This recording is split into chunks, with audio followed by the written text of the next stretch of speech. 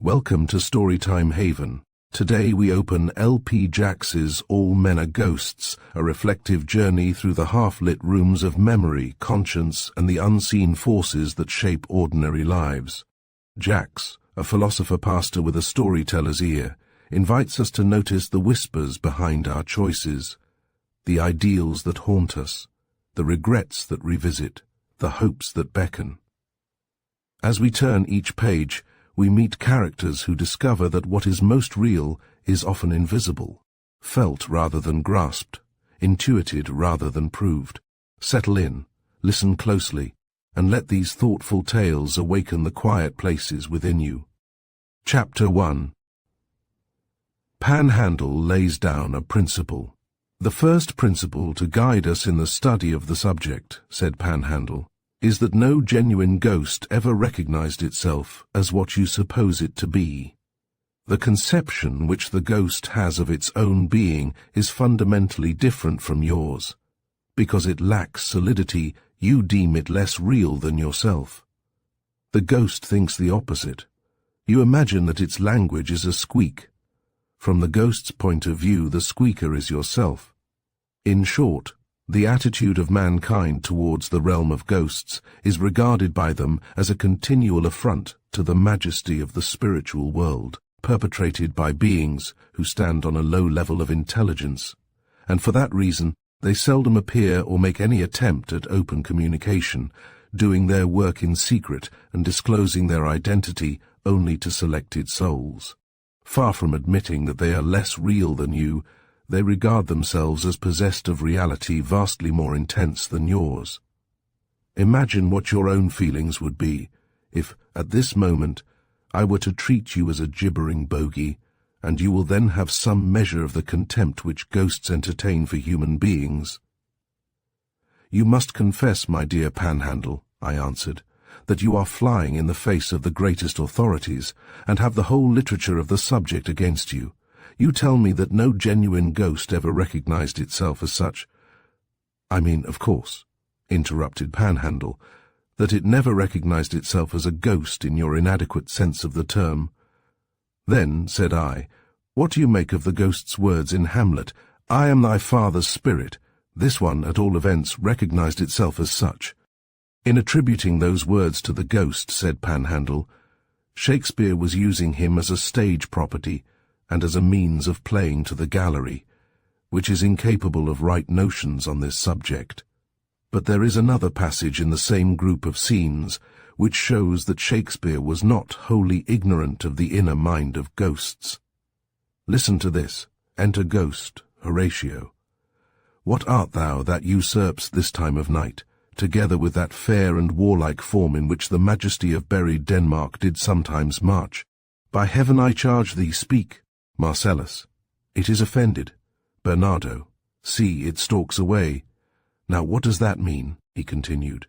The words of Horatio imply that the ghost has usurped a reality which does not belong to him, that he is a wraith, a goblin, or some such absurdity, that, in short, he is going to be treated in the idiotic manner which is usual with men in the presence of such apparitions. Doubtless the ghost saw that these men were afraid of him, that their hair was standing on end and their knees knocking together. Disgusted at such an exhibition of what to him would appear as a mixture of stupidity and bad manners, he turned up his nose at the lot of them and stalked away in wrath.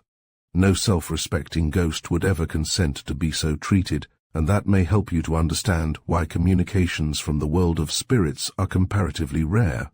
Ghosts who believe in the existence of human beings often regard them as idiots. To communicate with such imbeciles is to court an insult, or at least to expose the communicating spirit to an exhibition of revolting antics and limited intelligence. From their point of view, men are a race of beings whose acquaintance is not worth cultivating. Your words imply, I said, that some of the ghosts do not believe in our existence at all. The majority are of that mind, he answered. Belief in the existence of beings like yourself is regarded among them as betokening a want of mental balance. A ghost who should venture to assert that you, for example, were real would certainly risk his reputation. and if he held a scientific professorship or an ecclesiastical appointment, he would be sneered at by his juniors and made the victim of some persecution. I may tell you incidentally that the ghosts have among them a psychical research society which has been occupied for many years in investigating the reality of the inhabitants of this planet.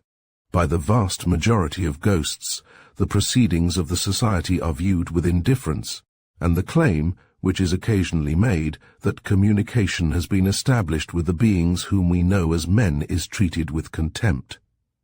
The critics point to the extreme triviality of the alleged communications from this world. They say that nothing of the least importance has ever come through from the human side, and are wont to make merry over the imbecility and disjointed nonsense of the messages reported by the mediums. For you must understand that there are mediums on that side, as well as on this. I happen to know of 2 instances. Some time ago, 2 questions purporting to come from this world reached the ghosts. One was, what will be the price of Midland preferred on January 1st, 1915? The other, will it be a boy or a girl? For months a committee of ghostly experts has been investigating these communications, the meaning of which proved at first sight utterly unintelligible in that world. The matter is still undecided, but the conclusion most favored at the moment is that the messages are garbled quotations from an eminent poet among the ghosts. Meanwhile, more than one great reputation has been sacrificed, and the skeptics are jubilant. "As you speak, Panhandle," I said, "it suddenly occurs to me with a kind of shock that at this moment these beings may be investigating the reality of my own existence. It would be interesting if I could find out what they suppose me to be." "I doubt if the knowledge would flatter you," he answered. "It is highly probable that you would hear yourself interpreted in lower terms than even the most malicious of your enemies could invent. A friend of mine, who is a doctor of science and extremely scornful as to the existence of spirits, is actually undergoing that investigation by the ghosts, the results of which, if applied to yourself, you would find so interesting. Some assert that he is a low form of mental energy which has managed to get astray in the universe. Others declare that he is a putrid emanation from some kind of matter which science has not yet identified, without consciousness, but by no means without odor. They allege that they have walked through him. At this point of the conversation, I suddenly remembered a question which I had several times had on the tip of my tongue to ask. "Panhandle," I said, "you seem to be on a familiar footing with the ghosts. How did you acquire it?" "Ah, my friend," he replied, "the answer to that is a long story. Come down to my house in the country, stay a fortnight, and I promise to give you abundant material for your next book." Chapter 2. Panhandle narrates his history and describes the haunted house. Panhandle's residence was situated in a remote part of the country, and at this moment I have no clear recollection of the complicated journey, with its many changes at little-known junctions which I had to make in order to find my friend. The residence stood in the midst of elevated woodlands and was well hidden by the trees. An immense sky sign, standing out high above all other objects and plainly visible to the traveller from whatever side he made his approach, had been erected on the roof. The sky sign carried the legend "No Psychologists." It turned with the wind, gyrating continually, and when darkness fell the letters were outlined in electric lamps. Only a blind man could miss the warning. This legend was repeated over the main entrance to the grounds, with the addition of the word "Beware." I thought of man-traps and ferocious dogs, and for some minutes I stood before the gates, wondering if it would be safe for me to enter. At last, remembering how several friends had assured me that I was no psychologist, I concluded that little harm awaited me, plucked up my courage, and boldly advanced. Beyond the gates, I found the warning again repeated with a more emphatic truculence and a finer particularity. At intervals along the drive, I saw notice boards projecting from the barberries and the laurels, each with some new version of the original theme. "Death to the psychology of religion" were the words inscribed on one. The next was even more precise in its application, and ran as follows: "Inquisitive psychologists take notice. Panhandle has a gun and will not hesitate to shoot.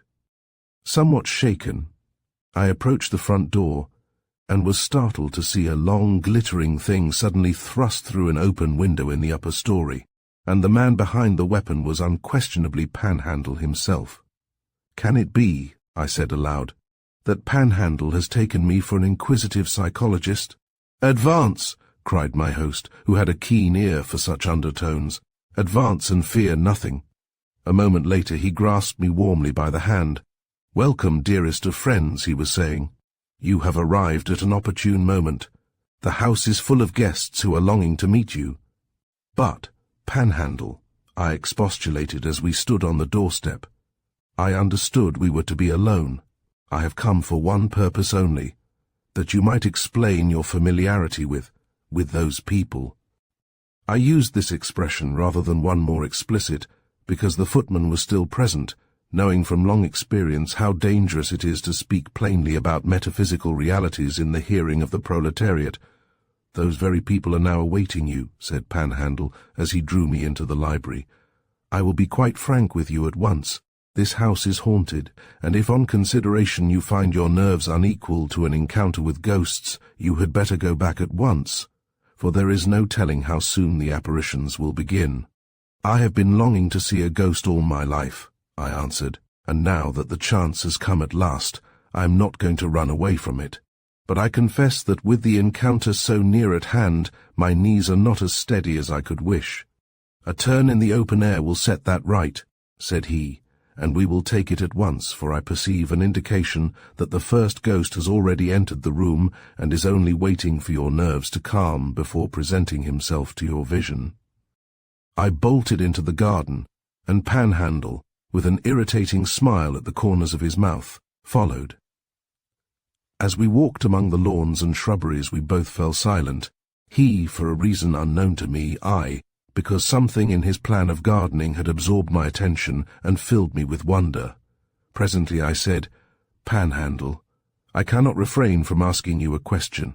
I observe that in your style of gardening you have embodied an idea which I have long cherished but never dared to carry out lest people should think me morbid. You have planted cypress at the back of your roses, and the plan is so unusual, and yet so entirely in accord with my own mind on the subject that I suspect telepathy between you and me." He looked at me closely for a few seconds and then said, "It may be.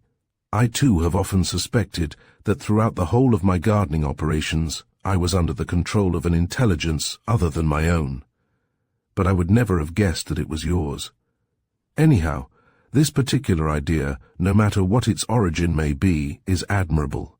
No other background will compare with the cypress for bringing out the color of the roses. See how gorgeous they look at this moment." "And the cypress too," I said, "are, thanks to the contrast, full of majesty. But though you and I understand one another so completely at this point, there is another at which I confess you bewilder me." And I indicated the sky sign, which at that moment had turned its legend, "No psychologists," full towards us. "You will not be surprised to learn," he answered, "that this house, like other haunted houses, has been the scene of a tragedy. The tragedy is the explanation of the sign, and it is essential you should know the story, as the ghosts are certain to refer to it. You remember that I once had a religion?" "I trust you have one still," I said. "I prefer to be silent on that point," he answered. "Whatever religion I may have at the present moment, I am resolved to protect from the disasters which befell the religion I had long ago. A certain psychologist got wind of it, and I, in my innocence, granted his request to submit my religious consciousness to a scientific investigation. I was highly flattered by the result. The man, having completed his investigation, came to the conclusion that my religion was destined to be the religion of the future, and went up and down the country announcing his prophecy. But the strange thing was that as soon as we all knew that this was going to be the religion of the future, it ceased to be the religion of the present. What followed? Why, in a couple of years, I and my followers had no religion at all. Incidentally, our minds had become a mass of self-complacency and conceit, and the public were coming to regard us as a set of intolerable windbags. Such was the tragedy, and ever since its occurrence I have led a haunted life. There may be compensations in that, I suggested. There are, and I am resolved to maintain them. This house and these grounds are kept as a strict preserve for spirits of every denomination, and you will understand the severity of my measures for their protection when I tell you that the slightest taint of an earth-born psychology in the atmosphere, or the footprint of one of its exponents on the greensward, would instantly cause a general exodus of my ghostly visitors, and thus deprive me of the company which is at once the solace and the inspiration of my declining years. On all such intrusions, I decree the penalty of death, being fully determined that no psychology shall pollute this neighborhood until such time as the ghosts, having completed a psychology of their own, are able to protect themselves. I assure you that my intercourse with the spirits more than makes amends for all that I lost when my former religion was destroyed, which never became the religion of the future after all, I asked, more sarcastically perhaps than was quite decent. Of course not. And the same cause, if suffered to operate, will prevent anything else from becoming the religion of the future. It is one of the signs of decadence in the present age that livelihoods should be procurable by the scientific analysis of religion. Had I the power, I would make it a penal offence to publish the results of such inquiries. As it is, we must protect ourselves. Arm, therefore, my friend. Arm yourself with the like of this, and whenever you see one of those marauders, do not hesitate to shoot. The only good psychologist is a dead one. As Panhandle said this, he drew from his pocket quite the most formidable 6-shooting pistol I have ever seen. I was about to protest against the atrocious obscurantism of this outburst, when my attention was caught by a strange sound of fluttering in the letters of the sky sign above the house. Looking up, I saw to my amazement that the former legend had disappeared, and a new one was gradually forming. Change the conversation were the words I read when the swaying letters had settled down into a position of rest. Immediately afterwards the letters fluttered again, and the original legend reappeared. Certainly, I said to myself, this house is haunted. Obedient to the mandate of the fluttering letters, I began at once to cast about for an opening that would change the conversation. I could find none, and I was embarrassed by the pause. There was nothing for it but to break out suddenly on a new line. But in the sequel, I was astonished to observe with what ease Panhandle, in spite of the violence of the transition, turned the conversation back to its original theme. "My dear Panhandle," I said, "you are doubtless familiar with the remark of Charles Dickens to the effect that writers of fiction seldom dream of the characters they have created. The reason being that they know those characters to be unreal." "I am perfectly familiar with the passage," he replied, "but I am astonished to hear it quoted by you. Have you not often insisted, in pursuance, I suppose, of the principles of your philosophy, that characters created by imaginative genius, such as Hamlet or Faust, possess a deeper reality than beings of flesh and blood? Did you not cite instances from Dickens himself, and say that Sam Weller and Mr. Micawber were more real to you than Louis XIV or George Washington?" "I certainly said so, and adhere to the statement." "Then you will not hesitate to admit that a character who is more real than George Washington is at least as capable of being interested in the problem of his own creation as George Washington could have been." "You are leading me into a trap," I replied. "I am only requiring you to be in earnest. Like many persons who express the opinion you have just reiterated, you have never taken the trouble to realize what it implies. But I will now show you its implications. Nor could a better means be found of introducing the revelations I am about to make as to what you may expect in this haunted house. It was your good genius who led you to this topic. You will learn presently that the phenomena peculiar to my house are entirely in harmony with your own philosophy on this point, that philosophy being, as I understand, some new brand of idealism.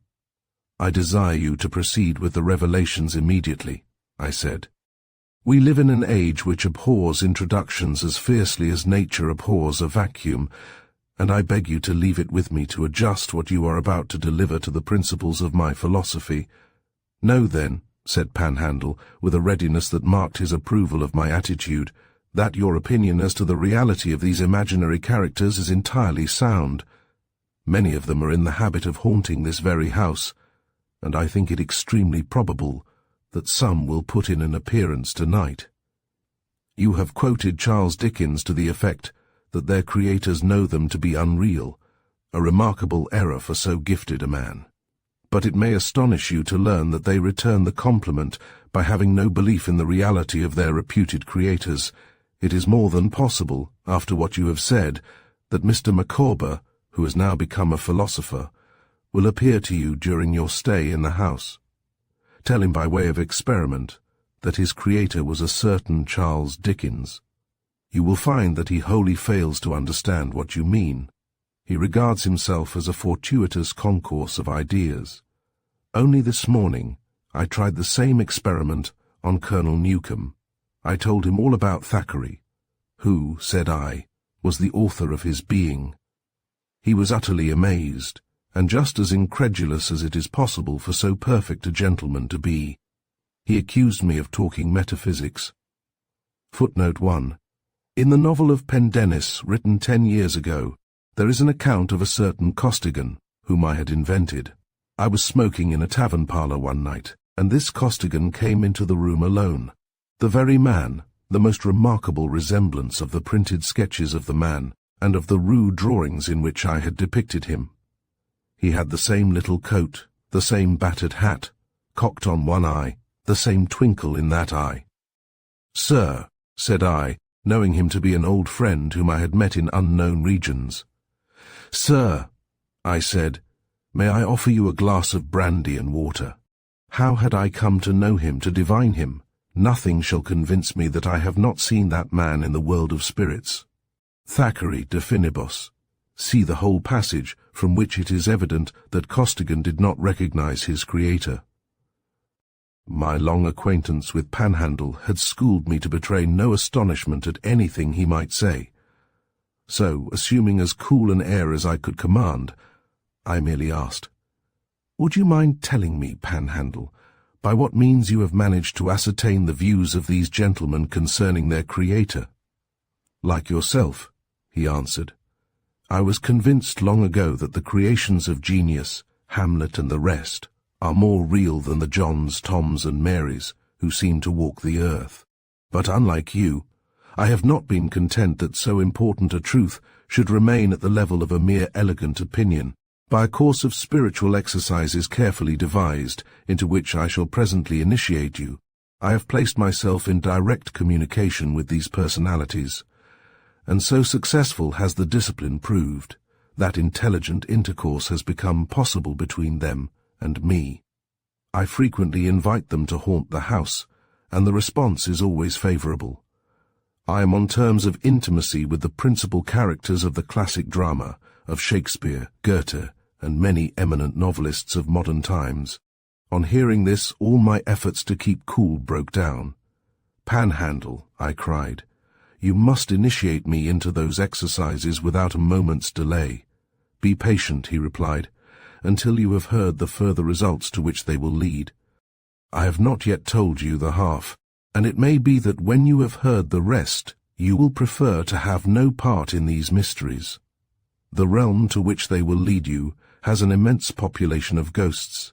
It is vastly more populous than our planet, and notwithstanding that my exercises have brought me abundant knowledge of them and their doings, I have not been able to classify more than a small portion of the inhabitants. The characters created by imaginative genius are only one among the orders of ghosts to whom you will presently be introduced. You will be haunted by ideas in every variety, all of them living organisms of high complexity, and all more or less ignorant of whence they come or whose they are. Possibly you will encounter your own ideas among them, and I must warn you against claiming to be the author of any of them, even the most original. There is nothing that offends them more deeply. They have their own notions as to their origin, which they conceive to lie in something infinitely superior to the brain of a being like yourself. By many of them their reputed authors are treated with contempt. Some deny the existence of these authors in any capacity whatsoever, Others regard them as mere phrases, metaphors, or abstractions. A notable instance is that of your friend Professor Gunn, who wrote the famous treatise to prove the non-existence of God. The potent ideas projected in the course of that work had long enjoyed an independent being of their own in the spiritual world, and it may interest you, and Professor Gunn also, if you will be kind enough to tell him what I am now saying, to learn that these ideas of his have formed themselves into a congregation or society whose principal tenet is that there is no such being as Professor Gunn. They regard him alternatively as a sun myth or an exploded fiction. "How absurd!" I cried. "In your present darkness," he answered. "The exclamation is to be excused. But I assure you that after passing one night in this house you will find that nothing in heaven or earth is less absurd than the statement you have just heard. As to your own ideas," he continued, "know that their relation to yourself is, in their eyes, widely different from what you conceive it to be. Between yourself and them there is the utmost divergence of view on this matter. Under no circumstances whatsoever will they consent to regard themselves as your property, and no claim of that kind, nor even the semblance of a claim, must ever be suffered to appear in your dealings with these ghosts. Remember that your common sense is their metaphysic, and their metaphysic your common sense. What you dream of, they see. What you see, they dream of. And the consequence is that many truths, which appear to you as the least certain of your conclusions, are used by them as the familiar axioms of thought. On the other hand, what are axioms to you are often problems to them. Your cogito ergo sum, for example, will not go down in the spiritual world, for just as you, on your side of the theory of knowledge, are busy in trying to account for your ideas, so they, on theirs, have much ado in their efforts to account for you. All of them find you the most elusive of beings, while some, as I have already hinted, deny your existence altogether, or treat you as a highly questionable hypothesis. With several of your leading ideas, I hope to make you personally acquainted this very night. To convince them of your identity will be no easy matter, and the most vigilant circumspection will be necessary on your part. I counsel an attitude of uttermost modesty. Anything else is certain to give them the impression that you are an impostor. Betray, then, not the least surprise on finding yourself treated by your own ideas as a being of little importance to their concerns. Above all, you must not expect them to take more than a passing interest in your brain. Your best course is to avoid all reference to that topic. The brain is seldom, if ever, mentioned in the best circles of the spiritual world, to which circles I assume your leading ideas belong. You must never forget that in the realm of ideas, class distinctions are rigidly observed. There is an aristocracy and a proletariat, with all the intermediate grades, and many topics which may be safely mentioned among the commons are an offence when introduced to the nobility. The brain is one of these. Its use among the ghosts is confined exclusively to the working class, and you will commit a breach of good manners by flaunting its functions in the presence of august society. Were you, for example, in the course of some conversation with a noble principal, to offer him the use of your own brain, or to suggest that he was in need of such an implement, or in the habit of using it, you would commit an indiscretion of the first magnitude, and it is certain the offended spirit would strike you off his visiting list and decline to haunt you any more. Pardon my insistence on this point. Knowing, as I do, how apt you are to talk about your brain, I am naturally apprehensive lest, in an unguarded moment, you should thrust that organ under the nose of some great idea. Believe me, it would be a fatal mistake. Remember, I implore you, what I have already said, that in the spiritual world, the brain habit is strictly confined to the working class. Footnote 2. Ni pour le jugement, ni pour le raisonnement, ni pour aucune autre faculté de la pensée proprement dite, nous n'avons la moindre raison de supposer qu'elle soit attachée à tels ou tels processus cérébraux déterminés. Les phénomènes cérébraux sont en effet à la vie mentale ce que les gestes du chef d'orchestre sont à la symphonie. Ils en dessinant les articulations motrices, ils ne font pas autre chose. On ne trouverait dans rien des opérations de l'esprit proprement dites à l'intérieur du cerveau. Professeur Henri Bergson, Presidential Address to the Society for Psychical Research, 1913.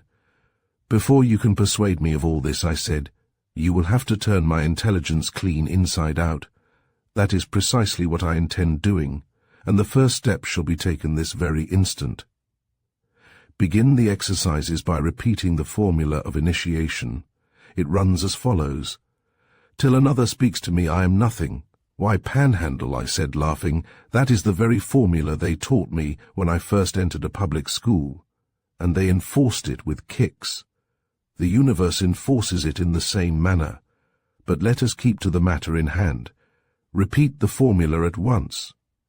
Wait, I said. The situation is growing ominous, and I will not embark upon this enterprise till I know more of what it will lead to. Take your own time, said Panhandle. The rules of my system forbid me to hurry the neophyte. If what I have told you already is not enough, you shall hear more. Among the ghosts who haunt this house are beings far mightier than any I have so far described. For a long time their identification baffled me, until one night I overheard them in high debate, and found they were occupied in an attempt to account for their own existence in the scheme of things. Then I knew who they were. These, I said, catching him up, must assuredly be the ghosts of the great philosophies, or systems of thought, which, in their earthly state, accounted for the existence of everything else, but left the problem of their own existence untouched. A most happy anticipation, and one that augurs well for your future success as an entertainer of ghosts. Have we not heard on high authority that no philosophy is complete until it has explained its own presence in the universe? Having neglected this at the first stage of their existence, the systems exercise their wits at the second in attempts to make good the oversight. Do many of them succeed? I asked. Most of them fail, and for that reason their ghosts linger for ages in the neighborhood of houses which, like my own, are hospitable to their presence. For it is a rule of the realm to which they now belong that so soon as any system succeeds in explaining its own origin, it vanishes and passes on to a still higher state of existence. Panhandle, I said, you have identified these ghosts beyond the possibility of cavil. A more conclusive proof could not be given. Beware, then, how you proceed, said he. It is possible that you will be haunted tonight not only by your ideas in their severalty, but by your whole system of thought organized as one synthetic ghost. It will certainly question you on the subject of its creator, that being, as I have said, the central and absorbing interest of all these spirits. But again, let me implore you to be on your guard against claiming to be its author. To inform such a ghost that it originates in a human intelligence, and that intelligence your own, would be treated as an outbreak of impudence deserving the highest resentment, and it is more than likely that the indignant phantom would put a lasting blight on your intellect, or punish your presumption in ways yet more fearful to contemplate. The flow of Panhandle's speech had now become extremely rapid, and my intelligence was beginning to lag in the rear. Give me a breathing space, I cried. I need an interval for silent meditation. Then, in a voice so low that he could not hear me, I repeated to myself the formula of initiation and, after musing for a few minutes, begged him to proceed. A light is breaking, I said, and your warnings are taking hold. In this connection, he resumed, I could relate many things that would surprise you. Just as the personalities created by genius are apt to repudiate their creators, so the great philosophies, when translated to the higher state, are apt to disown all connection with the persons to whom their origin is humanly attributed. The philosophy of Spencer, for example, believes its author to be absolutely inscrutable. That of von Hartmann suspects a professor, but declares him to have been unconscious of what he was doing. Pessimism, again, ascribes its beginning to a desire on the part of the primal power to give away the secret of its conspiracies against its own subjects. The doctrine that mind is mechanism believes itself the outcome of a non-mechanical principle, and has become in consequence the most superstitious of all the ghosts. and a group of materialistic systems have concluded, after long debate, that all philosophies originate from ink and a tendency in the ink to get itself transferred to paper. It is evident, I interposed, that even in their higher existence, the systems are by no means free from illusions. Be cautious how you judge them, said Panhandle, for it may be that in accounting for their origin they are less astray than yourself. Nonetheless, you are right in declaring them defective. Fallacies perpetrated in a system at the first stage of its existence become diseases when translated to the second, and some of the ghosts in consequence live the life of invalids. The ghost of evolution, for example, will appear before you in a deplorable condition. This ghost has recently learnt that it is suffering from an undistributed middle, a disease unamenable to treatment, being proof even against the method of eloquence, which, as you know, is a potent specific for most logical defects. You may easily identify the spirit by remembering what I have told you. If you encounter an apparition walking about with hands pressed hard on its middle and groaning heavily, know that the spectre of evolution is before you. Panhandle, I said, your revelations have awakened my uttermost curiosity, and every nerve in my body is tense with eagerness to encounter an apparition. Heaven grant that the ghost of my own philosophy may appear. And yet, in a sense, I am disappointed. You promised that you would furnish me with material for my next book, but the public has no interest in the phantoms you have described, and will not believe in their existence. That remains to be seen, he answered. Meanwhile, I give you my solemn pledge that you shall see a ghost before the night is out. He said this in a tone so ominous that I could not refrain from starting. What could he mean? A sudden thought flashed upon me, and I cried aloud, "My dear friend, you fill me with alarm, and I am on the point of giving way. I begin to suspect that I shall never see the ghosts until I have passed to another world. I believe that I am doomed to die in this house tonight." It was indicated in the tone of your voice. With a quick motion, Panhandle swung round in his chair and looked me full in the face.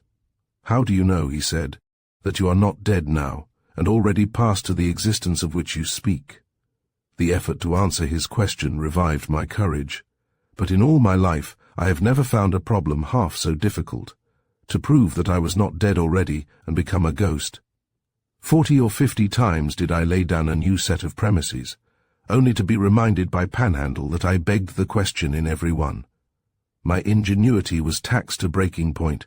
My voice was exhausted. The sweat was pouring from my brows when, once again, from the upper airs where the sky sign was swinging, I heard the same fluttering and rustling which had arrested my attention at a former crisis. It was growing dark, and the arc lamps which outlined the letters were all aglow. I watched the transformation, and suddenly saw, flashed out for a moment, into the gathering darkness, these words, "Give it up." Chapter 3. Panhandle's remarkable adventure. The ghost appears. Dinner was now served. We dined alone, and in the intervals when the footman was out of the room, I seized the opportunity to probe further into the mystery of the haunted house. The ghosts, I said, have not appeared.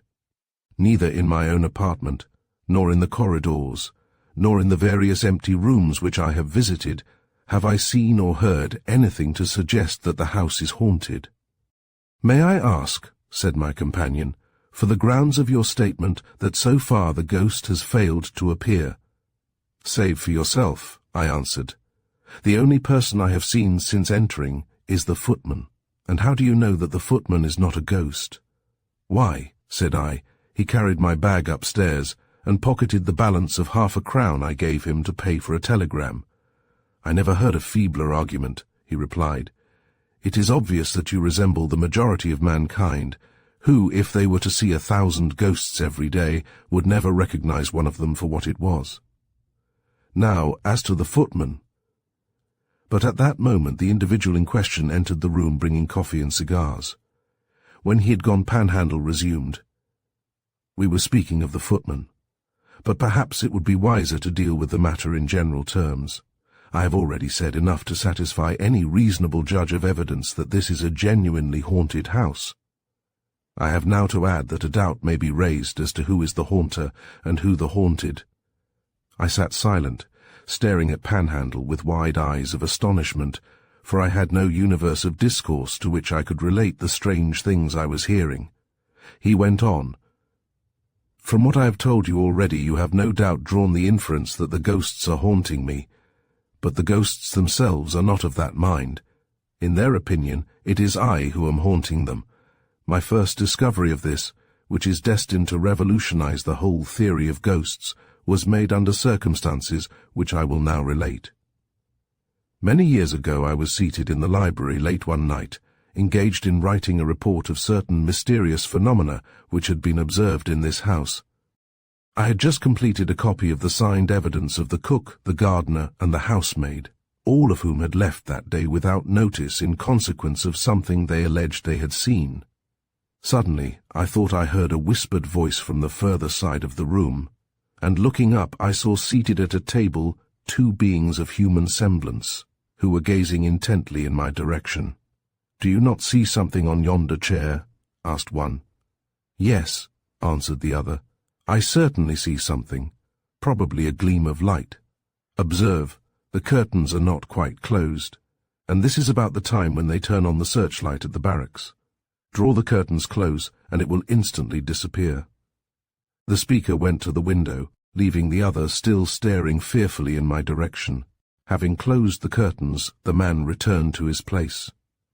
"By heaven," he cried, "the thing is still there," and I could see the pallor creeping over his face. A moment later I heard one of them say, "It has gone. Well, whatever it was, I have had a shock. I am trembling all over." And with that he rang the bell. Presently a footman appeared with a bottle of spirits and a siphon. Having deposited the tray, he chanced to look towards the place where I was sitting. A piercing cry followed, and the man ran screaming out of the room. The 2 men also started to their feet and began shouting something I could not hear. I suppose they were calling to some person in the house, for the shouts were quickly followed by the entry of a young fellow of athletic build and truculent countenance. "Show me your damned ghost," he said, "and I'll soon settle him." "He's over there, in that seat," cried one. "For heaven's sake, go up to him, Reginald, and see what he's made of." The truculent youth darted forward, but suddenly came to a dead stop, with a face as white as a sheet. Then with a trembling hand he whipped a revolver out of his pocket, and at 5 paces fired all 6 barrels point blank at my body. At each shot I was aware of a painful feeling in the penumbra of my consciousness, like the sudden awakening of a buried sorrow. At this point Panhandle paused to relight his cigar, and I took the opportunity to make a remark. "Count it no grievance," I said, "if one who shoots at psychologists is himself occasionally shot at." I surmised that the truculent youth was the ghost of a promising psychologist, foully murdered by your nefarious gun.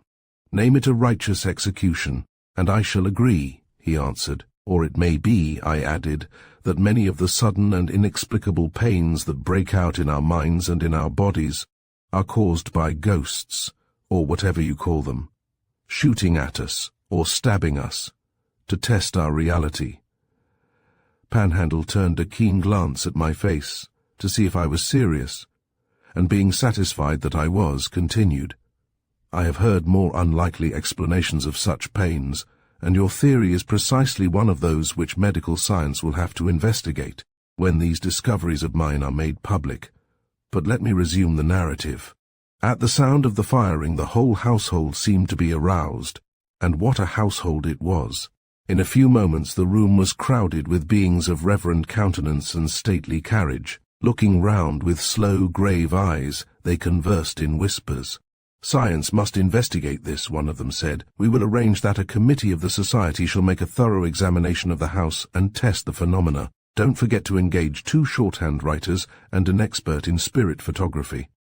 And let the room be sealed up till the experts arrive." During the whole of these proceedings, I remained absolutely still, my acquaintance with the other world having taught me the wisdom of reticence. At this point, however, I resolved to attempt communication with my visitors, and, looking round for a person to whom I might address myself, I observed a bright little fellow of 12 years old, staring about him in an absent-minded way, quite inattentive to all that was going on. As I walked over to where he was standing, he saw me plainly, and showed not the least surprise on being addressed. "What is your name, my little man?" I asked. "Billy Burst," said he.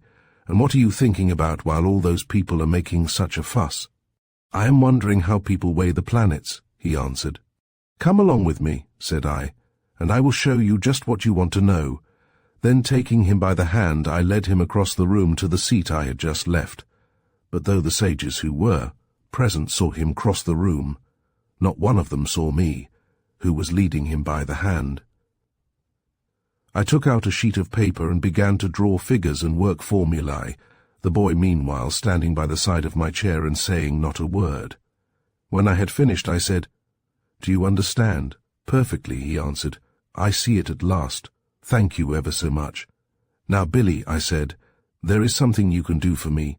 I want you to stand on that chair and tell the people that the person they are making the fuss about is named Panhandle, that you know him, that he is real and quite harmless, and that he hopes they won't shoot at him any more because it hurts.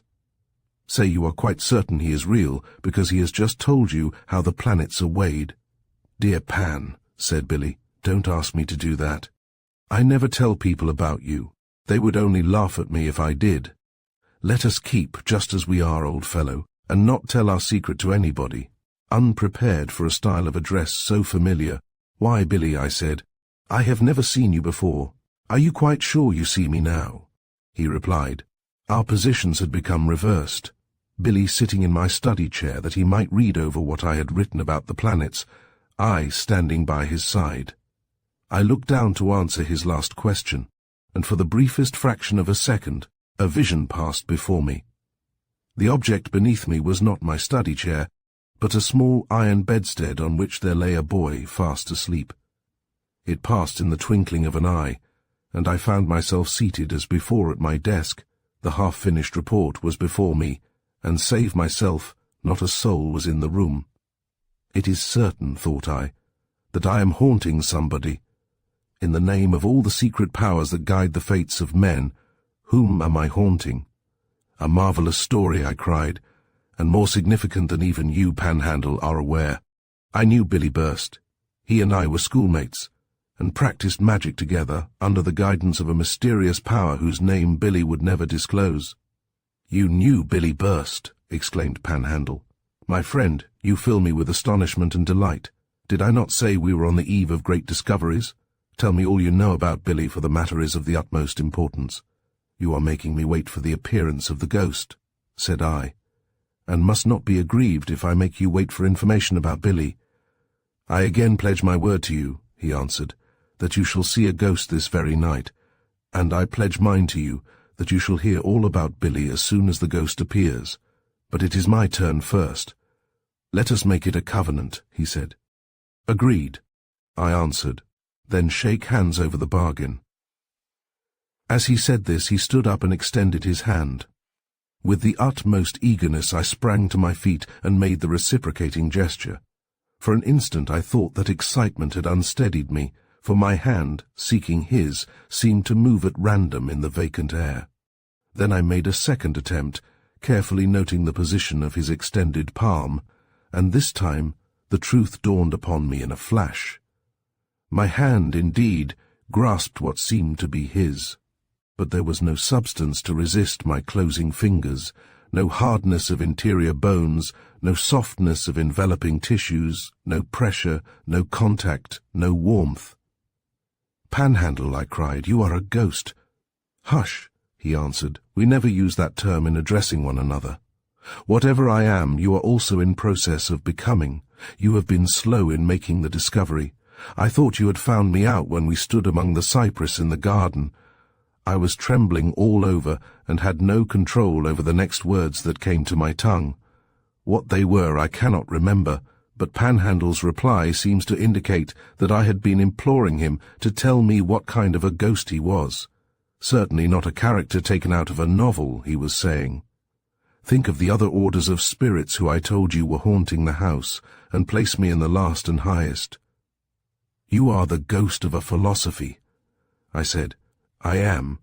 Whose philosophy are you? I shouted, for the figure of Panhandle was rapidly sliding away into the distance. Your own, was the answer. Come back, beloved Panhandle, I called after the retreating figure. Come back and let me fulfill my part of the compact before you go. I have yet to tell you the story of Billy Burst. I shall read it in the next chapter of your book, was the reply, now almost inaudible, so great was the distance from which it came. I called yet louder. I have a ghost story to tell you, dear Panhandle, very important, about the ghost of a novelist, far better than yours about the novelist's characters. I shall read about that in the next chapter but one. Such, I am fain to believe, was the answer, but the voice had now become so faint that this rendering of the words is given with reserve. My first impression was that Panhandle said simply, "Pooh, pooh." I was determined not to let him go. Raising my voice to the uttermost, I continued to call him. Come back, I kept shouting, and arm me with one more word of wisdom for the battle of life. Without you, Panhandle, I have no protector, and the psychologists will surely devour me. At the sound of the word psychologists, Panhandle's flight was suddenly arrested. In one swoop he retraversed the vast space that now lay between us, and returned to his original position. Here then my last word, he said. The chief errors of mankind issue from the notion that thinking is a solitary process and the thinker an isolated being. In writing their works or monologues, the thinkers, with few exceptions, have mistaken the form which is proper to philosophy, and thereby done violence to the true nature of thought. All thinking is the work of a community, its form is conversational, and in the highest stages, dramatic.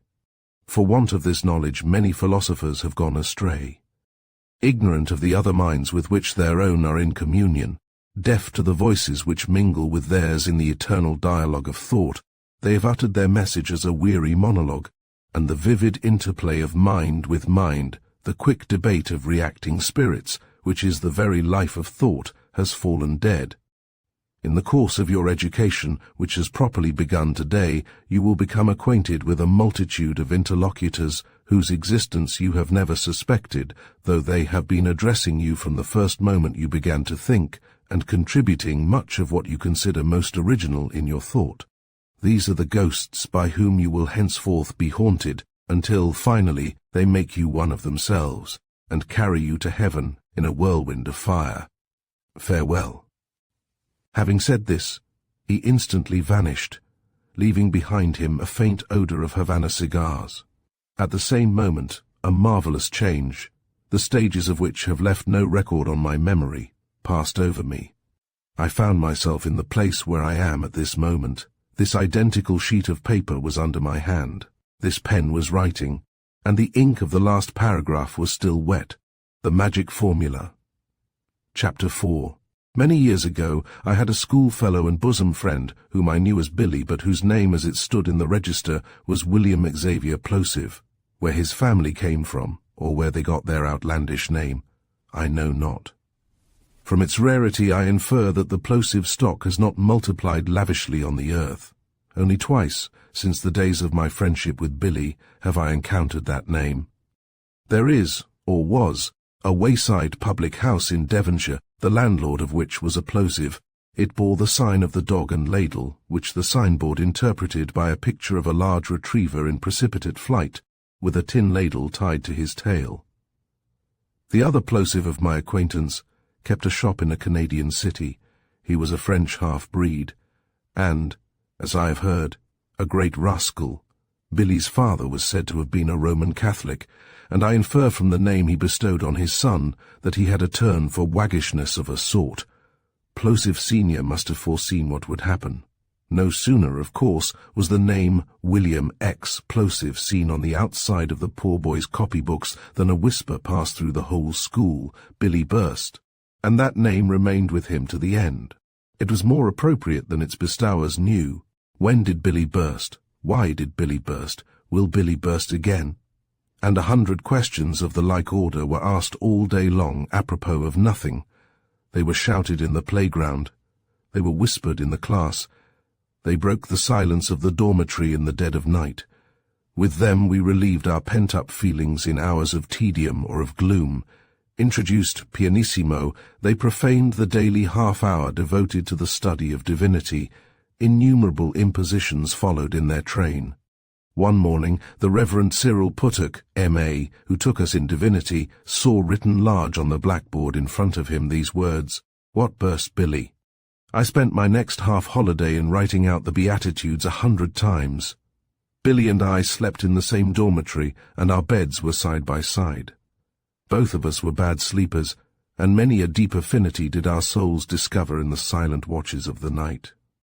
As a place to observe the workings of telepathy, I know of no spot on earth to compare with the dormitory of a boarding school.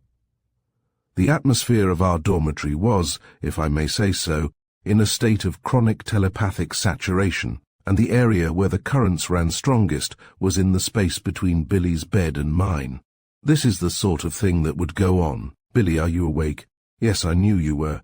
"Shall we talk?" "I want to, ever so." "I say, we are going to have that beastly pudding for dinner tomorrow."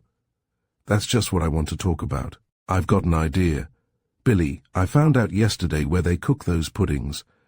They boil them in the copper of the outhouse, and the cook leaves them there while she looks after the rest of the dinner." "Ripping," answered Billy. "I'll tell you what we'll do." "Hush. Is old Ginger awake?" "All right.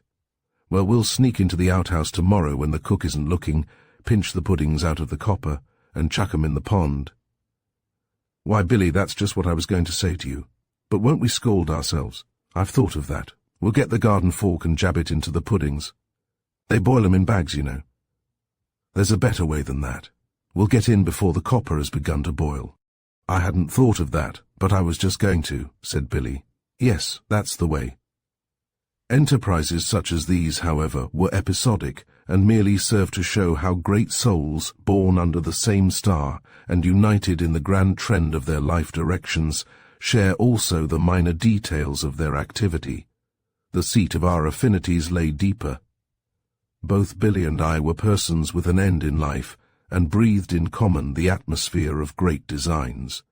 We were like two young trees planted side by side on a breezy hilltop. Our roots were in the same soil, our branches swayed to the same rhythm. We heard the same secrets from the whispering winds. We were always on the heights. Few were the days of our companionship when we were not infatuated about something or other, and I sometimes doubt whether even yet I have outgrown the habit, so deep was its spring in my own nature, and so strong the reinforcement it received from the influence of Billy. Sometimes we were infatuated about the same thing, and sometimes each of us struck out an independent line of his own, but always we were the victims of one mania or another. At the time this history begins, the particular mania that afflicted me was the collecting of tramcar tickets. My friends used to save them for me. I begged them from passengers as they alighted from the cars. I picked them up in the street, and I had over 7,000 collected in a box. I thought that when the sum had risen to 10,000, the goal of my existence would be reached, and it may be said that I lived for little else. Billy's mania was astronomy. He would spend the hours of his playtime lying on his stomach with a map of the stars spread out before him on the floor. Billy was a great astronomer, in secret. On the very day when he and I were being initiated into the mysteries of decimals, he whispered to me in class, I wonder how people found out the weight of the planets. He was an absent-minded boy, and many a clout on the head did he receive at this time for paying no attention to what was going on in class. Little did the master know what Billy was thinking of as he stared at the wall before him with his great dreamy eyes, and not for 10,000 worlds would Billy have told him. He was thinking about the weight of the planets, and the problem lay heavy on his soul, and Billy grew ever more absent-minded, and spent more time on his stomach every day. At last he suddenly waked up, and began to get top marks not only in arithmetic, but in every other subject as well. And later on, when we came to the quadratic equations and the higher geometry, the master was amazed to find that Billy required no teaching at all. "What has happened to Billy?" asked somebody, and the answer came, "Why, of course, Billy has burst." So he had. Billy had found out how they weighed the planets, and the massive darkness that oppressed him had been blown away in the explosion. About the same time I burst also. On counting up my tickets, I found there were 10,000 of them. Then came a pause, during which Billy and I wandered about in dry places, seeking rest and finding none. Life lost its spring, and the world seemed very flat, stale, and unprofitable. Conversation flagged, or became provocative of irritable rejoinders. "I say, what are you going to do with all those tramcar tickets?" asked Billy one day. "Oh, shut up," I replied. Shortly afterwards it was my turn. "Billy, tell me what they mean by sidereal time." "Oh, shut up," said he. We were both waiting for the new birth or the new explosion, utterly unconscious of our condition. But the powers that be were maturing their preparations, and, all being complete, they put the match to the train in the following manner. The usual exchange of measles and whooping cough had been going on in our school, and Billy and I, being convalescent from the latter complaint, to which we had both succumbed at the same time, were sent out one day to take an airing in the park. On passing down a certain walk, shaded by planes, we noticed a very old gentleman seated in a bath chair which had been wheeled under the shadow of one of the trees. He sat in the chair with his head bent forward on his chest, and his wasted hands were spread out on the cover. He seemed an image of decrepitude, a symbol of approaching death. He was absolutely still. A young woman on the bench beside him was reading aloud from a book. I think it was the immobility of the old man that first arrested our attention. The moment we saw him, we stopped dead in our walk and stood, motionless as the figure before us, staring at what we saw. We just stared without thinking, but even at this long distance I can remember a vague emotion that stirred me, as though I had suddenly heard the wings of time beating over my innocent head, or as though a faint scent of death had arisen in the air around, such, I suppose, as horses or dogs may feel when they pass over the spot where a man has been slain. Suddenly, Billy clutched my arm. He had a habit of doing that.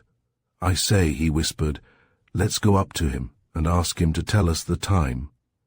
We crept up to the bath chair like two timid animals, literally sniffing the air as we went.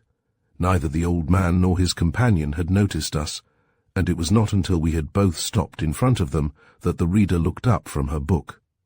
The old man was still unaware of our presence. "If you please," said Billy, "would you mind telling us the time?" At the sound of Billy's voice, the old man seemed to wake from his dream. He lifted his head and listened, as though he heard himself summoned from a far point in space, and his eyes wandered vaguely from side to side, unable to focus the speaker. Then they fell on Billy, and his gaze was arrested. Now Billy was a beautiful person, the very image of his mater. The eyes of the houri were his, the lids slightly elevated at the outer angle. He had the mouth of them that are born to speak good things, and about his brow there played a light which made you dream of high Olympus and of ancestors who had lived with the gods. Yes, there was a star on Billy's forehead, and this star it was that arrested the gaze of the old man. A look of indescribable pleasure overspread the withered face. It almost seemed as if, for a moment, youth returned to him, or as if a breath of spring had awakened in the midst of the winter's frost. "The time, laddie?" said he. "Why, yes, of course I can give you the time, as much of it as you want. For don't you see, I'm a very old fellow, 91 last birthday, which I should think is not more than 80 years older than you, my little man, so I've plenty of time to spare. But don't take too much of it, my laddie. It's not good for little chaps like you. Now, how much of the time would you like?" "The correct time, if you please, sir," said Billy, ignoring the quantitative form in which the question had been framed. So the old gentleman gave us the correct time. When we had passed on, I looked back and saw that he was talking eagerly to his companion and pointing at Billy. "I'll tell you what," said Billy as soon as we were out of hearing. "I've found out something. It does old gentlemen good to ask them the time. Let's ask some more." So for an hour or more we wandered about looking out for old gentlemen, to do them good. Several whom we met were rejected by Billy on the ground that they were not old enough, and allowed to pass unquestioned. Some 3 or 4 came up to the standard, and at each experiment we found that our magic formula worked with wonderful success. It provoked smiles and kind words. It pleased the old gentlemen. It did them good. Old hands were laid on young shoulders, old faces lit up, old watches were pulled out of old pockets. One was a marvel with a long inscription on the gold back of it, and the old gentleman showed us the inscription, which stated that the watch had been presented to him by his supporters for his services to political progress and for the gallant way in which he had fought the election at so-and-so in 1867. Yes, it did the old gentleman good, but be it observed, Billy was the spokesman every time. From that time onward, Billy and I were masters in magic no less, infatuated with our calling and devoted to our formula. The star books were bundled into Billy's playbox, the 10,000 tramcar tickets were thrown into the fire. Never since the world began, thought we, had a more glorious game been invented. Never had so important an enterprise been conceived by the wit of man and entrusted to two apostles 12 years old. A world-wide mission to old gentlemen was ours.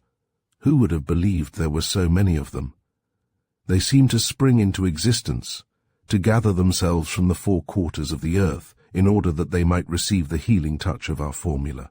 We met them in the street, in the park, by the river, at the railway station, coming out of church, everywhere, and all were completely in our power.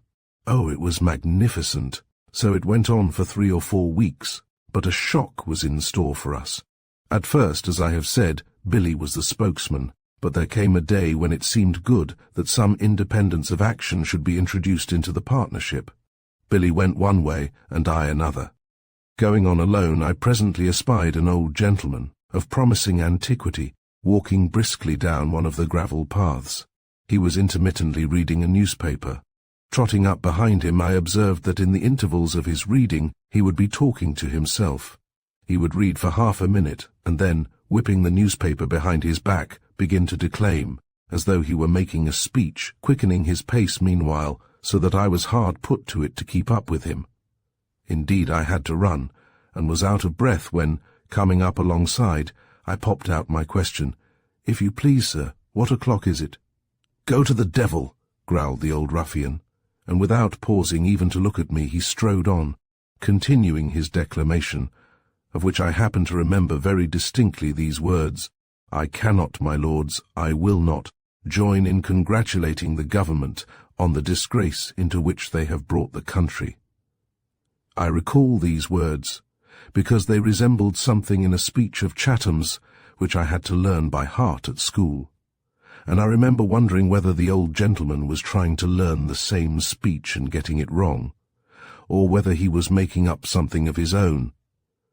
Be that as it may, I had received a blow, and my fondest illusion was shattered. I was personally insulted. As a professional magician I was flouted, and my calling dishonoured. And worst of all, the magic had broken down. For the first time the formula had failed to work, had done the old gentleman no good. It cut me to the heart.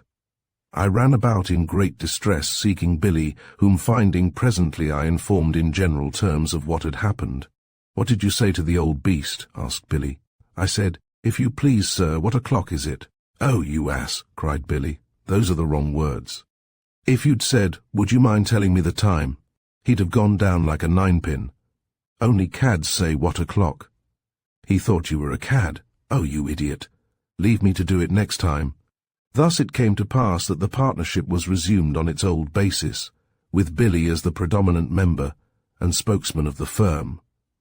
And now we entered on what I still regard as an enterprise of pith and moment.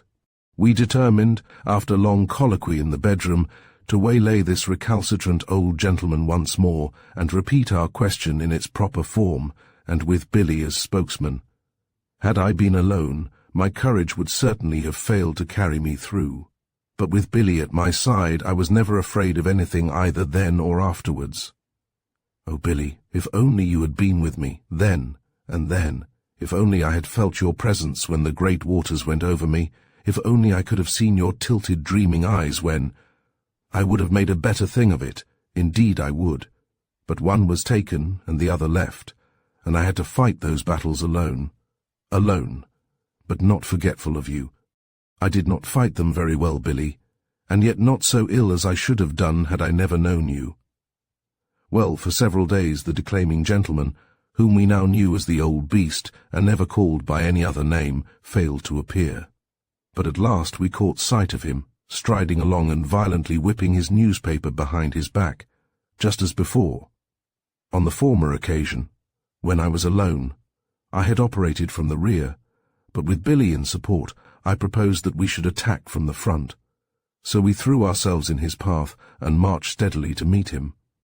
On he came, and as he drew near, down went the newspaper, and, as though he were spitting poison, he hissed out from between his teeth a fearful sentence, of which the last words were, "The most iniquitous government that has ever betrayed and abused the confidence of a sovereign people," staring meanwhile straight over our heads.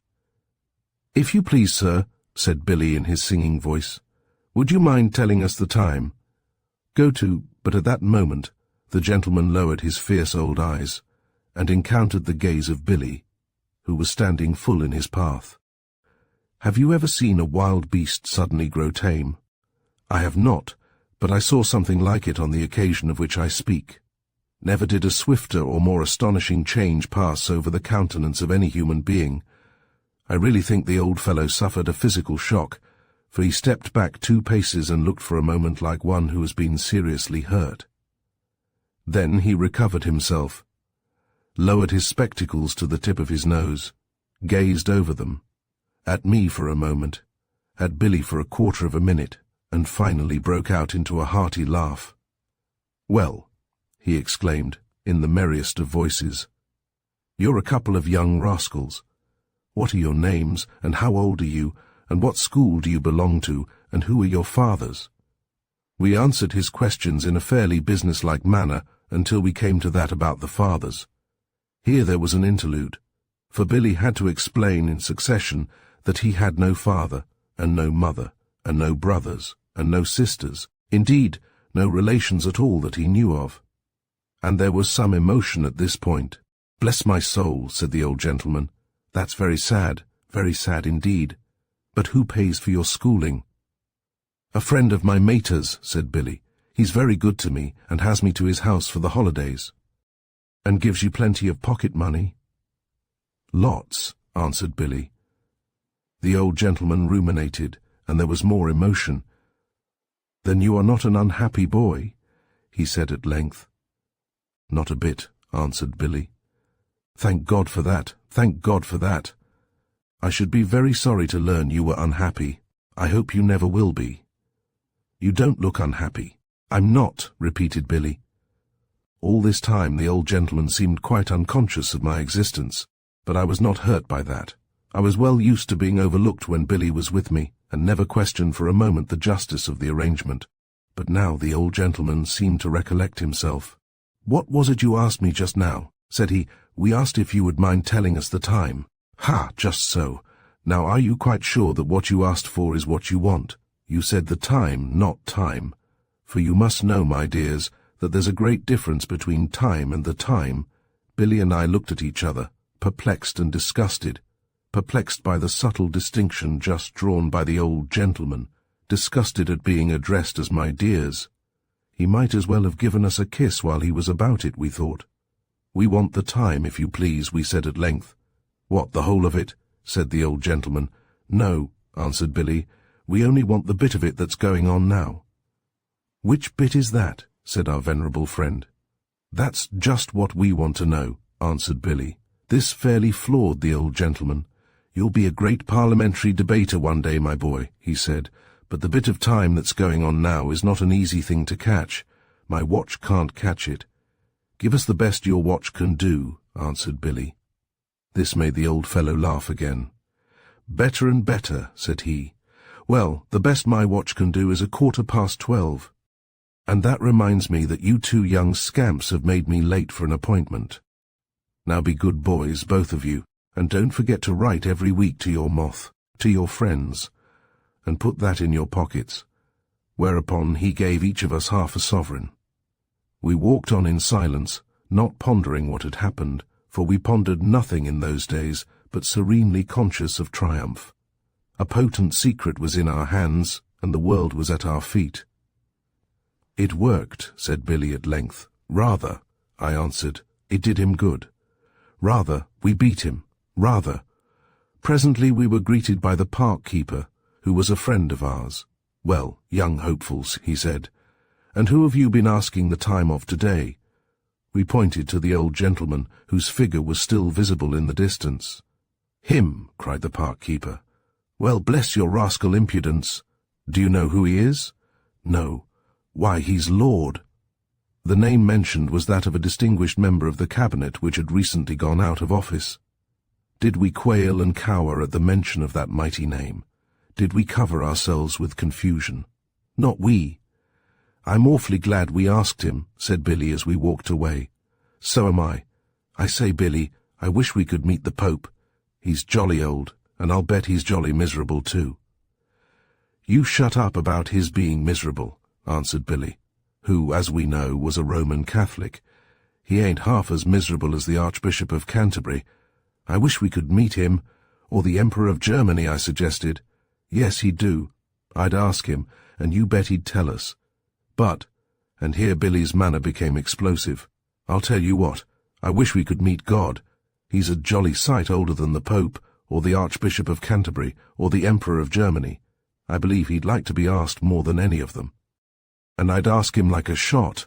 But he's not miserable," I interposed. "How do you know he isn't? Sometimes. It would do him good anyhow." I was getting out of my depth. As a speculator I had none of the boldness which prompted the explosions of Billy, and an instinct of decency suggested a change of conversation. "What shall we do with those half-sovereigns?" I asked. "Hush," said Billy. "They'll hear you." "Who'll hear me?" "Never mind who. They're listening, you bet. Never say half-sovereigns again. But what are we to do with them? Keep them. Let's put a cross on each of them at once." So we took out the coins, and with our penknives we scratched a cross on the cheek of Her Gracious Majesty Queen Victoria. Both coins are now in my possession. The cross on the cheek of Queen Victoria has worked wonders. It has brought me good luck. In return I have hedged the coins with safeguards, both moral and material. When I am gone they will be, but I am anticipating. And now the fever was in full possession of our souls. I believe we were secretly determined to bring all the old gentlemen in the world under the sway of our formula. We were beneficent magicians. Had we been older, a vast prospect of social regeneration would have opened before us. But all we knew at the time was that we possessed a power for rejuvenating the aged. An ardent missionary fervour burned in our bones, and we were swept along as by a whirlwind. Never was infatuation more complete. As a preliminary step to the accomplishment of these great designs, we resolved to ask 10,000 old gentlemen to tell us the time. Making a calculation, we reckoned that, at the normal rate of progress, 9 years would be required to complete the task. We were a little disconcerted, and in order to expedite matters, we resolved to include old ladies and any young persons of either sex with grey hair, or who, in our opinion, showed other signs of prematurely growing old. This led on to further extensions. We agreed first that anyone who looked miserable should have the benefit of our formula, next that all limitations whatsoever, save one, should be withdrawn, and the formula allowed a universal application. The outstanding limitation was that nobody should be asked the question until he had been previously viewed by Billy, who was a psychologist, and pronounced by him to be the right sort. What constituted the right sort we never succeeded in defining, enough that Billy knew the right sort when he saw it, and never made a mistake. We believed that all mankind were divided into 2 classes, the sheep and the goats, in other words, those who were worthy to be asked the time, and those who were not, and Billy was the infallible judge for separating them the one from the other. To ask the question of any person was to seal that person's election and to put upon him the stamp of immortality. I believed, and still believe, that many whom we accosted were instantly conscious of a change for the better in their general conditions. Years afterwards, I met a man who remembered these things and bore testimony to the good we had done him. "It so happened," said he, "that just before I met you boys, that day I had been speculating heavily on the stock exchange and had had a run of infernal bad luck. But the moment that little chap with the tilted eyes spoke to me, I said to myself, 'The clouds are breaking.' And by George, sir, my luck turned that very day. I walked straight to the telegraph office and sent my broker a wire which netted me a matter of L7,000. As became a firm of business like magicians, Billy and I kept books, duly averaged and balanced, entering in them day by day the names of the persons to whom we had applied the formula. Are the names worthy of being recorded? Perhaps not, but a few specimens will do no harm, and may incidentally serve to reveal the scope and catholicity of our operations. One of these books is before me now, and here are a few of the names, culled almost at random from its pages. It will be observed that in the last group our faculty of invention gave out, and we were compelled to plagiarize. Mr. Smoky, Mr. Shiny Topper, Uncle Jellybones, Aunt Ginger, Lady Peppermint, Bishop Butter, Canon Sweaty, Dirty Boots, Holy Toad, Satan, Old Hurry, Old Bless My Soul, Old Chronometer, Miss No Watch, Dr. Beard, Lord Splutters, Aurora, Mrs. Proud, Polly Snigger's Diamond Pin, Cigar, Cutty Perusal, Jim, Alfred Dear, Mr. Just Engaged, Miss Ditto, Mr. Catch His Train, Mr. Hot, the Reverend Hum, the Reverend Ha Ha, so, there you be, Mrs. Robin, Mr. High Mind, Mr. Lovelust, Mr. Heady. Chapter 5. All of a sudden, and in the most unexpected manner, these vast designs of ours contracted their dimensions, or, as one might say, our outlook became focused on a solitary point. From a worldwide mission to all mankind we narrowed down at a single stroke to a concentrated operation on a strictly limited class. But I can tell you that what our mission lost in scope it gained in intensity. You shall hear how all this happened, and judge for yourself. One night Billy and I were lying awake as usual, and the question, "Shall we talk?" had been asked and duly answered in the affirmative. We had raised ourselves in bed, leaning toward each other, and the telepathic current was running strong. "Billy," I whispered, "I've got a ripping notion, a regular stunner. I'm bursting to tell you." "What is it?" "Put your ear a little closer, Billy, and listen like mad. Suppose you were to meet a beautiful woman. What would you do?" Quick as thought came the answer. "I should ask her to tell me the time." "Why, that's exactly what I should do." "We'll do it. The very next time we meet one. And Billy, I'm sure we shall meet one soon." "So am I." Next day, the instant we were freed from school, we bolted for the park, exalted in spirit and full of resolution. A lovely presence floated in the light above us and accompanied us as we ran. Arrived in the park, we seemed to have reached the threshold of a new world. We stood on a peak in Darien, and before us there shimmered an enchanted sea lit by the softest of lights and tinted with the fairest of colours. Forces as old as the earth and as young as the dawn were stirring within us. The breath of spring was in our souls, and a vision of living beauty, seen only in the faintest of glimpses, lured us on. Think not that we lacked discrimination. "Let's wait, Billy," I said, as he made a dart forward at a girl in a white frock, "till we find one beautiful enough. That one won't do. Look at the size of her feet." "Whackers," said he, checking himself. And then he made a remark which I have often thought was the strangest thing Billy ever uttered. "I wouldn't be surprised," came the solemn whisper, "if her feet were made of clay." So day by day we ranged the park, sometimes together, sometimes separate, possessed of one thought only, that of a woman beautiful enough to be asked the time. Hundreds of faces and forms were examined, sometimes to the surprise of their owners, but the more we examined, the more inexorable, the more difficult to satisfy became our ideal. At each fresh contact with reality, it rose higher and outran the facts of life, until we were on the point of concluding that the world contained no woman beautiful enough to be asked the time. Never were women stared at with greater innocence of heart, but never were they judged by a more fastidious taste. and yet we had no definable criterion. Of each new specimen examined, all we could say was, "That one won't do."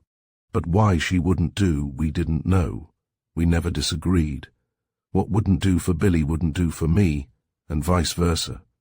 Once we met a charming little girl about our own age, walking all alone.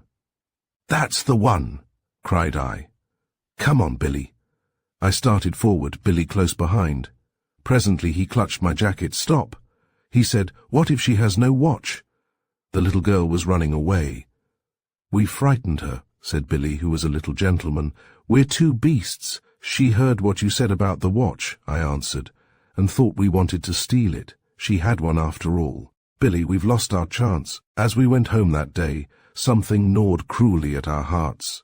Things had gone wrong. An ideal world had been on the point of realization, and a freak of contingency had spoiled it. In another moment time would have been revealed to us by one worthy to make the revelation. But the sudden thought of a watch had ruined all.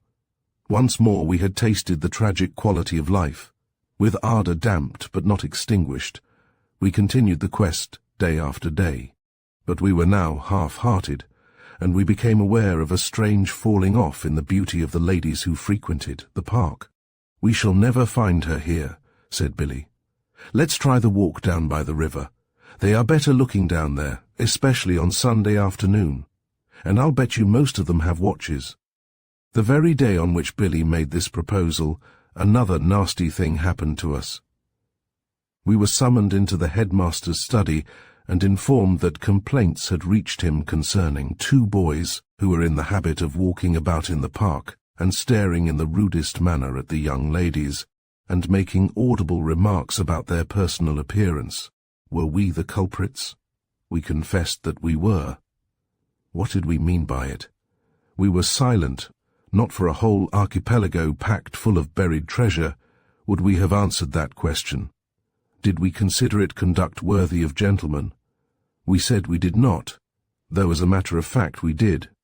Dark hints of flagitiousness were thrown out, which our innocence wholly failed to comprehend.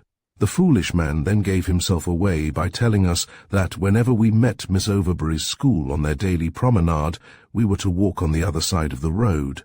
Billy and I exchanged meaning glances. We knew now who had complained, as though we would ever think of asking them to tell us the time. Finally we were forbidden, under threat of corporal chastisement, to enter the park under any pretexts or circumstances whatsoever. "The old spouter doesn't know," said I to Billy as we left the room, "that we've already made up our minds not to go there again. What a suck-in for him!" Necessity having thus combined with choice, the scene of our quest was now definitely shifted to the river bank, where a broad winding path, with seats at intervals, ran under the willows. Here a new order of beauty seemed to present itself, and our hopes ran high. Several promising candidates presented themselves at once. One, I remember, wore a scarlet feather, another carried a grey muff. The scarlet feather was my fancy, the grey muff Billy's. I think it was on the occasion of our third visit to the river that the crisis came. We sat down on the bank and held a long consultation. "Well," said Billy at last, "I'm willing to ask Scarlet Feather. She's ripping. Her nose takes the cake, but, mind you, Grey Muff has the prettier boots, and I know Scarlet Feather has a watch. I saw the chain when we passed her just now, but before deciding I'm going to have another look at Grey Muff. She's just round the bend. You wait here. I'll be back in half a second." I was left alone, and for some minutes I continued to gaze at the flowing stream in front of me. Suddenly I saw, dancing about on the surface of the water, but doubtless the whole thing was hallucination. My nerves were in high tension at the moment, and in those days I could have dreams without going to sleep. The dream was interrupted by the sudden return of Billy. He was white as the tablecloth and trembling all over. "Come on," he gasped. "I found the very one. Quick, quick, or she'll be gone." "Is it Grey Muff?" I asked. No, it's another. The very one, I tell you, the one we've been looking for." "Billy," I said, "I've just seen a good one too. She was dancing about on the water." "Oh, rot," cried Billy. "Mine's the one. Come on, I say. I'm certain she won't wait. She looked as though she wouldn't sit still for a single minute. "What is she like, Billy?" I asked as we hurried away. She's the exact image of my mater," he said. Billy's mater had died about a year ago. At the age of 12 I had been deeply in love with her, and to this hour her image remains with me as the type of all that is most lovely and commendable in woman. "Oh, Billy's mater, will these eyes ever see you again? How glad I am to remember you. I know where you lie buried, but I doubt if there lives another soul who could find your resting place. Harshly were you judged, and conveniently were you forgotten, but I will scatter lilies on your grave this very night. Well, we ran with all our might. Scarlet feather, grey muff, and the dancing good one on the surface of the water were clean forgotten, as if they had never existed, as perhaps one of them never did, just like my mater." Billy kept gasping. "Hurry up, I tell you she won't wait. She's on the seat watching the water. No, not that seat. It's round the next bend but one." We turned the bend and came in sight of the seat where Billy had seen what he saw. The seat was empty. We looked round us. Not a soul was in sight. We checked our pace and in utter silence, and very slowly crept up to the empty seat, gazing round us as we walked. Was there ever such a melancholy walk? Oh, what a Via Dolorosa we found it! Arrived at the seat, Billy felt it all over with his hands, and finding nothing, flung himself face downwards on the turf, and uttered the most lamentable cry I have ever heard. "I knew she wouldn't wait," he moaned. "Oh, why weren't we quicker? Oh, why didn't I ask her the time the minute I saw her, as, shattered and silent, we crawled back to school, continually loitering to gaze at a world that was all hateful?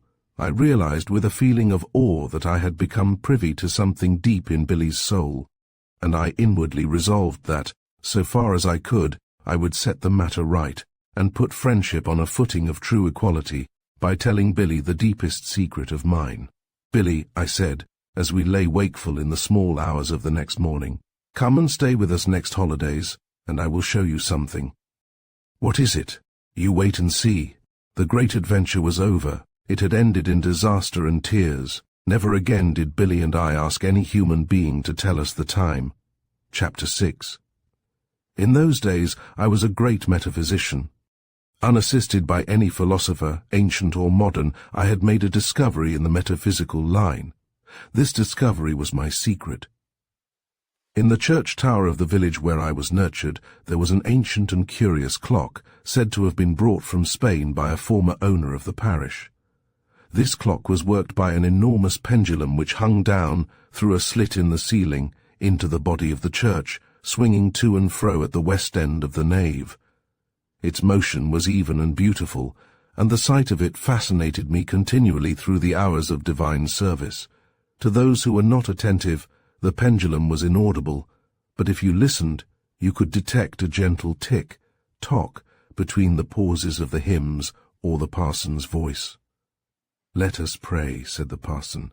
"Tick," whispered the pendulum. "We beseech thee," cried the clerk. "Tick, to hear us, good Lord Tock." The clerk had unconsciously fallen into the habit of timing his cadence in the responses to correspond with these whispers of the pendulum. For my part, I used to think that this correspondence was the most beautiful arrangement in the universe.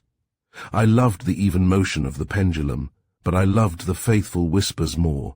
To this day I have only to shut my eyes on entering a village church and sit still for half a minute, and sure enough, stealing through the silence, comes the tick, tock of that ancient pendulum. Of all the religious instruction I received during the 8 or 9 years we attended that church, I confess I have not the faintest recollection. I cannot remember whether the sermons were good or bad, long or short, high, low, or broad. I know they never wearied me, for I never listened to a word that was said. The pendulum saw to that. There were 2 parsons in our time.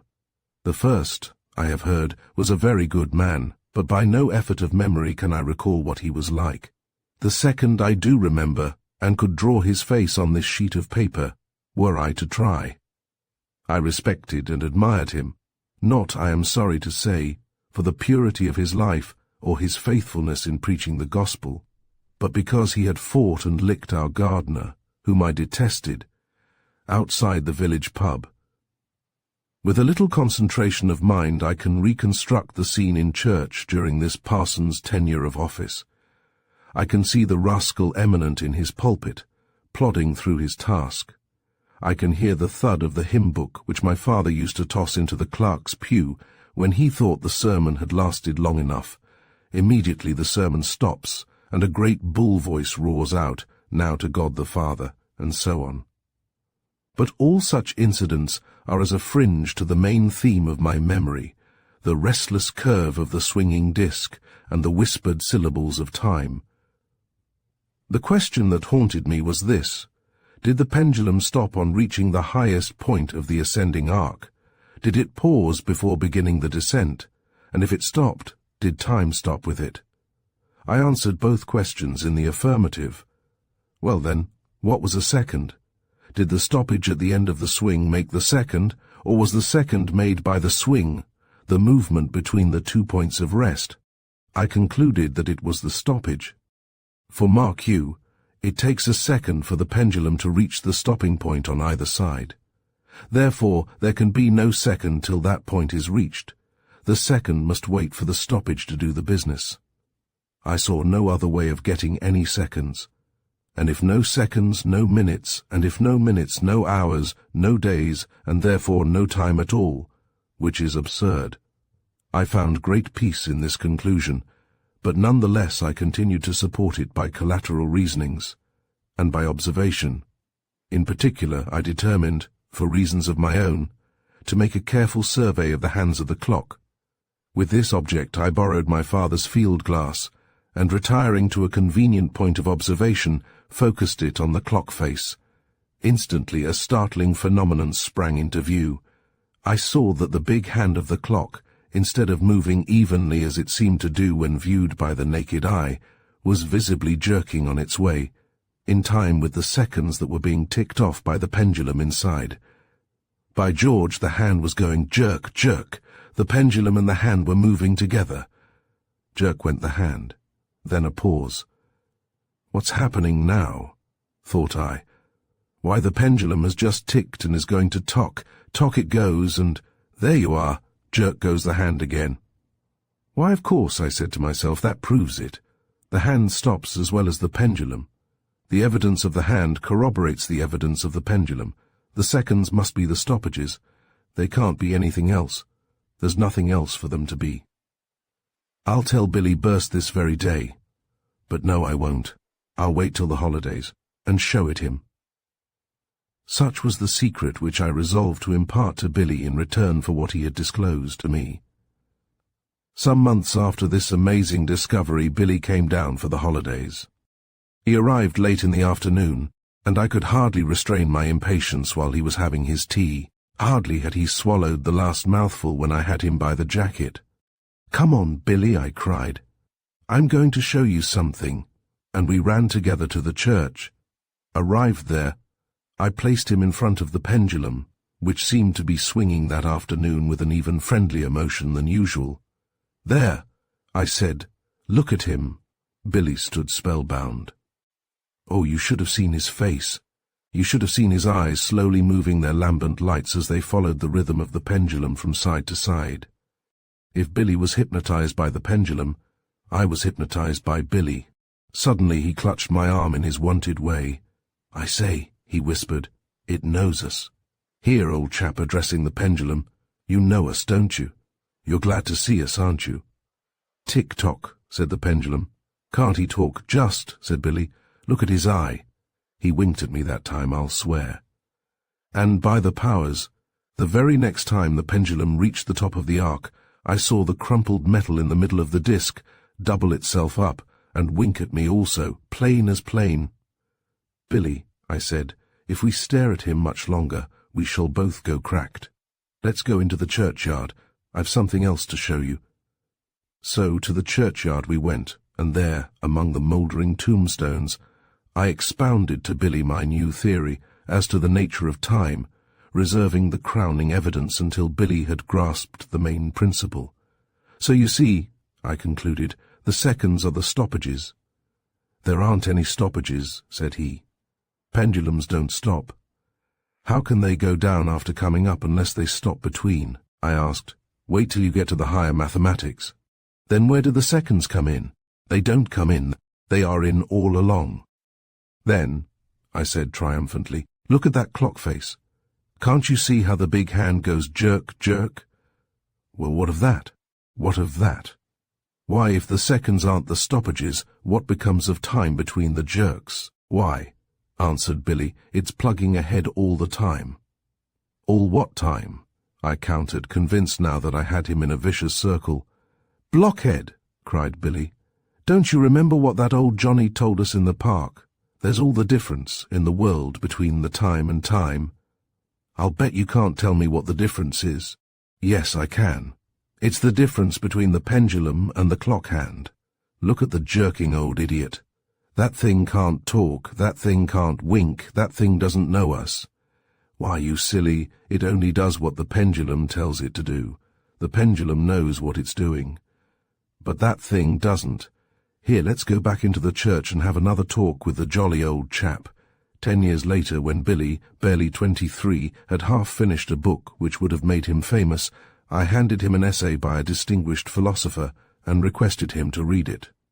The title was on translating time into eternity. When Billy returned it, I asked him how he had fared. Oh, he answered, I translated time into eternity without much difficulty, but it was plugging ahead all the time.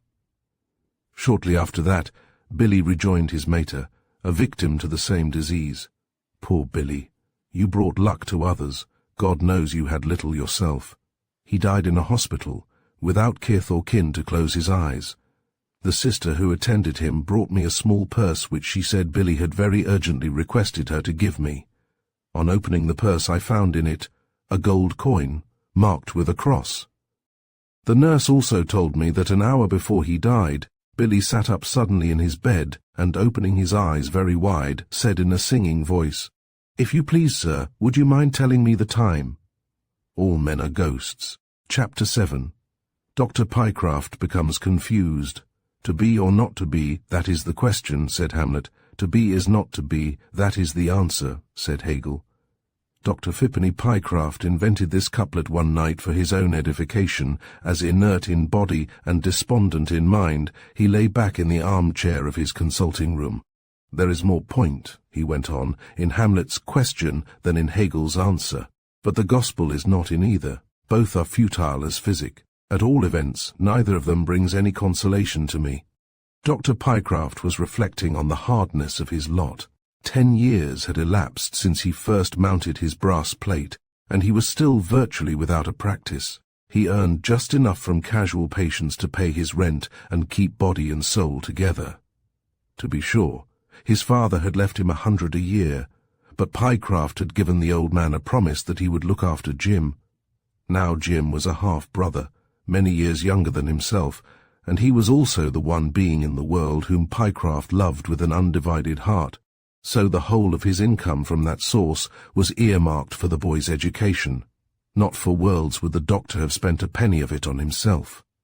He even denied himself cigars, of which he was exceedingly fond, restricting himself to the cheapest of tobacco, in order that Jim might have plenty of pocket money, and whenever the question arose as to who was to have a new suit of clothes, Jim or the doctor, it was always Jim who went smart and the doctor who went shabby.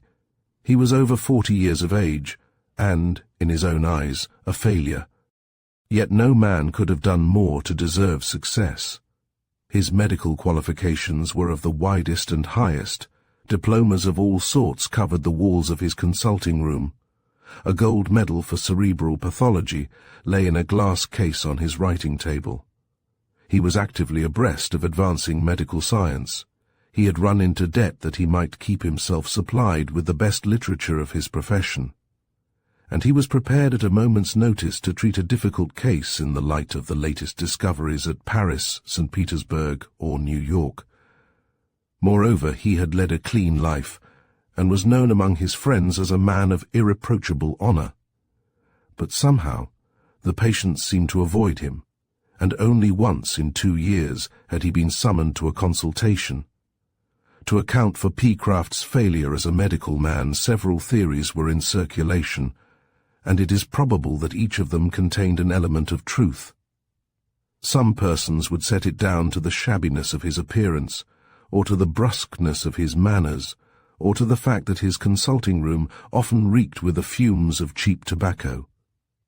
Others would say that Pycraft was constitutionally unable to practice those intelligent hesitations so often needed in the application of medical principles. They would remind you of his fatal tendency to determine diagnosis on a sudden impulse, which Pycraft called psychological intuition. And in illustration of this, they would tell you a story, how once, when the vicar's wife had brought her petted daughter to be treated for hysteria, the fit happening to come on in the consulting room, Pycraft had cured the young lady on the spot by soundly boxing her ears. Concerning this incident he had been taken severely to task by an intimate friend of his, an old practitioner of standing.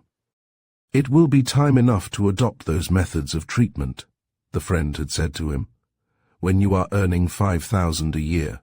At the present stage of your career it is almost fatal. Learn so to treat a patient that the story of the cure, when subsequently related after dinner, may have the characteristics of high tragedy, or at all events may reflect some credit on the sufferer. Help him to create a drama, and see to it that he comes out ultimately as its hero.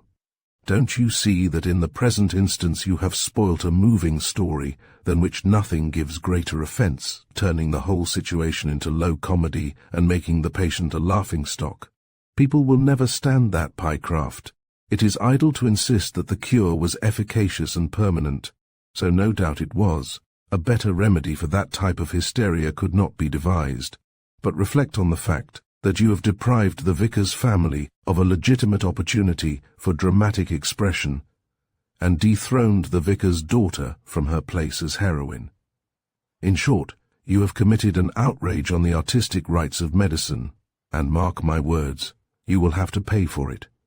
Always remember, Pycraft, that in medicine, as in many other things, it is not the act alone which ensures success, but the gesture with which the act is accompanied. Moreover, Pycraft held a theory which he never took the least pains to conceal, though it was extremely provoking to his patients both rich and poor. His theory was that more than half the ailments of the human body are best treated by leaving them alone. For example, a certain old gentleman having consulted him about some senile malady, the doctor had dismissed him with the following remark: "My dear sir, the best remedy for the troubles of old age is to grow still older. The matter is in your own hands." Many such like epigrams were reported of him, and often they constituted the sole return which the patients received for the 2 guineas deposited on the table of the consulting room. Obviously this kind of thing could not go on, as most of his patients consulted Pycraft because they wished to be extensively interfered with and objected to nothing so much as being left alone, with or without an epigram to console them. It followed, of course, that they seldom consulted him a second time. But beneath these peripheral causes of irritation there lay a deeper offence. The truth is that Pycraft had made himself highly obnoxious to the members of his own profession, and had acquired, though I doubt if he fully deserved it, the reputation of a traitor. Futile as physic was a phrase constantly on his lips, and the words, offensive as they were only the foam that broke forth from the deeper waters of his treachery. He had gone so far as to embark on a propaganda for what he called the simplification of medical practice, publicly proposing that a society should be founded for that object, and in pursuance of this proposal he had published a series of articles in which he had argued that the healing art is still dominated by the spirit of magic and encumbered with a mass of dogmatic assumptions and superstitious observances. The seat of authority in therapeutics, medicine without priest and without ritual, big words and little bottles, were the titles of some of these abominable essays. The last named especially had aroused great indignation, not only by the excessively vehement language in which Pycraft pleaded for simple and rational principles, but far more by a caustic parallel he had drawn between the doings of a successful London practitioner and the ritual of a medicine man among the Australian Aborigines. The offence went deep, and the matter became the more serious for Pycraft because the indignation extended from the doctors to the theologians, who suspected, though the suspicion was utterly unfounded, that under the cover of an attack on orthodox medicine, he was really engaged in putting a knife from the back into official religion, a suspicion which deprived the unfortunate doctor of every one of his clerical patients, including their wives and daughters, at a single stroke. The combined effect of all these causes was, of course, disastrous. If, for example, you happen to be suffering from a severe pain in the head, le mal des beaux prits, which your family doctor had failed to cure, and suggested to the latter that Pycraft, as a distinguished cerebral pathologist, should be summoned to a consultation, you were pretty certain to be met with this rejoinder: yes, Pycraft has beyond all question an unrivaled knowledge of the human brain. But please understand that if you call him in, I shall have to retire from the case. And if you pressed for further explanation, you would at first be put off with airs of mystery which would gradually consolidate into some such statement as this: well, in the profession we don't regard Pycraft as a medical man in the strict sense of the term. He is really a literary man who has mistaken his vocation, or nature intended Pycraft for a popular agitator, or Pycraft's forte is journalism, or Pycraft's title of doctor should always be written in inverted commas, or Pycraft is trying to live in two worlds, the world of imagination and the world of pure science. He will come to grief in both of them. And once the prophetic remark was made, Pycraft's proper role is that of a character in the Arabian Nights. I have been told, too, that one day the senior physician of the hospital where Pycraft held a minor appointment overheard him muttering his favourite phrase by the bedside of a patient: "Futile as physic, futile as physic." Whereupon the senior physician stepped up to him and, laying his hand on his shoulder in the kindest possible manner, whispered in his ear, "Resign, Pycraft, resign." Dr. Phippeny Pycraft had no belief in the immortality of the soul. His studies in cerebral pathology had disposed of that question long ago. What a philosopher most requires, he used to reflect, is not so much a big brain of his own as a little knowledge of the brains of other people. Hamlet, for example, if he had studied Yorick's brain instead of sentimentalizing over his skull, might have framed his question differently. And as to Hegel, well, that thing knocked all the Hegelism out of me, and he glanced at the gold medal in the glass case. But like many another man who disbelieves in the future life, Dr. Pycraft was not a little curious as to what might happen to him after death. He was indulging that curiosity on the very evening we first encounter him. There is a pill in that little bottle, he was thinking, which would end the whole wretched business in something less than 30 seconds. I wonder I don't swallow it. I should do it if it were not for Jim. But no, I shouldn't. Hamlet, old boy, you were quite right. I'm as big a coward as the rest of them. There's just a chance that if I were to swallow that pill, I should find myself in hellfire in half a minute. And I'm not fool enough, or not hero enough to run it. Of course, there's just a chance of heaven, too, for after all, I've been a decent sort of chap. And, as Stevenson says, there's an ultimate decency in the universe. Heaven, my stars. Heaven doesn't attract me. I've never yet heard a description of heaven which doesn't make it almost as bad as the other place. Extraordinary, that when people try to conceive a better world than this, they almost invariably picture something infinitely worse. Mahomet knew that, cute fellow, Mahomet, and yet he was no more successful than the rest. Pycraft's reflections, once started on that line, plunged further. I wonder what sort of heaven would attract me, he thought. Let me see. Why, yes, if I could be sure of going to a place where I should be professionally busy all day long, plenty of interesting and difficult cases, and no need to worry about Jim's education and his future, I'd swallow the pill this instant. By heaven, I would. I'd do harder things than that. I'd stick it out in this wretched hole for another 10 years. I'd give up smoking shag. I'd give up everything, except Jim. If only at the end of the time I could go to some heaven where the stream of patience would never cease. I really don't think I could accept salvation on any other terms. But wait. Yes, there is just one other offer I would look at. If only they'd let me go back to the old home in Gower Street. If they'd make the old street look as it did in those days, and smell as it did, and give tobacco the same taste it had then, and show me Dad standing at the window with Jim in his arms, and let me be in love again with that nice girl at the Slade School. Yes, and if they'd let me go into the shilling seats at the Lyceum to see Mary Anderson as Perdita, by gad, I'd take the pill for that. Indeed I would. He was pursuing these reflections when his housekeeper entered the room with 3 or 4 letters. He looked them over, and his face brightened when he saw that one of them was from his half-brother Jim. A pipe was instantly filled, and Pycraft resettled himself in his armchair with the open letter in his hand. Jim's letter was dated from Harrow, and ran as follows: Dear Phip, many thanks for your congratulations on my 18th birthday, and for the enclosure of £2. Don't be angry, old chap, when I tell you how I spent them. I got leave at once to go downtown and bought you a silk hat, a pair of gloves, some collars, and a couple of ties. You will get them all tomorrow, and I hope the hat and gloves are the right size. I am pretty sure they are. I was half inclined to buy you a box of cigars, but I thought you needed the other things more.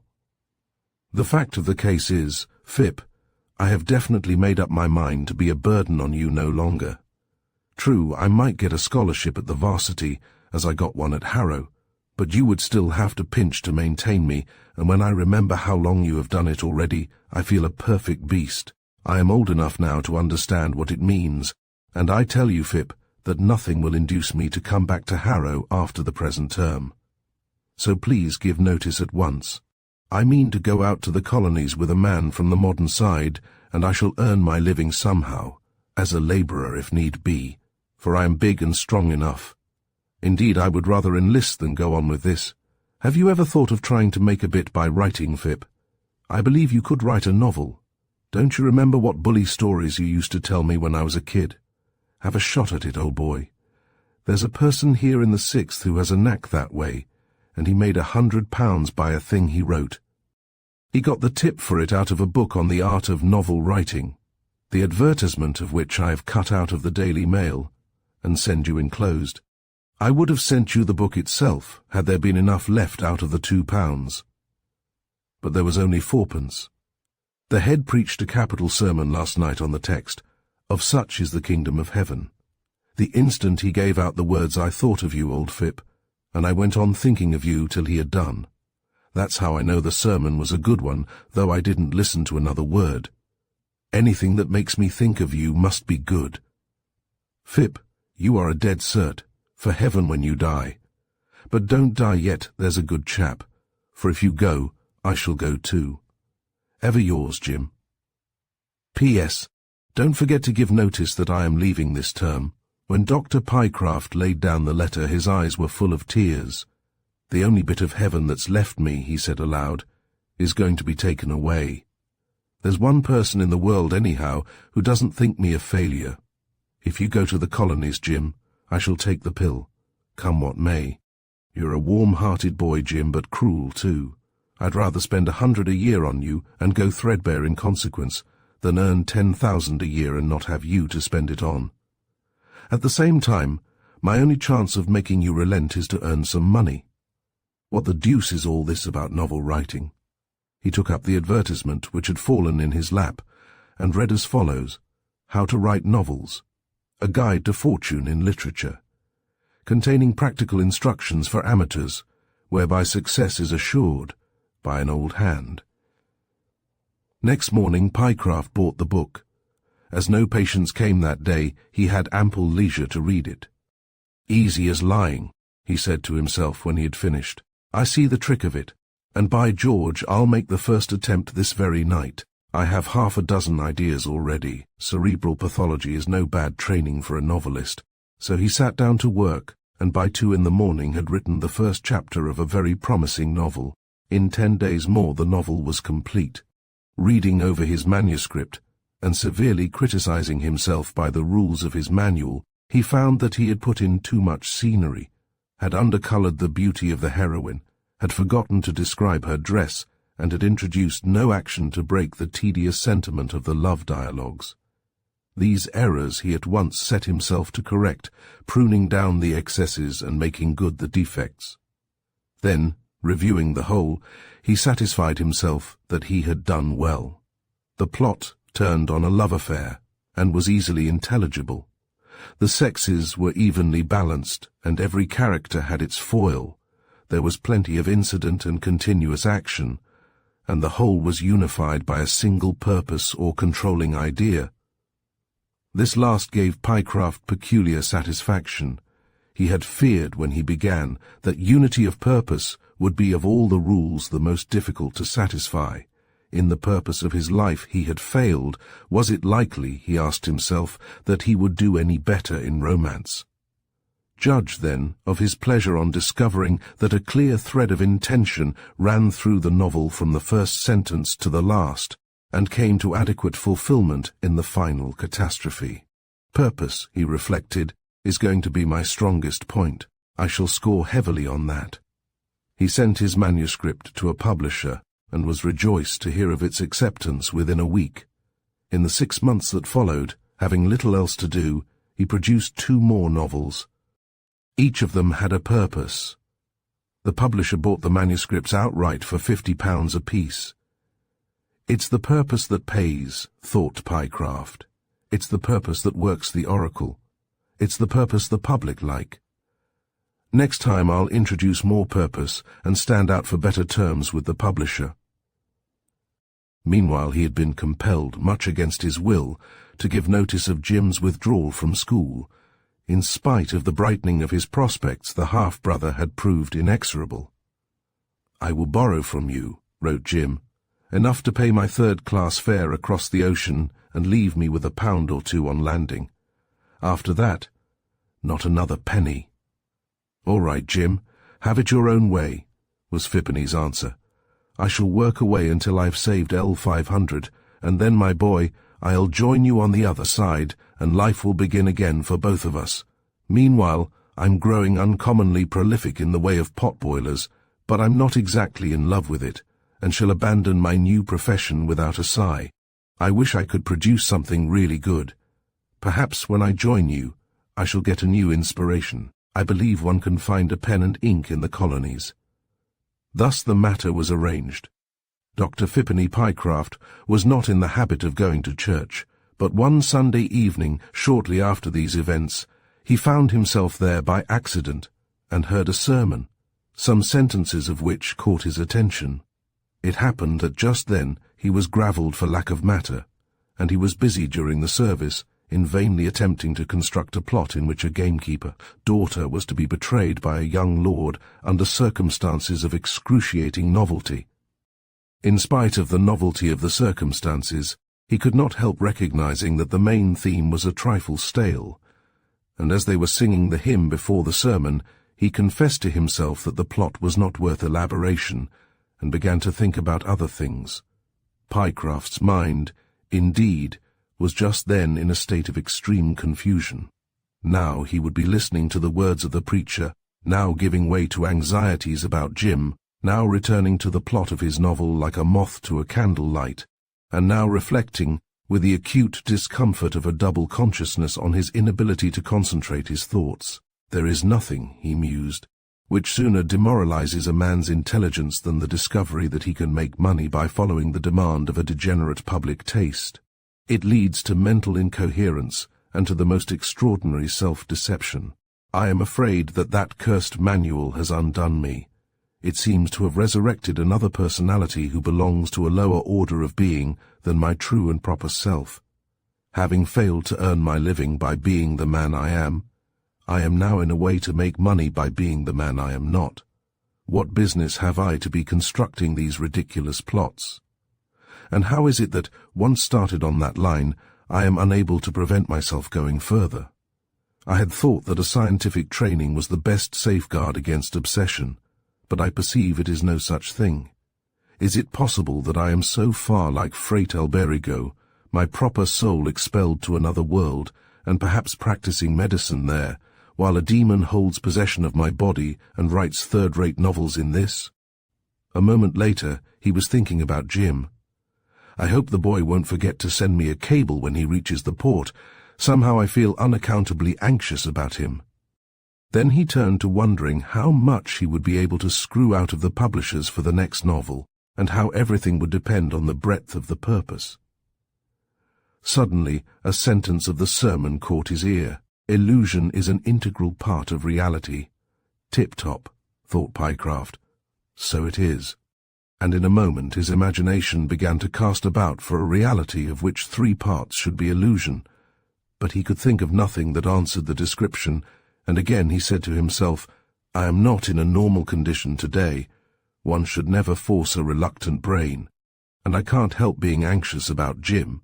I had better turn my attention to the sermon. For example, the preacher was just then saying, Many a man who has determined to abandon the pursuit of happiness has subsequently realized that he was still pursuing happiness in another form. Others have found that actions which they thought they were doing for the love of God were really done out of hatred of the devil. Nor can we ever be sure that we are the authors of our own acts. No doubt we usually think we are. But if the testimony of holy men, and of bad men too, counts for anything, we shall be forced to the conclusion that many acts which we think we have performed have really been performed by some person who is not ourselves, or by some force or motivation whose source is not in our own souls. This, my friends, applies to our bad actions as well as to our good ones. Thus we see how of all reality, even of moral reality, illusion is an integral part. Dr. Phippeny Pycraft did not trouble himself for one instant about the truth or error of these doctrines. An idea suddenly leaped into his mind as he heard them, and the preacher had hardly concluded the last period before the novelist saw himself secure of at least £80 for his next manuscript. Such are the strange reactions which the best-meant sermons often provoke in the minds of the hearers, especially when there is genius in the congregation. The title of his new novel was the first thing that came into Pycraft's head. It was to be called Dual Personality, and cerebral pathology was to supply the atmosphere. The plot came next, at least the outline of it. The main actors were to be 2 young lords, or something of that sort, the one as good as they make them, and the other as bad. Each of these young lords was to play the part of motivating force to the actions of the other. We'll call them A and B, reflected Phippeny. A, the good young lord, shall intend nothing but good and do nothing but evil. B, the bad one, shall intend nothing but evil and do nothing but good. That is, A's actions shall represent B's character, and vice versa. Each, of course, must be exhibited as under the influence of the other, and this mutual influence must be so strong that A's virtues are converted by B's influence into vices, and B's vices by A's influence into virtues. Thus each of them shall be the author, not of his own actions, but of the actions of his friend. A splendid idea, and one that has never yet occurred to any novelist living or dead. It is certain to lead to some tremendous situations. Before the sermon concluded, the pot was beginning to simmer. Several situations had been rapidly sketched by way of experiment. A trial trip, so to say, had been taken. For example, scene, a labyrinthine wood. Time, the dead of night. An intermittent moonlight, and a gale causing strange voices in the treetops. The bad young lord, on his way to the gamekeeper's daughter, is stealing among the trees. Suddenly a figure steps into his path. It is the good young lord. Conversation, upshot. The bad young lord resolves to take holy orders. Takes them, but becomes a worse villain than before. Psychology to be arranged later. Second situation, good young lord, now leader of labour movement. The bad young lord in orders persuades the other, by casuistry, to misapply trust funds to support coal strike. And so on and so on. End. Archbishopric for villain, penal servitude for hero. Reader all the time kept in doubt as to which is villain and which hero, and sometimes led to think, by cerebral pathology, that the 2 men are one personality, the 2 halves of one brain. counterplot for the women, each lord in love with the woman who is matched to the other. Keynote of whole tragic irony. Pycraft had advanced thus far when his mind received another jostle. His attention was again caught by the words of the sermon. "I have heard," the preacher was saying, "of a distinguished author who, on reading one of his own books 10 years after it was written, entirely failed to recognize it as his own work, and insisted that it had been written by somebody else. Such is the force of illusion. The fellow's an idiot," thought Pycraft, "to believe such a story. The thing couldn't happen. At least I'm pretty sure it will never happen to me. None the less, it might be worked in for a literary effect." And again he fell to musing. The preacher was now coming to the end of his sermon. He had been saying something about the relations of St. Paul to the older apostles, and about the various illusions current at the time, and then, after alluding to St. Paul's sojourn in the wilderness of Arabia, was winding up a period with the following questions. "But meanwhile, my brethren, where is Peter? Where is John? Where is James? And what are they doing? Where is James?" These, and what followed them, were the only words that penetrated to Pycraft's intelligence, and they struck so sharply into the current of his thoughts that he almost forgot himself.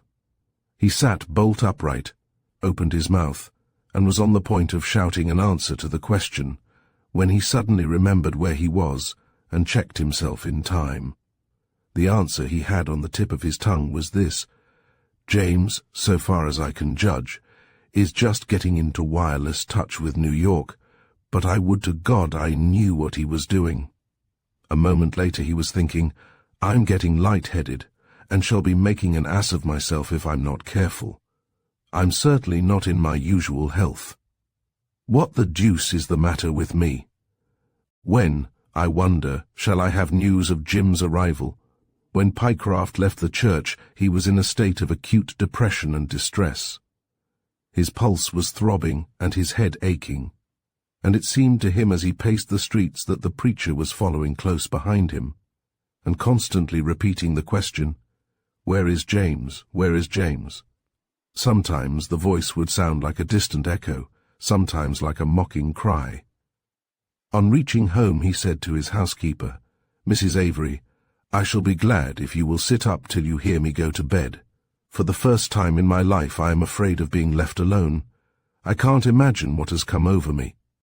He tried to read the paper, to write a letter, to play the piano, paced the floor, wandered into the housekeeper's sitting room, went out for a walk, and came back after going 20 yards. Then he took up a volume of his favorite Arabian Nights, and found, after reading a page, that he had not understood a sentence of the print.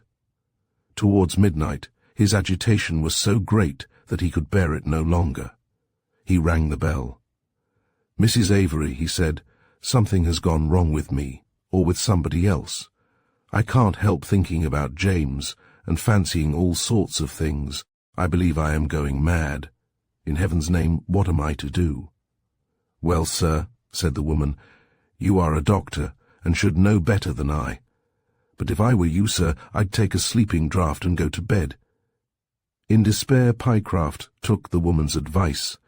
As a doctor, he avoided the use of every kind of drug on principle, and was terrified when he realized how much morphia he had put into the draught.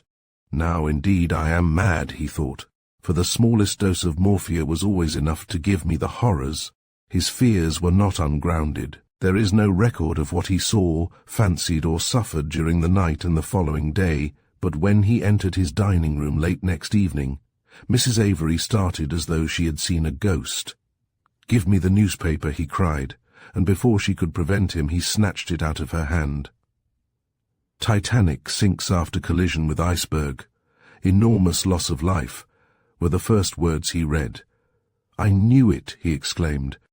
Those who saw the tragic throng of men and women, who for the next few days hung round the doors of the White Star offices in London, will not have forgotten that poor fellow who was beside himself, how he would walk among the crowd accosting this person and that, and how he would then take off his hat, or his gloves, or pull at his tie and say, "Look at this hat, sir, look at those gloves, look at that tie. Jim gave me those, sir. He bought them with £2 I gave him to spend on himself. What do you think of that for a noble act? and I tell you that Jim's lying at this moment fathoms deep in the ocean. He's among the lost, sir, by God I know it. A mere boy in years, madam, only 18 last birthday, but a man in character. Loyal to the core, and take my word for one thing, Jim played the man at the last, sir. You bet your stars he did. He didn't wear a lifebelt, not he. That is, if there was a woman around who hadn't got one. A man who would spend his money as he spent those £2 wouldn't keep a lifebelt for himself. Would he now? Look at this hat, look at these gloves, look at that tie. For 2 whole days Pycraft maintained this requiem. On the evening of the second day some kind-hearted fellow sufferer persuaded him to go home, and volunteered to bear him company. It was a long hour's journey to the other end of London. A telegraph boy arrived at the house at the same moment as the 2 men, and handed Pycraft a telegram. He broke it open and read. Then he suddenly tore off his hat, and handing it with a quick movement to his companion, staggered forward and collapsed on the doorstep. When he came to himself, he was lying on the sofa in his study. In the room were several people who, as soon as Pycraft opened his eyes, gazed upon him attentively for a few moments, and then, nodding to each other, as though to say all right, quietly withdrew. The novelist looked round him. Yes, he was assuredly in his own familiar room. But one thing struck him as strange. The room was usually in a state of extreme disorder, dust everywhere, books and papers lying about in confusion, hats, sticks, pipes, photographs and golf balls mingling in the chaos. Now everything was neat and orderly. The furniture had been polished, the carpet cleaned, the hearth swept up and the fire-irons in their place. On the table, too, was a vase of flowers. There must have been a spring cleaning, he thought. He felt remarkably well. I believe that I fell asleep during a sermon. Well, the sleep has done me good and cleared my brain. But who on earth brought me here? Strange, but I'll think it out when I have time. Just now I want to write.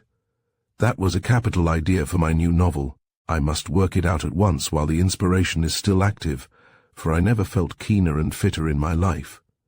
Let me see. Yes, Dual Personality was to be the title. These were his first reflections.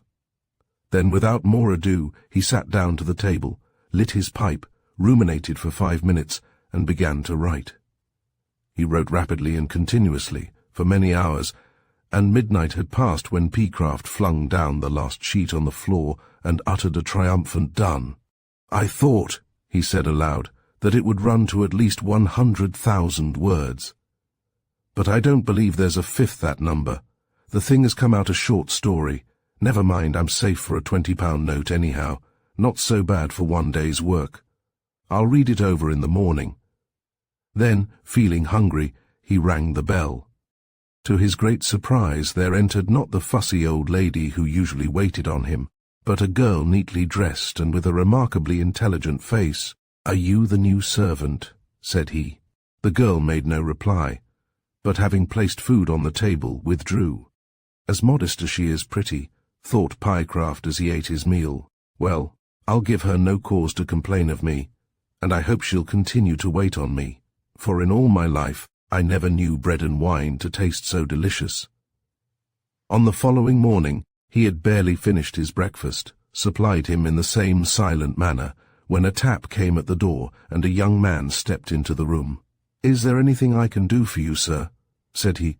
"Who are you?" said Pycraft. "I have never seen you before." "Oh," said the young man, "I'm a messenger. Your friends have sent me to look after you." "It's the first time they have ever done such a thing," returned the other, "and I'm much obliged to them. Anyhow, you came at the right time. There is something you can do for me, at least I think so. Can you read aloud?" "I like nothing better," said the young man. "Well then, you are the very man I want.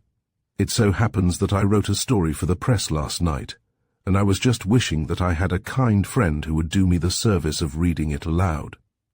There's nothing that gives an author a better idea of the effect of his work than to hear it read aloud." "I will read it with the greatest pleasure," said the youth. "Then let us get to work at once," said Pycraft, and he handed his manuscript across the table. The young man settled himself in a good light and began to read. The first sentence ran as follows: For the fourth time that day, Abdullah, the water seller of Damascus, had come to the river's bank to fill his water skin. "Stop!" cried Pycraft. "I never wrote that. I must have given you the wrong manuscript. What is the title on the outside?" "The Hole in the Water Skin," answered the reader. "It's not the title of my story," said Pycraft. "Here, hand the papers over to me and let me look at them. Extraordinary. Where did this thing come from? I presume you're attempting some kind of practical joke. What have you done with the manuscript I gave you?" "The confusion will soon pass," said the other. "Confusion, indeed," answered Pycraft, as his eye glanced over the sheets. "You've hit the right word this time, my boy. For the odd thing is that the whole piece is written in my hand and on my paper, and is, I could swear, the identical bundle of sheets I laid away last night. And yet there is not a word in it I can recognize as my own. But wait, what's this on page 32? I see something about dual personality. That was the title of my story. But no, the words are scratched out. Yes, a whole page, 2 pages, more pages, are deleted at that point. What on earth does it all mean?" "Perhaps," said the young man, "if you allow me to read the whole to you, your connection with the story will gradually become clear." "You had better do so," answered Pycraft. "At all events, read on till I stop you, for from what I see, I don't like the fellow's style, and may soon grow tired of it, and make a point of reading the portions that are scratched out." "I shall remember your wishes," said the other, "and as to not liking the fellow's style, I think you may find that it is to some extent founded on your own." "I don't believe it," said Pycraft. "Anyhow, if he hasn't been copying my style, he has been stealing my ideas. The passage about dual personality proves it. But go ahead and let us hear what it's all about." The young man again settled himself in a good light and read as follows. Chapter 8. The Hole in the Water Skin. For the fourth time that day. Abdullah, the water seller of Damascus, had come to the river's bank to fill his water skin. The day was hot beyond endurance. The drinkers had been clamorous, and trade had been brisk, and a bag of small money, the fruits of his merchandise, hung within the folds of his gabardine. Weary with going to and fro in the burning streets, Abdullah seated himself under a palm tree, the last of a long line that ran down to the pool where the skins were filled, resting his back against the cool side of the tree, the setting sun being behind him. He drew forth his bag and counted his coins. "One more journey," he said to himself, "and the bag will be full. Zubaydah shall have sweetmeats tomorrow." The pleasing thought lingered in his mind, fled for a moment, and then returned. Abdullah saw the shop of the infidel Greek, with boxes of chocolate in the window. He saw himself inside making his choice among innumerable boxes, and holding the bag of money in his hand. Then his head fell forward on his chest and he was asleep. The plunge into sleep had been so sudden, and its duration was so brief that no memory of it was left, and Abdullah knew not that he had slept, nor the moment when he awaked. Fluctuating images rose and wavered and vanished, and then, as though in answer to a signal, the incoherence ceased, the forms became defined, and a steady stream of consciousness began to flow. He was conscious of the figure of a man in the foreground, whose presence he had not previously noticed. The man was sitting motionless on a low rock less than a stone cast distant, and close to the river's brim, and he seemed to be watching the still flow of the stream. A moment later he stood upright, turned round, and crossed the 50 paces of sand that lay between him and Abdullah. As the man drew nearer, Abdullah observed that he bore a bewildering resemblance to himself. Not many minutes before he had been looking at his own reflection in a small pocket mirror which he had purchased that morning from a Jew as a present for Zubaydah, and as he had looked at the image, still thinking of Zubaydah, he wished that God had bestowed upon him a countenance of nobler cast. The face he now saw before him was the face he had just seen in the mirror, with the nobler cast introduced, and Abdullah, noticing the difference as well as the resemblance, was afraid. "Depart from me, O my master," said he, "for I am a man of no account." And he bowed himself to the ground. "Rise," said the other, "and make haste, for the sun is low, and scarce an hour remains for thy merchandise. Dip thy water skin into the stream, And, as thou dippest, think on the hour of thy death, when the All-Merciful will dip into the river of thy life, and thou shalt sleep for the twinkling of an eye, and know not when thou awakest, and there shall be no mark left on thee, even as no mark is left on the river, when thou hast filled thy water-skin from its abundance.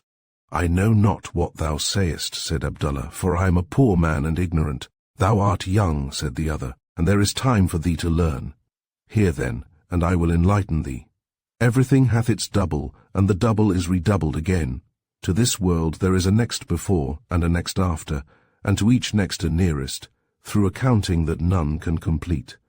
Worlds without end lie enfolded one within another, like the petals of a rose, and as the fragrance of one petal penetrates and intermingles with the fragrance of all the rest, so is the vision of the world thou seest now blended with the vision of that which was, and of that which is to come. And I tell thee, O thou seller of water, that between this world and its next fellow the difference is so faint that none save the enlightened can discern it.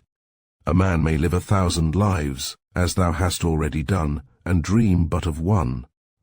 Again thou shalt sleep, and again thou shalt awake, and the world of thy sleeping shall differ from the world of thy waking no more than thy full water-skin differs from itself, when 2 drops of water have fallen from its mouth. Thou speakest like a devotee, answered Abdullah. The matter of thy discourse is utterly beyond me, save for that thou sayest concerning the dipping of the water-skin. There thy thought is as the echo of mine own. But know that I am ashamed in thy presence, and again I entreat thee to depart. And Abdullah bowed himself as before. Do then, as I bid thee, said the man. Dip thy skin in the water of the flowing river, think on the hour of thy death, and forget not as thou dippest to pronounce the name of God. Then Abdullah rose up and did what he was commanded to do. While he was dipping the skin he tried to think of the hour of his death, but he could think only of the words, and dying seemed to him a thing of naught, for he was young and Zubaydah was fair. Nevertheless, when he had lifted the full skin from the river, and saw that his taking left no mark, an old thought came back to him, and for the 1,000th time he began to wonder at the ways of flowing water. Only God can understand them, he murmured. May the compassionate have mercy upon the ignorant. Then he adjusted the burden on his back and turned to the palm belt, but the stranger was gone. As one who walks in sleep, Abdullah retraced the path on which for more than half the year he came and went 3 or 4 times a day. Now he pondered the words of his visitant. Now the image of flowing water rose and glided before the inner eye. He passed under the gate of the city without noting where he was, but here a sudden jostle interrupted his reverie. A man driving a string of donkeys thrust him against the wall, cursing him as he passed. Abdullah looked up, and when he heard the curses, repeated the name of God as a protection against evil, resettling the water-skin in the position from which it had been displaced by the collision with the donkey. He took up the thread of his musing and went on. He thought of Zubaydah, of the Qadi, of the contract of marriage, of the sweetmeats he would purchase on the morrow, of the shop of the Greek. But again his reverie was broken, this time by the sound of his own voice. The cry of his trade had burst automatically from his lips. Water, sweet water. Ho, everyone that thirsteth, come and buy. A vision lay before him, and he seemed to be gazing at it from a point in mid-air. He saw a street in Damascus. The crowd is coming and going. The merchants are in their shops, and some are crying their wares. Close by the door of a house a boy is holding forth a wooden bowl, and in front of him a water-seller is in the act of opening his water-skin. Abdullah watches the filling of the bowl, and sees the man put forth his hand to take the coin the boy is offering. The man touches the coin and instantly becomes Abdullah himself. Abdullah closes his water-skin and replaces it on his back, not without a momentary sense of bewilderment. He observes also that some of the water is spilt on the ground, but he has no memory of the spilling. Abdullah would fain have questioned himself, but he found no question to ask, and could not begin the interrogation. Something seemed to have disturbed him, but so completely had it vanished that he could give the disturbance neither form nor name. Otherwise the chain of his memory was unbroken. He had finished his last round for the day. Scarce a cup of water remained in the skin, and as he flung the flaccid thing over his shoulder, he began to recall, one by one, the names and faces of his customers, 40 in all, reflecting with satisfaction that the last skinful had brought him the best gains of the day. Then he remembered the driver of donkeys, who had thrust him against the wall, and, examining the skin, found that it was frayed almost to bursting.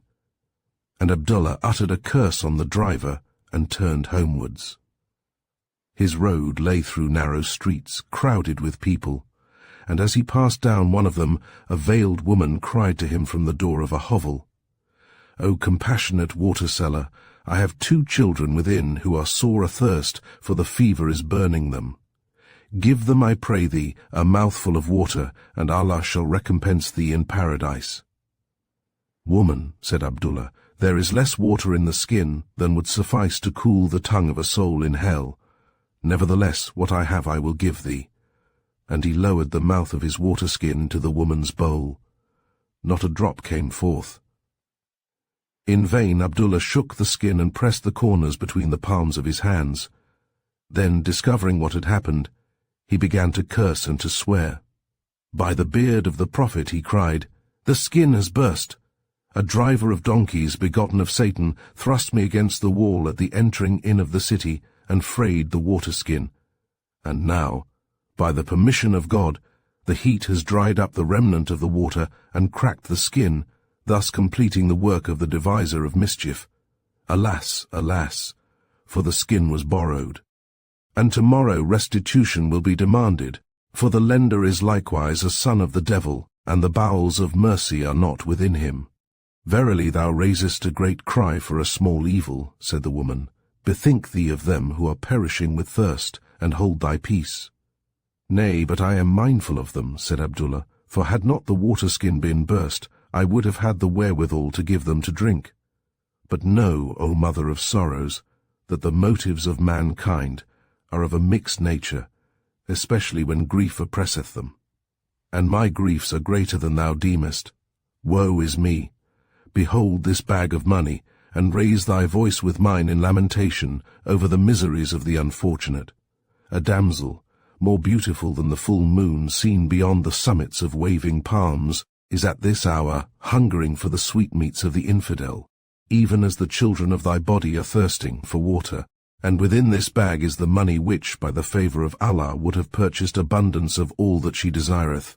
But ere tomorrow's sun has risen from the edge of the desert, 4 coins out of every 5 will be claimed as damages by the lender of the skin, whom may the Prophet utterly reject, the rest being reserved for the daily food which the All-Merciful provides for his creatures. And the damsel will sit in the corner of the house, rocking her goodly body, which was created for the angels to gaze upon, and she will bite her hands and beat them on the wall, and wail for the sweetmeats that come not, and curse the name of Abdullah, the breaker of vows, most excellent of water-sellers, said the woman. Many other damsels in this city addicted to the sweetmeats of the infidel, and of those that are beautiful as the full moon beyond the waving palms, there are not a few. Thy description, therefore, availeth not for the identification of thy beloved. Describe her more narrowly, I beseech thee, that hereafter, when my children are dead, I may bring her the balm of consolation. For I am afflicted in her woes, and between women in sorrow there is ever a bond. Yea, verily, answered Abdullah, I will so describe my beloved, that thou shalt recognize her among 10,000. Know then that her form is like unto a minaret of ivory built by the waters of silence in a king's garden. Her eyes are as lighted lamps in the house of the enchanter. The flowing of her hair is a troop of wild horses pursued by Bedouin in the wilderness of Arabia. And the fragrance of her coming is like an odour of precious nards wafted on the evening breeze from the islands of Wak. O Abdullah, replied the other, of a truth I know this damsel. And now I perceive that the devourer of bliss hath taken thee in his net, and multiplied thy sorrows upon thy head. But forget not the grief of this thy handmaid, and the suffering of those she has nursed at the breast. Hear even now the wailing that is within. Lo, a worker of spells has sent destruction among us, and the sickness is sore in the habitations of the poor. Press, then, thy skin once more, if peradventure Allah may have left there one drop of water, that the mouth of the little ones may be moistened before they die. And add a curse, I pray thee, on the worker of spells, for the giver of gifts hath made thy tongue of great alacrity, and taught thee the putting together of wise judgments and the rounding off of memorable sayings. By this time, a crowd, attracted by the cries and the cursing, had gathered round the speakers, and so thick was the press that Abdullah had much ado to move his hands, that he might press the water-skin as he was bidden. O wise and much-enduring woman, he cried, I greatly fear me that thy prayer is vain, but I will even do as thou biddest, if only these foolish ones will make room that I may pass my hands craftily over the skin. Thereafter I will add a goodly curse on the worker of spells, and at the last thou and I and all this multitude will wail and lament together, that the heart of the All-Merciful may be moved to pity, and his will turn to work us good. So spake Abdullah, and the crowd began to give way. But behold, a marching squad of soldiery going to the war, with drums beating and bayonets all aflash, suddenly swings down the street, filling its whole breadth from side to side. Instantly the crowd backs, and Abdullah and the woman, separated from one another, are swept along as driftwood by the torrent. Arrived in the open space into which the street discharged, Abdullah rushes hither and thither in search of the woman, examining every face in the crowd, and raising himself on tiptoe that he may look over their heads. But the woman is nowhere to be seen. Perturbed by the sudden disappearance of the woman, Abdullah turned once more into the homeward way. Before he had taken many steps, it occurred to him to examine the rent in his water-skin. Standing quite still and holding the skin at arm's length before him, he gazed intently at the small hole, about the size of an olive stone, which had resulted from the donkey-driver's assault. As he thus gazed, the incident which had so abruptly terminated a few minutes before seemed to retreat into the distant past. Then it became a story, heard he knew not where, about a water-seller who lived long ago. Next it seemed a dream of the night before, the details of which he could not recall. Finally, it vanished from his memory altogether. Abdullah, realizing that it was gone, turned quickly and found, with some surprise, that he was standing in front of a large shop with plate-glass windows, behind which were boxes of chocolate arranged in rows. A mirror, at least it seemed so to Abdullah, of equal length with the shop front, was set at the back and doubled the objects in the window. The sight of the sweetmeats instantly brought back the memory of his misfortunes, and, in so doing, gave an occasion to the tempter. I will conceal what has happened from the lender of the skin, thought Abdullah. I will insert a cunning patch, which will assuredly burst so soon as the skin is filled with water, and I will then swear by God and the Prophet that the skin was patched when I borrowed it. And now I will go in and bargain with the infidel for yonder box, the circumference whereof is wide as the belly of a well-fattened sheep. Raising his eyes from the great box of chocolates, Abdullah's attention was strangely arrested by the reflection of his own face and figure in the mirror at the back of the shop front. He noted, with a start, the unwonted dignity of the figure as thus presented, and immediately recalled the man who had accosted him but lately by the water-seller's pool. Abdullah gazed on what was before him, and thought thus within himself, Of a truth I knew not that Allah had bestowed so dignified a countenance on the least worthy of his servants. The eyes are the eyes of eagles, the nose is a promontory looking seawards, the brow is a tower of brass built for defence at the gateway of a kingdom. Verily the mirror of Zubaydah must have been at fault. Surely God hath now provided me, in my own countenance, with the means of endearment, and the sweetmeats of the infidel are needed not. Moreover, it becometh not one thus favoured to deal crookedly with the followers of the Prophet. Is Abdullah a man of violence, as the driver of the donkey, or a man of no bowels, as the lender of the skin? Is he an accursed Greek, or a more accursed Armenian, that he should play the cheat with his neighbour, inserting a cunning patch, which will assuredly produce leakage and make the rent worse than before?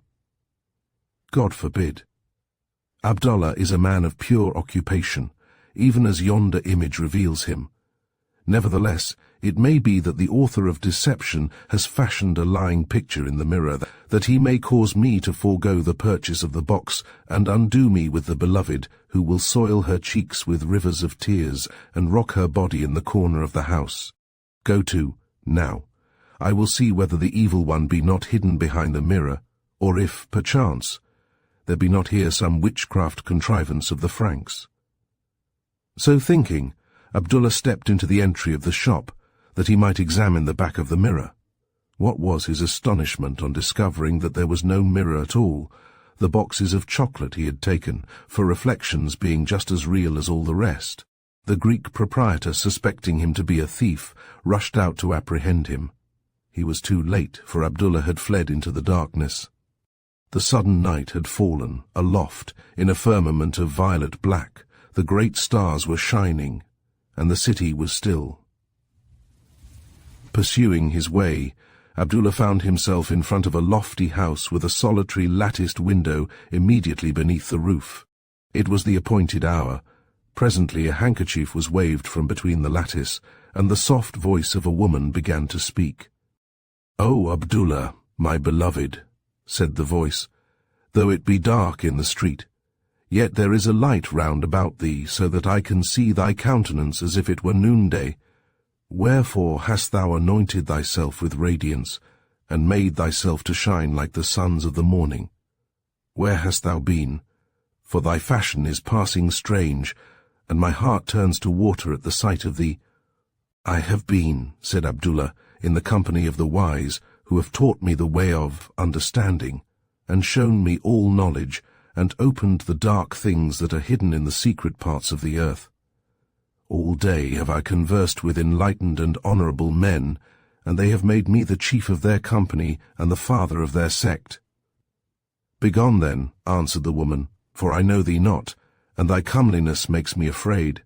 I had deemed that thou wert Abdullah, the seller of water, and I am even now prepared to let down a basket, that he may place therein the thing for which my soul is an hungered, even the sweetmeats of the infidel, which I would then draw up again with a cord of silk, and be refreshed after my manner. But as for the ways of understanding, thou mayest tread them alone, and the opening up of that which is hidden is a thing that my soul hateth." "O thou that speakest behind the lattice," said Abdullah, "thy discourse is of matters that lack importance in the eyes of the sagacious. I perceive thou art possessed by a demon, and surmise that the whetter of appetite is leading thee in the path of destruction. Retire, therefore, to thy inner chamber, and recite quickly the 7 exorcisms and the 2 professions of faith." "O Abdullah, if indeed thou art he," replied the voice, "I discern thou art contending for a purpose. Peradventure the eyes of the wanton have entangled thee in the way, and thou hast bestowed on another that which, when thy heart was upright, thou designedst for me. Come now and prove thine integrity, for I will presently let down the basket, that thou mayest fill it with the delicacies of the Franks." "Thou fallest deeper into the snares of the demon," said Abdullah, "and thy voice soundeth afar off, even as the voice of one crying for water from the flames of the nethermost pit. Know that he to whom thou speakest is of them that walk in the light, and what have these to do with the delicacies of the Franks? Verily, I understand not thy topic, having heard but a rumour thereof among the conversations of the ignorant." "O despiser of the knowledge that sweetens life," said the woman, "verily, I deem thee a man of limited information and degenerate wit, but hearken unto my words, and I will enlighten thee concerning the topic of our discourse, that ignorance may excuse thee no further. Know then that the delicacies of the Franks are of many kinds, arranged in boxes that are tied with silver cords. And the chief of them all is a thing of 2 natures, cunningly blended, whereof one nature appertaineth to the outer shell, and the other to the inner substance. The outer shell tasteth bitter, and the colour is of the 2nd degree of blackness, like unto the skin of the Ethiopian eunuch. The inner substance is sweeter than the honeycomb, and white as the wool of Helbon, interspersed with all manner of nuts. This is the chief among the delicacies of the Franks, and such is the marvel of the blending of the natures that the palate knoweth neither the bitterness of the shell, nor the sweetness of the kernel, but a third flavour of more eminent rank, to which Allah hath appointed no name. Hie thee therefore, O man of no excuse, and buy from them that sell. That for which thou askest, said Abdullah, is utterly beneath the dignity of the enlightened to give thee. Ask for the wisdom of the ancients, and thou shalt have it. Ask for the revelation of things hidden, and it shall be accorded thee. But the delicacies of the Franks, cunningly blended as to their two natures, and arranged in boxes that are tied with silver cords, shalt thou in no wise receive. O raiser of false expectations, cried the lady, and betrayer of her that has trusted thee, among all the sons of Adam there is none more utterly contemptible than thou. In the dignity of thy carriage thou appearest unto me as a thing abhorred. I like not thy wisdom, I have no fellowship with thy knowledge, and I despise the insolent shining of thy inner light. O woman of a light mind and a debased appetite, said Abdullah, thy wits have gone astray, and thou babblest like one asleep, confounding the things that are not with the things that are. Abdullah, the water-seller, of whom thou speakest, is long numbered with the dead, and the waters of forgetfulness have flowed over his record. Only this day I heard afar off the last rumour which the world hath concerning him. And this was the rumour, that on a day, perceiving one athirst in the byways, Abdullah gave him freely 3 drops of water from the dregs of his water-skin, thereby earning the favour of Allah, whose name he exalted, and the promise of paradise. But going forth in the way he met a man having the evil eye, and lo, it straightway entered into the heart of Abdullah to fill his water-skin with the sweetmeats of the infidel, that he might find favour in the eyes of a frivolous woman, even one such as thou art. And God, than whom there is no other, being angered at the folly of Abdullah, made a hole in the skin, and sent forth the terminator of delights to end his days.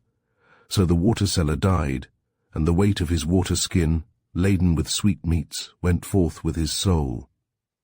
And this, being heavy, dragged him down to the place of darkness, where the sweetmeats fell out through the hole in the skin, and were eaten of devils. At this, the woman banged to the lattice and disappeared. Abdullah started at the sound of the closing lattice. He was in a standing posture on the roof of his house. The mat on which he slept was tossed into a heap, and the empty water-skin, which served him for a pillow, had been thrown some yards from its place. Abdullah looked over the parapet eastwards, and he saw the desert rose red in the dawn. For a long time Abdullah walked to and fro on the roof of his house, pondering the things that had happened to him both in the day and the night. To piece the story together was no easy matter, for there were gaps in his memory, and, though some of the incidents were clear, others were perplexingly dim. Moreover, the incidents that were clear seemed to change places with those that were dim, so that the line between his dreams and his waking experiences was now in one place and now in another. He could not be sure, for example, that the fraying of his water-skin belonged to the one class rather than the other, and so rapid was the transition from conviction to doubt that he examined the skin no less than 5 times to satisfy himself. The whole was there. The longer he meditated on these things, the greater became his confusion of mind, and by the time the sun was fully risen from the desert, he was well nigh distracted and beginning to doubt of his own identity. In vain did he repeat the 7 exorcisms, the 4 prayers, the tekbir, the adhan, and the 2 professions of faith, calling on the name of Allah between the exercises and extolling his majesty every time.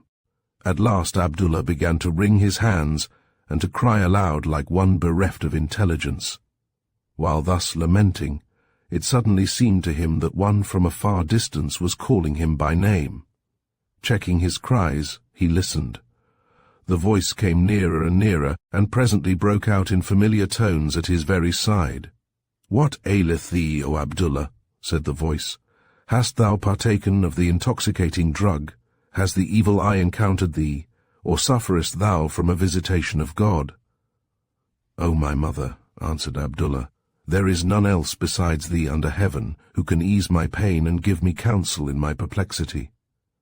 The sound of thy voice is to me like running waters to him that perisheth of thirst. Know that a great bewilderment has overtaken me, so that I discern no more the things that are not from the things that are. That which was foreordained has come to pass," said the woman. "Thou wast marked on thy forehead in the hour of thy birth, and I saw it, and knew that things hidden from the foundation of the earth would be revealed unto thee. Lo, the mark is on thy forehead still.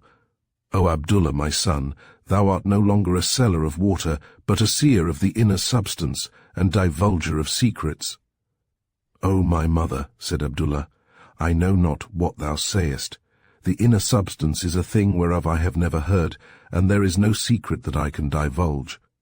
Only a dream of the night season has troubled me, and even now it seemeth to mingle with the things that God makes visible, so that the desert floats like a yellow cloud, and thine own form undulates before me like the morning mist."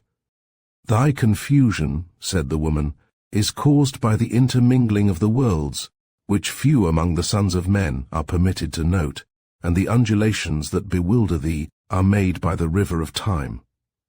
What thou seest is the passing of that which was into that which is, and of that which is into that which is to be. But rouse thy mind quickly, O my son, and betake thyself on the instant to a skilful interpreter of dreams, that the matter be resolved." "I hear and obey," said Abdullah, and he ran down the steps of his house into the street. As he passed through the door, Selim the courier called to him from the other side. "O thou that dwellest alone," cried Selim, "hast thou taken to thyself a wife? Has Zobaydah proved gracious?" "Nay, verily," answered Abdullah. "I have broken a vow, and Zobaydah rejecteth me utterly. And know, O Selim, that I am a man sore troubled with dreams in the night season, so that a spirit of amazement hath possessed me, and I discern not the light from the darkness, nor the shadow from the substance." "Thou tellest a strange thing," said Selim. "Nevertheless, I heard thee speaking scarce a moment gone with one on the roof." "My mother was come from the lower parts of the house to comfort me," said Abdullah, "and it was with her that I spake." "Verily thou art bewitched," answered the other. "More than 20 years have passed since thy mother entered into the mercy of God, and her body is dust within the tomb." Abdullah's answer was a piteous cry. He leaned for support against the wall of his house, spreading out his hands like one who would save himself from falling. "O Selim," he cried, "I am encompassed with forgetfulness, and my heart is eradicated within me. Said I not unto thee that I discern no more between the darkness and the light, between the shadow and the substance? But I swear to thee, by the beard of the prophet, that she with whom I spake was the mother who bore me." She stretched out her arms towards me and touched the mark on my forehead, and bade me hasten to the interpreter of dreams that the matter might be resolved. "It is a sign from Allah," said Selim, "and I doubt not that thou wilt die the death at the hand of the infidel and be received into paradise. For know that thou hast been called 2 days ago, and the sergeant is even now seeking for thee." "That also I had forgotten," said Abdullah. "I will hasten forthwith to the interpreter of dreams, and thereafter I will report me to the sergeant, and the rest shall be as Allah willeth." And Abdullah passed on his way to the interpreter of dreams. Suddenly he realized that his path was blocked by a crowd, and looking up he saw above him, on the other side of the street, the lattice of Zobaydah. "Verily," he thought, "I have made a long circuit, for this house lieth not in the way." Loud cries were coming from the house, mingled with curses and the sound of hands beaten against the wall. As soon as Abdullah appeared, one of the crowd called out towards the lattice, "O woman that cursest in the darkness, come now to the light, that we may hear thy maledictions more plainly, and be refreshed by the beauty of thy countenance. Lo, he who is thy enemy passeth even now beneath the window. Come forth then, and the sight of him shall be as a fire in thy bones, inspiring thy tongue to the invention of disastrous epithets and calamitous imprecations. And we, on our part, will hold him fast, even the accursed Abdullah, that he run not away till his destiny is pronounced and his doom completed." At this the lattice was burst open, and Zobeide, tearing aside her veil, displayed a countenance of wrath. Her hair was dishevelled, her cheeks were soiled with ashes and tears, her eyes were like coals of fire, and her voice hissed and rang like the sword of a slayer in the day of battle. "O Abdullah," she cried, "of a truth thou art the emperor of liars and the sultan of rogues. May the abaser of pride rub thy nose in the dust." "O my mistress," answered Abdullah, "impose upon thyself, I beseech thee, the obligation of good manners." "Dog and son of a dog," cried Zobeide, but Abdullah heard no more. A distant confusion of sounds had arisen. It drew nearer with amazing rapidity, and finally broke forth into the person of marching feet, the rumbling of wheels, and the booming of a drum. The houses melted away, the sound of Zobeide's voice grew fainter and fainter, and the knot of bystanders was gone. Abdullah sprang to attention and looked about him. He was in the main street of the city, and opposite was the house of the interpreter of dreams. Coming down the street was a regiment of Turkish infantry, with a battery of guns following behind, and a dim memory passed, like a swift shadow, over the mind of Abdullah. For an instant he was bemused, and one who passed by heard him muttering broken words. "The long way round," he murmured. "The lattice of Zobeide, a caravan of camels laden with sweetmeats, dog and the son of a dog." Then a wind passed over his face, and it seemed to him that he had been thinking foolishly. "Well for me," he replied, "that I went not round by the house of Zobeide, for the time is short and I too am called." And with that he crossed over, making haste that he might reach the other side before the marching column blocked the street. The house of the interpreter was built after the European fashion, and on the door was a large brass knocker after the manner of the Franks. Abdullah stretched forth his hand, and was about to raise the knocker when one plucked him by the sleeve. Turning round, he saw a man in the uniform of an officer of artillery. "Wherefore hast thou not reported thyself?" said the officer.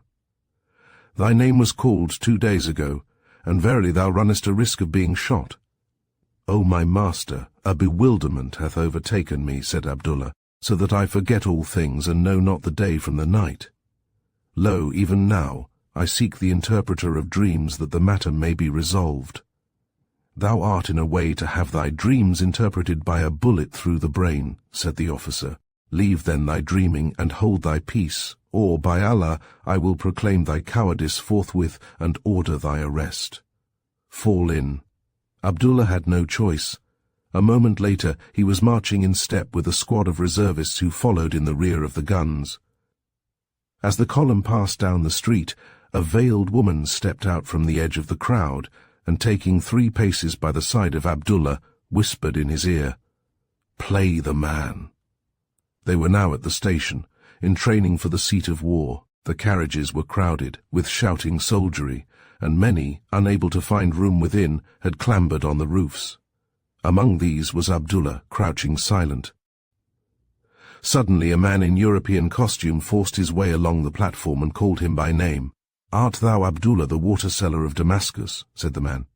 "I am he. Come down, then, that I may speak with thee, and hasten, for the time is short."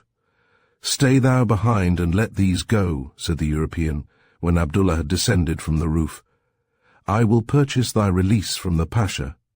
Nay, the matter is already arranged, and none of these will hinder thee if thou stayest." "And wherefore should I do this?" asked Abdullah. "For a weighty and good reason," said the European. "Know that the fame of thee has reached to London, to Paris, to New York. Thou art spoken of as one who hath a power upon thee which may aid in opening up the things that have been hidden from the foundation of the earth. And the probers of secrets have sent me that I may search thee out, and engage thee at a great salary, and take thee with me to the seats of the learned and the cities of the West." "Thou art in error," said Abdullah, "for power such as thou speakest of belongeth not to me. Of a truth, I am one who walketh in a great bewilderment, and the spirit of forgetfulness hath overpowered me. But withal, I am a common man, of whom Allah hath created millions. And it was but yesterday I was seeking the interpreter of dreams. that I might pay him the fee, and have the matter resolved. I am the interpreter of dreams whom thou soughtest, said the other, and I dwell in the house built in the European fashion, with the great knocker of brass, after the manner of the Franks. Thy name, said Abdullah. My name is Professor, but an escape of steam from the panting locomotive drowned the next word, and I am come from London to fetch thee. I go not with thee, said Abdullah, for thou seemest to be one whom the deluder of intelligence is leading astray. I have but dreams to tell thee, and if thou wantest dreams, hast thou none of thine own? Verily, a dream is but a little thing. Thou errest, shouted the other, for Abdullah had now climbed back onto the roof. A dream is a thing more wonderful than aught else the Creator hath appointed, and there is none among the sons of Adam who understandeth the coming and the going thereof. But if thou wilt come with me— The interpreter broke off in the middle of his sentence, for the train was moving out of the station, and he saw that Abdullah could no longer hear the words. The battery to which Abdullah was attached lay in a hollow to the rear of the main battle, awaiting orders to take up a position in the front. It was the first time he had been under fire. Dead bodies, horridly mangled, lay around, and a straggling throng of wounded men, some silent, some unmanned by agony, and all terrible to look upon, was passing by. As Abdullah saw these things, the fear of death grew strong within him. His body trembled, and his face was blanched. Seeing his state, his companions began to deride him.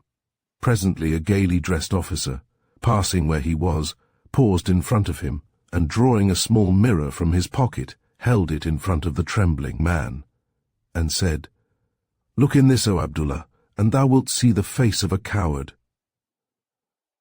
Abdullah looked in the mirror, and saw there the very face which had confronted him not long ago in the shop window of the Greek. The soldiers around him burst into a roar of laughter as Abdullah looked in the mirror, but he heard them not. He was busy in inward colloquy. O thou that tremblest in thy body, he was saying to himself, O Abdullah the coward, hearken unto me. Behold yon rider coming swiftly, and know, O thou craven carcase, that he bringeth the order to advance. Thinkest thou to stay behind, and then run away stealthily, and get thee back to thy water-selling in Damascus, and to thy dallyings with a woman? Yea, verily thou thinkest it, and even now contrivest within thyself how thou mayest steal away and not be seen. But know thou that I who speak to thee will suffer not thy cowardice. I will force thee presently to carry thy trembling limbs to yonder line, whence come these whom thou seest in their pain. Thither will I take thee, and I will hold thee fast in a place where death cometh to 4 of every 5. Not a step backward shalt thou go. Nay, rather, I will blow a flame through thy nostrils into the marrow of thy bones, driving thee forward, until I have thee firm in the very hottest of the fire. See, the signal rises. Hark, the trumpet sounds. Up then, thou quaking carrion, for thy hour is come. Well done. Those behind thee are taking note that thou tremblest no more. By Allah, I have conquered thee, and have thee utterly in my power. Every man was in his place. Abdullah, firm and ready, the rebuking voice now silent within him, sat on the leading gun-horse. The traces that bound it to the gun were already taut, and the whip hand of the driver was aloft in air. The word is given, the whips descend, and the whole thundering train of men and beasts, with Abdullah at its head, sweeps forward to the place of sacrifice. The battle was lost, and the long ridge on which Abdullah's battery had been posted was carpeted with dead and dying men. A pall of yellow smoke, broken from moment to moment by the flashes of exploding shrapnel, hung over the ridge, and a blazing house immediately behind the position shed a copper-coloured glare over the appalling scene. A cold and cursed rain was falling, and stricken men, in extremities of thirst, were lapping pools of water defiled with their own blood. Of the 12 guns that formed the battery, all were dismantled save one, and by this there stood a solitary man, the only upright figure from end to end of the ridge. It was Abdullah. For 5 hours he had done his duty untouched by shot, shell, or bayonet. He had continued the service of his gun till the last round of ammunition was expended, and when a cry arose among the survivors that they should save themselves. He had watched the last stragglers depart and refused to stir from his post, and now he stood inactive and motionless, alone in a copper-coloured wilderness of agony and death. Twice the enemy had attempted by desperate charges to storm the hill, and save for the lull in the artillery fire which preceded these attacks, the work of death had hardly ceased for a moment. Even now it still went on, slaying those who were half slain, unable to see clearly the state of things on the ridge or behind it, and unaware that the defence was totally annihilated. The enemy had hardly slackened his fire. Scores of shrapnel were bursting overhead, and the singing of the rifle bullets was like the hum of bees in swarming time. As the shells exploded and the pitiless missiles came thrashing down, Abdullah noticed how, after each explosion, some portion of the human carpet would toss and undulate for a moment, as though the wind had got under it, and then subside again into its place. The numbness and exhaustion of other faculties had liberated his powers of observation, and at that moment they were abnormally acute. Fear, even the memory of fear, had long departed, and of mental distress there was none, save a sense of immobility and powerlessness, such as a man may have in an ugly dream. Abdullah leaned on the wheel of the gun carriage, gazing on the scene around him as a spectacle to be studied, and he watched the shells bursting overhead with no more concern than he would have felt for a passing flight of birds.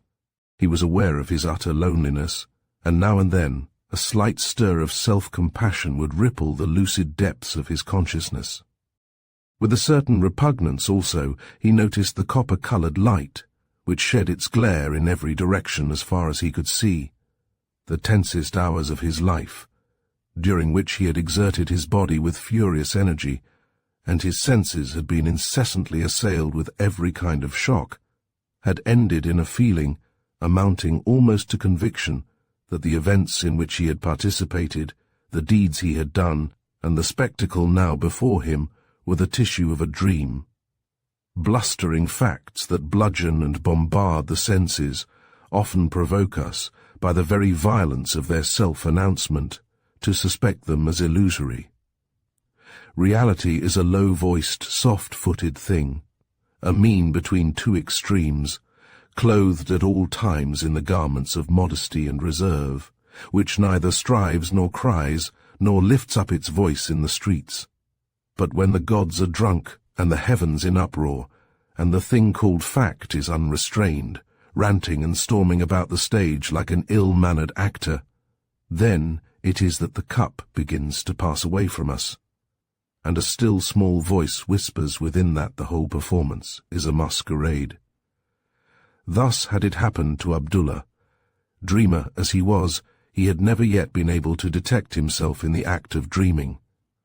But now the waking state was over wakeful, and at the very moment when each nerve in his body was strung to utmost tension, and the sense organs in full commission, and fact in its most brutal form thundering on the gates of his mind, there came to him a calm that was more than vacancy, a conviction that he was in the land of dreams, and a peaceful foreshadowing that he would soon awake. And yet, he thought, it is weary work, this waiting for the spell to break. Ha!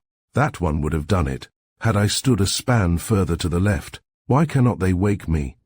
Are not 100 pieces of artillery sufficient to rouse one solitary man from his dreams? Stay. What if I am wakened already? And what if this be hell? If so, is it so much worse than earth? But please Allah that I stand not thus for all eternity, waiting for the dream to pass. Ah! I was hit that time, and he put his hand to the region of his heart. A mere graze. Perhaps the next will do better. Allah send me a thing to do. Ho, thou Selim, hast thou life in thee to stand upright and do a thing? I saw thee raise thyself a moment ago. If thou hast strength, bestir thyself a little, and thou and I will find another round, and fire a last shot before we pass. Selim the courier was lying behind the gun with a dozen others, dead or wounded to death. Abdullah had hardly finished speaking when a shrapnel burst over the heap, and Selim, who had been lying face downward on the top, flung himself round in the last agony. As the bullets struck, the whole heap seemed to disperse, the bodies spreading outward into a ring with a hollow space in the midst. Then Abdullah saw a thing that caused his heart to leap for joy. Lying in the hollow made by the dispersion of the bodies was a round of ammunition which some man had been carrying at the moment he was stricken down, and which had hitherto been covered up by the dead.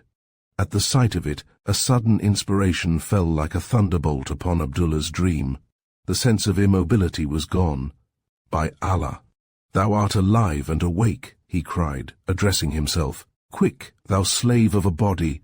Thou hast yet strength in thee to open the breech-piece of the gun, and the cartridge is not so heavy but that these arms can lift it. Up then, and act!" He sprang forward. Quick as thought, he seized the cartridge and carried his burden back to the gun. Then he stretched forth his hand to grasp the lever which controlled the mechanism of the breech. But before his fingers closed on the metal, he paused for the briefest instant to look around him. In one glance he took in the whole scene in all its extent and detail. The long ridge under the copper-coloured light, the carpet of moaning or silent forms, the dead body of Selim, the dismantled guns, the valley below, the enemy's position on the further side, and the red spurts of flame from his artillery. He noted also that the rain had ceased and the setting sun had broken through the cloud. Then, on a sudden, the vast view seemed to fall away into an immeasurable distance, and, as a landscape contracts when seen from the wrong end of the telescope, drew inwards from its edges with incredible rapidity, until it occupied no more space than is enclosed by the circumference of the smallest coin. And in the same flash of time it was gone altogether. As it went, Abdullah felt his fingers close on the cold metal. They closed on the metal, and Abdullah saw without the least surprise that the thing he held in his hand was the knocker of brass on the door of the interpreter of dreams. He knew no shock, asked himself no questions, perceived no breach of continuity. He lifted the knocker, and its fall sounded in the street of Damascus at the very instant that the boom of the bursting shell, which had blown the water cellar to fragments, was reverberating over Chatalia. Abdullah knocked. As he waited for the door to open, he looked up and down the street. He had arrived in Damascus overnight, and his surroundings were yet strange to him. Nevertheless, as he continued to look at the houses and the passers-by, a suspicion crossed his mind that he had been in this place before. "Perhaps I have dreamed of such a place," he thought, "but surely the face of yonder man is familiar. Where did I see one like him? In Paris? In London? Ho thou, with the courier's badge on thine arm. A word with thee." The man paused at the doorstep, and Abdullah looked him full in the face. Instantly his mind became confused, his tongue began to stammer, and he heard himself speaking of he knew not what. "Hast thou life in thee?" he said. "If so, bestir thyself and thou and I." But the words broke off, and Abdullah stood mouthing. "Thou babblest like one intoxicated," said the man. "May Allah preserve thy wits." And he passed on. The door opened, and Abdullah's mind became clear. A moment later he stood in the presence of the interpreter of dreams. "Who art thou?" said the interpreter, "and what is the occasion of thy coming?" "I am a Cairene," said Abdullah, "born of Syrian parentage in this city, but taken hence when I was an infant of 5 years. I am come to Damascus for a purpose which thou and I have in common. I too am a student of dreams." "Of which kind?" asked the interpreter. "For know that dreams are of 2 kinds, dreams of the worlds that were, and dreams of the worlds that are to be. Of which hast thou knowledge?" "Of a world that was," said Abdullah. "Thou hast chosen a thankless study," answered the other. "Few will trust thy discoveries. For 1,000 who will believe thee if thou teachest of a world that is to be, there is scarce one who will listen if thou speakest of a world that was. But tell me thy history, and name thy qualifications." "I have been educated in the universities of the West," said Abdullah, "and there I sat, at the feet of one who taught me a doctrine which he had learnt from a master of the ancient time. And the doctrine was this, that worlds without end lie enfolded one within the other like the petals of a rose, and the next world, after differs from the next world, before no more than a full water-skin differs from itself when 2 drops of water have fallen from its mouth. The world, taught the master, is a memory and a dream, and at every stage of its existence it beholds the image of its past, and the fainter image of its future reflected as in a glass. And why makest thou the world that was before of more account than the world that comes after? I said not that I made it of more account, answered Abdullah, but that my knowledge was of this rather than of that. But know that I am a dreamer of dreams, and it is the world before that my dreams have revealed to me. Tell me thy dreams. It is of them that I came to speak with thee. There is one dream that ever recurreth both in the day and the night. 70 times 7 have I seen a frayed water-skin, having a hole in a certain part, no larger than an olive stone. That is a small matter, said the interpreter, and such things concern us not. But I suspect that thou art not at the end of thy story, for verily thou hast not travelled from the cities of the west to speak of a thing so slight. Say therefore what has brought thee to Damascus. That also I would tell thee, for it is a matter to be pondered. Thou art of the wise, and knowest therefore that there is a virtue in places and a power in localities. In one, the light of the soul is extinguished, in another, it is kindled, in one, the reason dies, in another, the half-thought becomes a whole, and the doctrine that is dimly apprehended becomes clear. Now, being in the city of Paris, I conversed with one of the French who had visited the holy places of his religion, where he had meditated in solitude and seen visions and dreamed dreams, and I told him that I had a doctrine newly born, half-grown. "O Abdullah," he said, "there is a virtue in places and a power in localities. Go thou therefore to the city of Damascus, for that is a place where, in days that are gone, the half-thought became a whole, and the doctrine dimly apprehended became clear. Put thyself on the way to Damascus and await the issue." At these words the interpreter rose from his seat and paced the room in thought. "The man of whom thou speakest," he said at length, "is known to me, and many are they whom he has guided to this place. Rightly sayest thou that there is a virtue in places and a power in localities. And here the power still lingers which the world lost when mankind took to babbling. Thy reason for coming hither is mine also. Seest thou not that I have made my dwelling in the street that is called Straight?" "I see and understand," said Abdullah. There was another pause, and again the interpreter paced the room. Then he resumed, "Between thee and me there is need of little speech to attain a comprehension, and the short sentence meaneth more than the long explanation. Nevertheless, I would fain hear the rest of thy story. Proceed then, and tell me of the dreams that came to thee on the way to Damascus." "On the way itself," said Abdullah, "there came no dreams. But this very day I sat by the bank of the river full of thought, and methinks sleep overpowered me, though I know not. And there came a poor man carrying a water-skin, and I, looking upon him, saw that his face was like unto mine own, but marred by his toil and his poverty. And the man sat himself down, leaning against a palm tree on the side away from the sun, and slept. Then I arose and stood before him, and expounded to him my doctrine, and he seemed as one that saw and heard, though asleep. And when his eyes were opened, he saw me no more, but took up his water-skin and filled it at the river, making mention of the name of God. I followed him into the city, and saw one thrust him against the wall, so that his water-skin was frayed.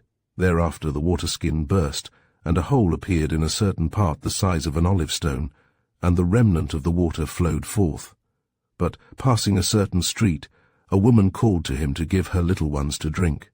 And I, being hard by, and seeming to know the woman, whispered to the man that he should pass his hands craftily over the skin, if peradventure a drop remained to moisten the lips of them that cried out for the thirst. But none remained, and the man went on his way sorrowing. Then I lost him for a while, but as night fell I found him again, standing in front of a glass window and meditating a thing that was dishonest. And the man looking through the window saw me standing among the goods that were in the shop. Whereupon he changed his design and ran away. I wandered through the streets of the city, and passing by a certain house, A frivolous woman looked out from a lattice and reviled me. I understood not the things that she spake, and having answered the woman I departed.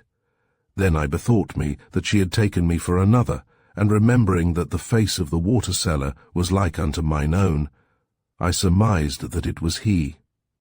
Suddenly, I know not how, I found myself in a place of battle, armed like the rest, and turning aside I saw, standing among the harnessed horses of a gun team, the man whose water-selling I had watched in the city. And the spirit of fear was upon him. His countenance was blanched, and his body all a-quake. And I, ashamed that one who bore my own semblance should stand disgraced among his fellows, rebuked him for his cowardice, and methought I blew a fire through his nostrils into the marrow of his bones. Then the man took courage, and mounting his horse with alacrity, went forward with the bravest to the place of death. Thereafter I saw him no more, but this very hour, even as I lifted thy knocker of brass, a great light shone round about me, a sound of thunder shook the air, and a voice said, Lo, thy broken water-skin is mended and full of water. Go forth, therefore, and give to them that are athirst. Whereupon it seemed to me that the half-thought became a whole, and the doctrine that was dimly apprehended grew clear. And now I am a man prepared to go forward, even as he was, into whom I blew the breath of courage on the field of death. A thing that was holding me back is gone from me, and lo, I am free. Perchance one has ministered unto thee, even as thou didst minister to that other, in the hour when he was afraid, said the interpreter. That may be, said Abdullah, but did I not tell thee that as yet I have no knowledge of the world that will be? The knowledge awaits thee, and will begin from this hour, said the interpreter. Most assuredly that which thou tellest is an image of the world that was, and he that dreameth of the one world dreameth also in due season of the other. But hearken now while I put thee to the question, and if thou answerest according to thy doctrine, peradventure the interpretation of thy vision will appear in the issue. Say on, said Abdullah. This then is the question. Thinkest thou, O dreamer, that when a man dies and enters paradise, he knows of his condition, as who should say, Lo, I am now a disembodied spirit, having just passed through the article of death, and these before me are the gates of heaven, and yonder shining thing is the throne of God? Nay, verily, said Abdullah, in this and in every world the throne of God is revealed after one and the same manner, and never shall it be seen in any world, save by such as follow there the loyal path whereby it is found in this. And he who beholdeth not the gates of paradise in the world where he is, will look for them in vain in the world where he is to be. Art thou willing to think, then, that thou and I are in paradise even at this hour? Thou hintest at the doctrine that has been revealed to me, said the other. It may be even as thou sayest, for certain am I that thou and I have died many deaths, and as there is another world in respect of this, so is this world another in respect of them that went before. Great is the error which deemeth that the number of the worlds is but two, and that death, therefore, cometh once only to a man, when he passeth from the first to the second. Of death, as of life, the kinds are innumerable, and of these, that which destroyeth the body at the end is only one, and perhaps not the chief. Whatsoever changeth into its contrary must needs die in the act, so that except one die, grief cannot pass into joy, nor darkness into light, nor evil into good, neither can the lost be found, nor the sleeper awake. Wherefore it may be that thou and I are in paradise even now. Thou speakest to the question, said the interpreter. Some there are, as thou sayest, who, being in paradise already, will still be asking whether paradise awaits them. And if the enlightened go thus astray, how much deeper is the ignorance of the darkened? For in no place, O Abdullah, is hell more doubted of than in hell itself. I have lived in the cities of the West, and have observed that very thing, said Abdullah. Many a damned soul have I heard making boast of his good estate, and many a doubt of judgment shouted forth from the very flames of the pit. For how shall a man know when he is now dead and come to judgment? Doth he live in his dying, and taking note of his last breath, say within himself, Lo, now I am dead? And if he know not the single occasion of his dying, how should he remember, even though death worketh upon him daily, and passeth over him 1,000 times? Death and forgetting are one, said the interpreter, and the memory of dying perisheth like a dream. But some there are to whom Allah hath appointed a station at the place of passage, and set as watchmen at the intermingling of the worlds. These pass to and fro over the bridges, gathering tidings from forgotten realms, and much of majesty and worth that escapeth the common sort is apparent unto them. And of such, O Abdullah, thy dreams declare thee to be one. Hast thou no further interpretation? Asked Abdullah. Hark, said the other, the full interpretation cometh even now. And, as he spoke, the brass knocker sounded on the door. Thus endeth the hole in the water skin. Chapter 9. Dr. Pycraft clears his mind. Throughout the whole of this long prelection, Dr. Phippeny Pycraft had scarcely moved a muscle, listening with ever deeper attention as the story went on. Once only had he interrupted the reader. You are coming now, he had said, to the deleted passage about dual personality. Don't forget to read it. Pardon me, said the young man, I passed that point some minutes since. The writer had penciled against the passage, omit, spoils the unity. So, from respect to his wishes, I left it out. It was well done, Pycraft had answered. Unity is all important. Proceed. And now, the reading being over, the two men sat for several minutes facing one another in silence. Presently the reader said, Well, have you identified the author? I have, said Pycraft. The tale is a reminiscence of some old speculations of mine. I wrote every word of it myself, and I finished it last night. How came you to think that it was written by somebody else? That is what puzzles me. But I can give a partial explanation. Last night, after finishing the tale, I had a dream which was extremely vivid, though I find it impossible now to recall the details. I dreamt that I was writing a story under the title of Dual Personality, something about a gamekeeper and two young lords who interchanged their characters. It was a sort of nightmare, partly accounted for by the fact that my health, until today, has been indifferent. When you came in this morning, the influence of the dream lingered in sufficient strength to make me think I had actually written the story dreamed about, and not the one you have just read out. It was an illusion. Illusion is an integral part of reality, said the young man. Is that an original remark? Asked Pycraft. Somehow I seem to remember having heard it before. It is a quotation, answered the other. I am in the habit of using it for the enlightenment of newcomers. Newcomers! Exclaimed Pycraft. My dear fellow, do you know that my brass plate has been on this house for over 10 years? It is you who are the newcomer, not I. The young man smiled. It has been on this house much longer than that, but you are a newcomer all the same, said he. I don't catch your drift, said Pycraft. What do you mean? It takes time to answer that, said the other. Be content to learn gradually. There's something strange about all this, said Pycraft, which I should like to clear up at once. I don't seem to know exactly where I am. Do you mind shaking me? For I'm half inclined to think that I'm fast asleep and dreaming, like Abdullah in the story. You were never so wide awake in your life.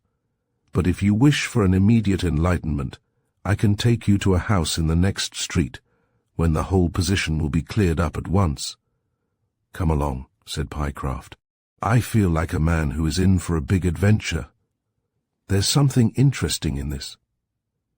As they passed down the street, Pycraft said, Would you mind telling me, as we walk along, what you think of the story you read just now?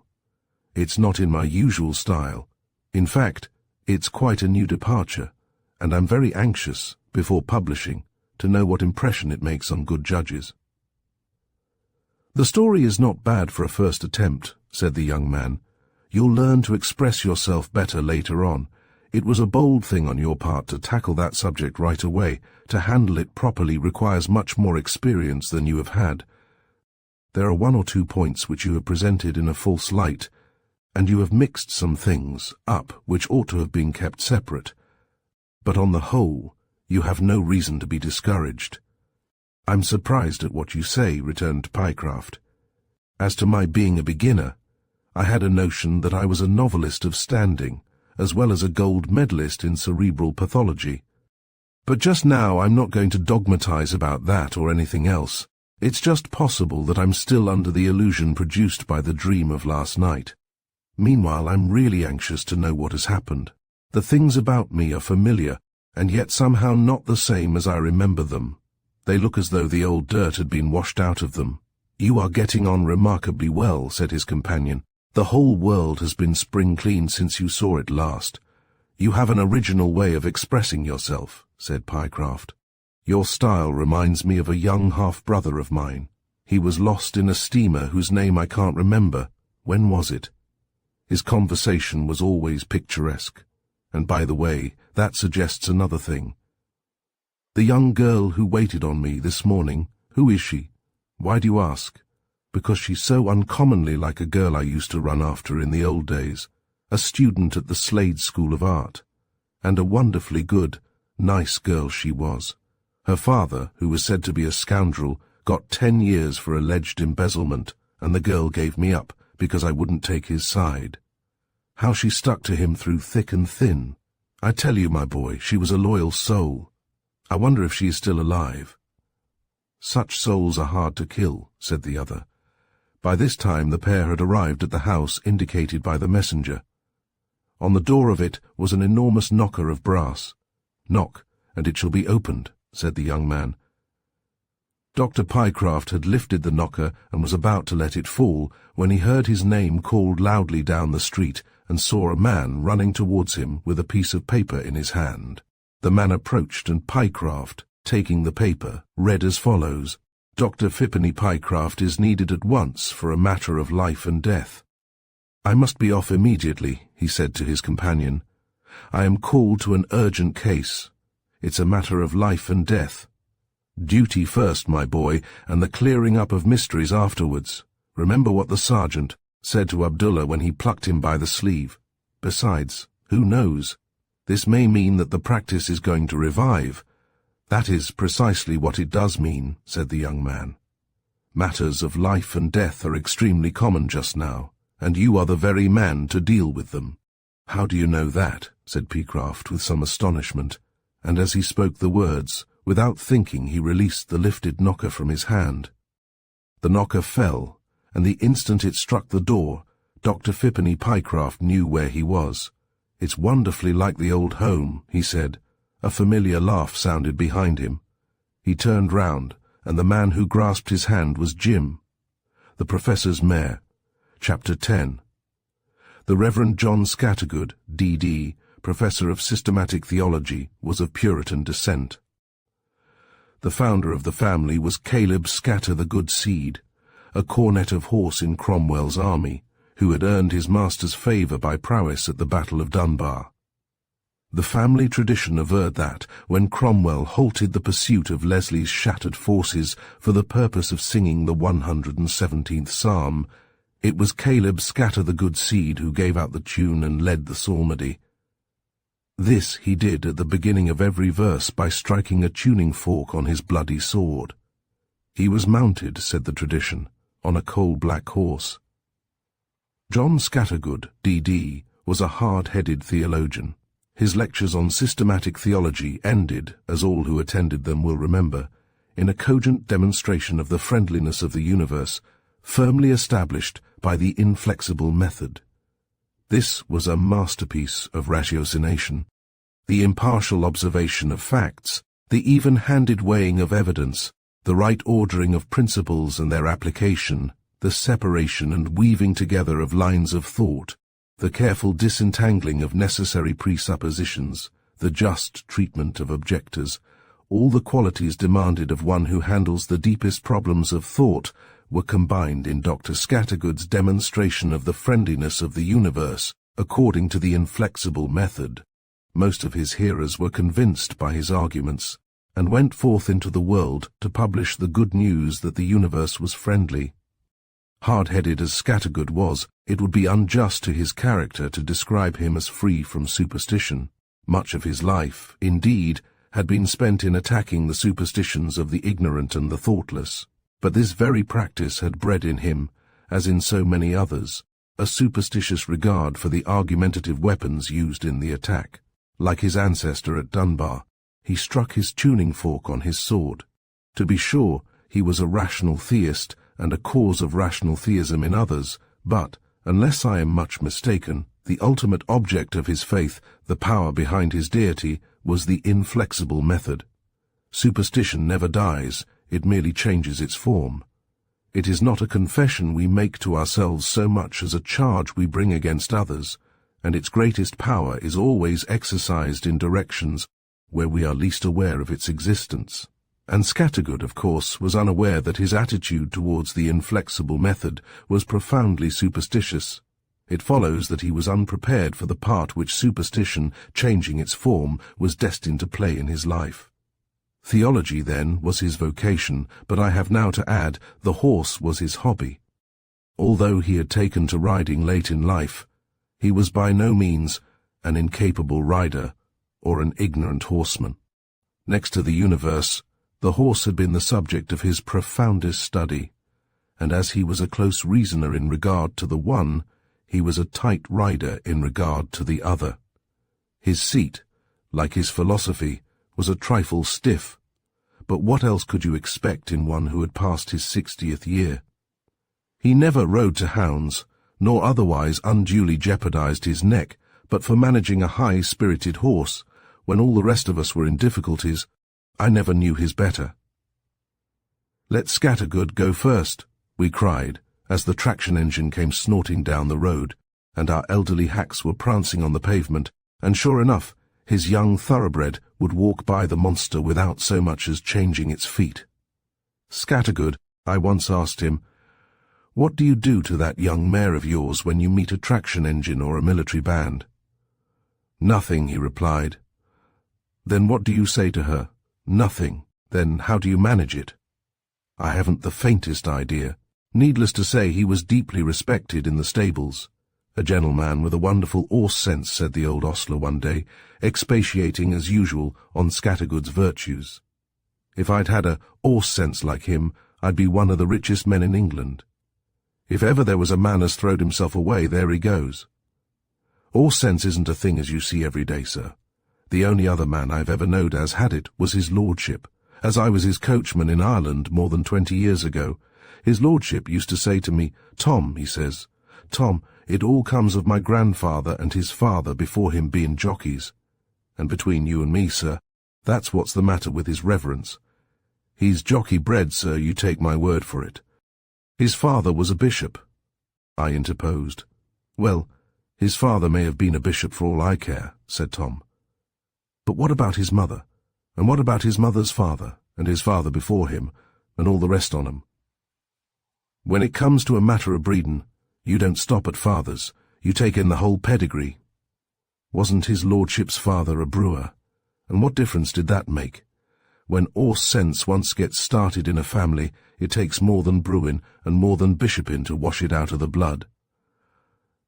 "I've heard that gypsies have the same gift," I said.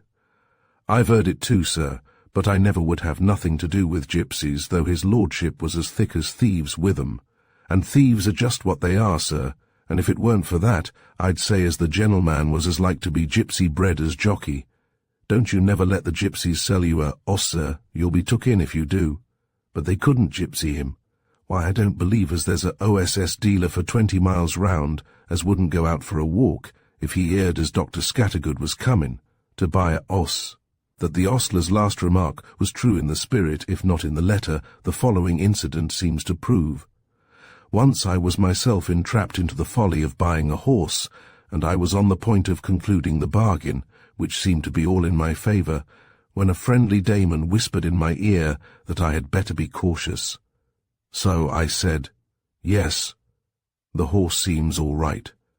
But before coming to a final decision, I'll bring Dr. Scattergood round to have a look at him." And the dealer presently abated his price by £20, on the understanding that there interferin' Scattergood. as had already done him more bad turns than one, was not allowed to poke his nose into business which was none of his. "Pretty good," said the professor when I showed him my purchase. "Pretty good. But I think I could have saved you another £10 had you taken the trouble to consult me." He kept but one horse, and it was observed, as a strange thing in a lover of horses, that he never kept that one for long. He was constantly changing his mount.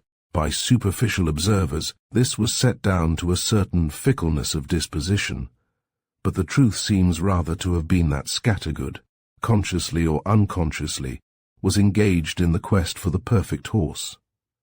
No man knew better than he what equine perfection involved, and none was ever more painfully sensitive to the slightest deviation from the absolute ideal.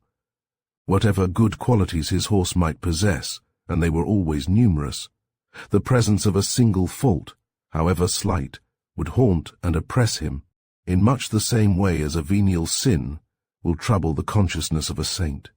I remember one beautiful animal in which the severest judges could find no defect, save that it had half a dozen miscoloured hairs hidden away on one of its hind legs.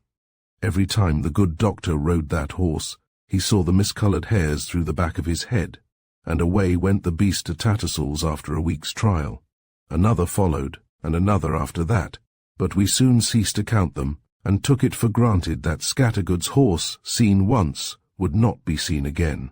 So it went on, until in the fullness of time there appeared a horse, or more strictly a mare, which did not depart as swiftly as it came. Whatever perfection may be in other realms, perfection in horses seems after all to be a relative thing, for though Dr. Scattergood himself regarded this one as perfect, I doubt if he could have found a single soul in the wide world to agree with him. To be sure, she was beautiful enough to cause a flutter of excitement as she passed down the street, but a beast of more dangerous mettle never pranced on 2 feet or kicked out with one. She was the terror of every stable she entered, and it was only by continual largesse on the part of Scattergood that any groom could be induced to feed or tend her.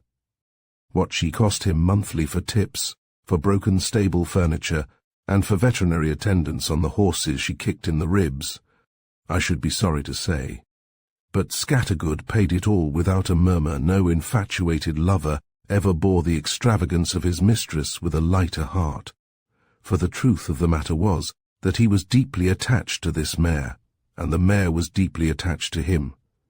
Why the mare was fond of Scattergood is a problem requiring for its solution more horse sense than most of us possess, so we had better leave it alone. But Scattergood's reason for being fond of the mare can be stated in a sentence. She reminded him, constantly and vividly, of Ethelberta. Her high spirits, her dash, her unexpectedness, her brilliant eyes, her gait, and especially the carriage of her head, were a far truer likeness of Ethelberta than was the faded photograph, or even the miniature set in gold, which the Reverend Professor kept locked in his secret drawer. Now Ethelberta was the name of the lady whom Scattergood wished he had married. For 35 years he had never ceased wishing he had married her, and not someone else. Someone else. Aye, there was the rub. The lawful Mrs. Scattergood was not a person whose portrait I should care to draw in much detail. Can you imagine a harder lot than that of a world-famous systematic theologian, publicly pledged to maintain the friendliness of the universe, but privately consumed with anxiety lest on returning home Horresco referens? He should find a heavy-featured, blear-eyed, irredeemable woman, the woman who called herself his wife, narcotized on the drawing-room sofa with an empty bottle of chloral at her side. That was the lot of John Scattergood, D.D., and he bore it like a man, keeping up a pathetic show of devotion to his intolerable wife and concealing his personal misery from the world with an ingenuity only equal to that with which he published abroad the friendliness of the universe. To be sure, he had long abandoned the quest for happiness as a thing unworthy of a systematic theologian. What else indeed could he do? Still, it was hardly possible to avoid reflecting that he would have been happier if he had married Ethelberta. Each day something happened to convince him that he would. For example, his first duty every morning, before settling down to work, was to make a tour of the house, sometimes in the company of a trusted domestic, hunting for a concealed bottle of morphia, and when at last the servant, with her arm under a mattress, said, "I've got it, sir," he could not help reflecting that the burden of life would have been lighter had he married the high-souled Ethelberta. And with the thought, a cloud seemed to pass between John Scattergood and the sun. He would often say to himself that he wished he could forget Ethelberta, but in point of fact, he wished nothing of the kind. He secretly cherished her memory, and the efforts he made to banish her from his thoughts only served to incorporate her more completely with the atmosphere of his life. All through life, John Scattergood had been a deeply conscientious man, but conscience, or rather something that called itself conscience, but was in reality nothing of the kind, which had served him so well in other respects, had been his undoing in the matter of Ethelberta. At the age of 25, he was not aware that a man's evil genius, bent on doing its victim the deadliest turn, will often disguise itself in the robes of his heavenly guide. Later on in life he learned to penetrate these disguises, but at 25 he was at their mercy. He was, as we have seen, of Puritan descent.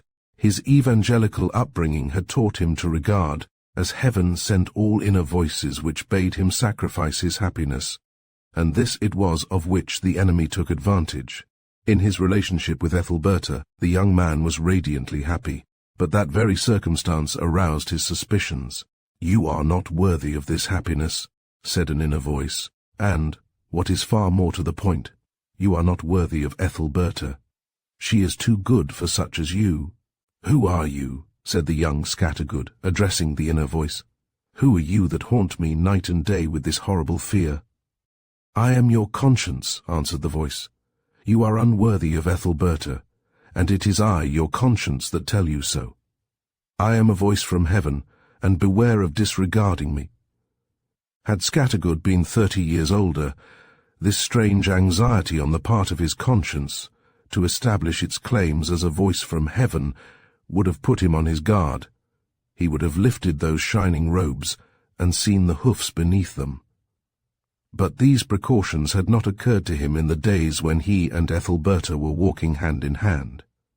So he listened to that inner voice with awe. He listened until its lying words became an obsession, until they darkened his mind, until they drowned the voices of love, and began to find utterance in his manners, and even in his speech with Ethelberta. She, on her part, did not understand. What woman ever could or would? And a cloud came between them. "The cloud is from heaven," said the inner voice. "I have sent it. Let it grow. You are not good enough for Ethelberta, and it will be a sin to link your life with hers." So the cloud grew, till one day a woman's wrath shot out of it. There was an explosion, a quarrel, a breach, and the two parted, never to meet again. "You have done your duty," said the false conscience. "You have dealt me a mortal hurt," said the soul. But Scattergood was still convinced that he was not good enough for Ethelberta. Within a year or two the usual results had followed. Scattergood married a woman who was not good enough for him, and that other man, who had been watching his opportunity, like a wolf around the sheepfold, married Ethelberta.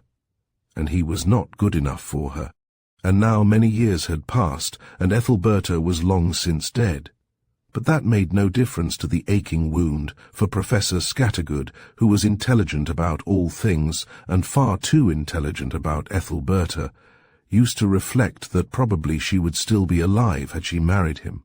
"They went to Naples for their honeymoon," he would say aloud, for he was in the habit of talking to himself. "They went to Naples for their honeymoon. There she caught typhoid fever, and died 6 weeks after her marriage. But things would have happened differently had she married me. We were not going to Naples for the honeymoon. We were going to Switzerland. We settled it that night after the dance at Lady Brown's, the night I first told her I was not worthy of her. Fool that I was, such were the meditations of Professor John Scattergood, D.D., as he trotted under the hedgerow elms and heard the patter of his horse's hoofs falling softly on the withered leaves. Thus we can understand how it came to pass that Dr. Scattergood's imagination was abnormally sensitive to anything which could remind him of Ethelberta, and I have no doubt that his peculiar horse sense was also involved in the particular reminder with which we have now to deal. Certain it is that he discerned the resemblance to Ethelberta the moment he cast eyes upon his mare. He was standing in the dealer's yard, and the dealer was leading the animal out of the stable. Suddenly catching sight of the strange black-coated figure, she stopped abruptly, lowered her head, curved her neck, and looked Scattergood straight between the eyes. For a moment he was paralyzed with astonishment and thought he was dreaming. The movement, the attitude, the look were all Ethelberta's. Exactly thus had she stopped abruptly, lowered her head, curved her neck, and looked him in the face when 35 years ago he had been introduced to her at an embassy ball in Vienna. A vision swept over his inner eye. He saw bright uniforms, heard music, felt the presence of a crowd, and so completely was the actuality of things blotted out that he made a low reverence to the animal, as though he were being introduced to some high-born dame. The dealer noticed the movement and wondered what new hanky-panky old Scattergood was trying on the mare. "Now, that's a mare I raised myself," said the dealer. "I've watched her every day since she was foaled, and I'll undertake to say as there isn't another like her in the wide world. I know there isn't," said Scattergood, cutting him short. Then, suddenly, "What's her name?" "Meg," replied the dealer, who was expecting a very different question. "Meg, Meg," said the doctor. "Why, it ought to be. Well, never mind, Meg will do. So you bred her yourself? Will you swear you didn't steal her?" This was too much even for a horse dealer. "We're not a firm of horse thieves," he said, and he was preparing to lead her back into the stable. "I'm only joking," said Scattergood in a tremulous voice which belied him. "She's the living likeness of one I remember years ago, one that was stolen. Come, bring her back. I'm ready to buy that mare at her full value." "And what may that be?" replied the dealer, glad that the enemy had made the first move. 120. The dealer was astonished, for his customer had offered the exact sum at which he hoped to sell the mare. For a moment he thought of standing out for 150, but he knew it was useless to bargain with Scattergood, so he said, "It's giving her away, sir, at 120. But for the sake of quick business, and you being a gentleman as knows a horse when you sees one, I'll take you at your own figure." "Done," said Scattergood. "I'll send you a cheque round in 10 minutes." And without another word he walked out of the yard. He had found the perfect horse. The dealer stood dumbfounded, halter in hand. He was unconscious that Meg had already caught his shirt-sleeve between her teeth. Could that retreating figure be the wary Scattergood? Scattergood of the 1,000 awkward questions, Scattergood the terror of every horse-dealer in the countryside. Never before had he found so prompt, so reckless a customer. Were his eyes deceiving him? Was it a dream? A violent jerk on his right arm, and the simultaneous sound of tearing linen recalled him to himself. "You she-devil," he said, "I'll take the skin off you for this, but I hope the old gentleman's well insured." Meanwhile the professor was walking home in a state of profound mental perturbation. Visions of the embassy ball in Vienna, Buddhist theories of reincarnation, problems of animal psychology, doubts as to the validity of the inflexible method, vague and nameless feelings that accompanied the disappearance of his horse sense, a yet vaguer joy as of one who has found something precious which he had lost, and beneath all the ever-present, subconscious fear that he would find his wife narcotized on the drawing-room sofa, were buzzing and dancing through his mind. "It's the likeness that puzzles me," he began to reflect, "a universal resemblance borne by particulars not one of which is really like the original, quite unmistakable, and yet quite unthinkable, an indubitable fact, and yet a fact which no one who has not seen could ever be induced to believe. Had anyone half an hour earlier propounded the statement that a woman could bear a closer resemblance to a horse than to her own portrait, he would have treated the proposition as one which no amount of evidence could make good. So far from the evidence proving the proposition true, he would have said, it is the proposition which proves the evidence false. Otherwise, what is the use of the inflexible method? But now the thing was flashed on him with the brightness of authentic revelation, and there was no gainsaying its truth. Not once during the 35 years of his mourning for Ethelberta had anything happened to bring her so vividly to mind, not even among the dreams that haunt the borderland of sleep and waking, no, nor even when he listened to the great singer whose voice had pierced his heart with the sad and angry music of Heine's bitterest song. Professor Scattergood was a firm believer in the efficacy of a priori thought, but though by means of it he had excogitated a system in which the plan of an entire universe was sufficiently laid down, there was not one of his principles, either primary or secondary, which could have built a niche for the experience he had just undergone in the horse-dealer's yard. As he neared his doorstep, the confusion of his mind suddenly ranged itself into form and gave birth to an articulate thought. "I'm sure," he said to himself, drawing his latch-key out of his pocket and inserting it in the keyhole, "I'm sure that Ethelberta is not far off. Yes, as sure as I am of anything in this world." Chapter 11. The horse sense, which gave Professor Scattergood his reputation in the stables, was always accompanied by a well-marked physical sensation. To wit, a continuous tingling at the back of the head, seemingly located at an exact spot in the cortex of the brain. So long as the back of his head was tingling, every horse was completely at Scattergood's mercy. He could do with it whatever he willed, but I have it on his own authority that at the moment he cast eyes on his new mare, the sensation suddenly ceased, and his horse sense deserted him.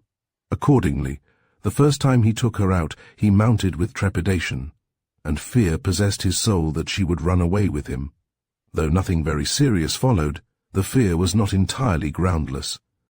His daily ride, which usually occupied exactly 2 hours and 5 minutes, was accomplished on this occasion in 1 hour and 20, and for a week afterwards the professor's man rubbed liniment into his back 3 times a day. On the second occasion he had the ill luck to encounter the local hunt in full career, a thing he would have minded not the least under ordinary circumstances, but extremely disconcerting at a moment when his horse sense happened to be in abeyance. Before he had time to take in the situation, Meg joined the rushing tide, and for the next 40 minutes the field was led by the first systematic theologian in Europe, who had given himself up for lost and was preparing for death, and killed he probably would have been but for 2 things. The first was the fine qualities of his mount, and the second was a literary reminiscence which enabled him to retain his presence of mind. Even in these desperate circumstances, the professor's habit of talking to himself remained in force. A friend of mine who was riding close behind him told me that he distinctly heard Scattergood repeating the lines of the Odyssey which tell how Ulysses, on the point of suffocation in the depths of the sea, kept his wits about him and made a spring for his raft the instant he rose to the surface. Again and again, as the professor raced across the open, did he repeat those lines to himself, and whenever a dangerous fence or ditch came in sight, he would break off in the middle of the Greek and cry aloud in English, "Now, John Scattergood, prepare for death and sit well back," resuming the Greek the moment he was safely landed on the other side, and thus proving once more that the blood of the Ironsides still ran in his veins. Said a farmer to me one day, "Who's that gentleman as has just gone up the lane on the chestnut mare?" "That," said I, "is Professor Scattergood, one of our greatest men." Said the farmer, "I reckon he's a clergyman, to judge by his clothes." "He is. Well, he's a queer 'un for a clergyman, danged if he isn't. He's allus talking aloud to himself. And what do you think I hear him say when he come through last Thursday? 'John Scattergood,' says he, 'you were a damned fool.' Yes, there's no other word for it, John, you were a damned fool." "That," I said, "is language which no clergyman ought to use, not even when he is talking to himself. But perhaps the words were not his own.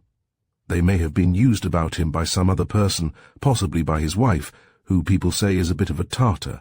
In that case he would be just repeating them to himself, by way of refreshing his memory." The farmer laughed at this explanation. "I see you're a gentleman with a kind art," said he, "but a man with a swearing wife don't ride about the country lanes refreshing his memory in that way.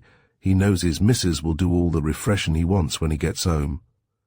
No, you'll never persuade me as them words weren't the gentleman's own. From the way he said 'em you could see as they tasted good. Why, he said 'em just like this." And the farmer repeated the objectionable language with a voice and manner that entirely disposed of my charitable theory. He then added, "Clergyman or no clergyman, I'll say one thing for him. He rides a good OSS. I'll bet you 5 to 1 as that chestnut mare cost him 120 guineas if she cost him a penny." From the tone in which the farmer said this, I gathered that a gentleman whose OOSS cost him 120 guineas was entitled to use any language he liked, and that my explanation, therefore, even if true, was superfluous. What did the professor mean by apostrophizing himself in the strong language overheard by the farmer? The exegesis of the passage, it must be confessed, is obscure, and, not unnaturally, there is a division of opinion among the higher critics. Some, of whom I am one, argue that the words refer to a long-past error of judgment in the professor's life, more precisely, to the loss of Ethelberta. Others maintain that this theory is far-fetched and fanciful. The professor, they say, was plainly cursing himself for the purchase of Meg. For, is there not reason to believe that at the very moment when the obnoxious words were uttered he was again in trouble with the mare, and therefore in a state of mind likely to issue in the employment of this very expression? Now, although I have always held the first of these two theories, I must hasten to concede the last point in the argument of the other side. It is a fact that at the very moment when the professor cursed himself for a fool, he was again in trouble with Meg. On previous occasions her faults had been those of excess, but today she was erring by defect. Instead of going too fast, she was going too slow, and occasionally refusing to go at all. She would neither canter nor trot. It was with difficulty that she could be induced to walk, and then only at a snail's pace. Apparently she wanted to fly, in consequence of which the professor's daily ride promised to occupy at least 3 hours, thereby causing him to be 25 minutes late for his afternoon lecture. Meg's behaviour that day had been irritating to the last degree. She began by insisting on the wrong side of the road, and before Professor Scattergood could emerge from the traffic of the town, he had been threatened with legal proceedings by 2 policemen and cursed by several drivers of wheeled vehicles. Arrived in the open country, Meg spent her time in examining the fields on either side of the road. In the hope apparently of again discovering the hunt, she would dart down every lane and through every open gate, and now and then would stop dead and gaze at the scenery in the most provoking manner. Coming to a blacksmith's shop with which she was acquainted, a desire for new shoes possessed her feminine soul, and suddenly whisking round through the door of the shoeing shed, she knocked off the professor's hat and almost decapitated him against the lintel. The professor had not recovered from the shock of this incident when a black Berkshire pig that was being driven to market came in sight round a turn of the road. Meg, as became a high-bred horse, positively refused to pass the unclean thing, or even to come within 20 yards of it. She snorted and pranced, reared and curveted, and was about to make a bolt for home when the pig driver, who had considerately driven his charge into a field where it was out of sight, seized Meg's bridle and led her beyond the dangerous pass. "Meg, Meg," said the professor, as soon as they were alone and order had been restored. "Meg, Meg, this will never do. You and I will have to part company. I don't mind your looking like Ethelberta, but I can't allow you to act as she did. To be sure, Ethelberta broke my heart 35 years ago, but that is no reason why I should suffer you to break my neck today. We'll go home, Meg, and I'll take an early opportunity of breaking off the engagement, just as I broke it off with Ethelberta, though, between you and me, Meg, I was a damned fool for doing it." Professor Scattergood spoke these words in a low, soft, musical voice, the voice he always used when talking to horses or to himself about Ethelberta. Even the obnoxious adjective was pronounced by the professor with that tenderness of intonation which only a horse or a woman can fully understand. And here I must explain that this particular tone came to him naturally in these two connections only. In all others his voice was high-pitched, hard, and a trifle forced. Years of lecturing on systematic theology had considerably damaged his vocal apparatus. He had developed a throat clutch. He had a distressing habit of ending all his sentences on the rising inflection, and whenever he was the least excited in argument he had a tendency to scream. It was in this voice that he addressed his class, but whenever he happened to be talking to horses or to himself about Ethelberta, and you might catch him doing so almost any time when he was alone, you would hear something akin to music, and would reflect what a pity it was that Professor Scattergood had never learned to sing. It was, I say, in this low, soft, musical voice that he addressed his mare, perhaps with some exceptional sadness, on the day when, sorely tried by her bad behavior, he had come to the conclusion that the engagement must be broken off. And now I must once more risk my reputation for veracity, and if the pinch comes and I have to defend myself from the charge of lying, I shall appeal for confirmation to my old friend the ostler, who knows a great deal about osses and believes my story through and through. What happened was this.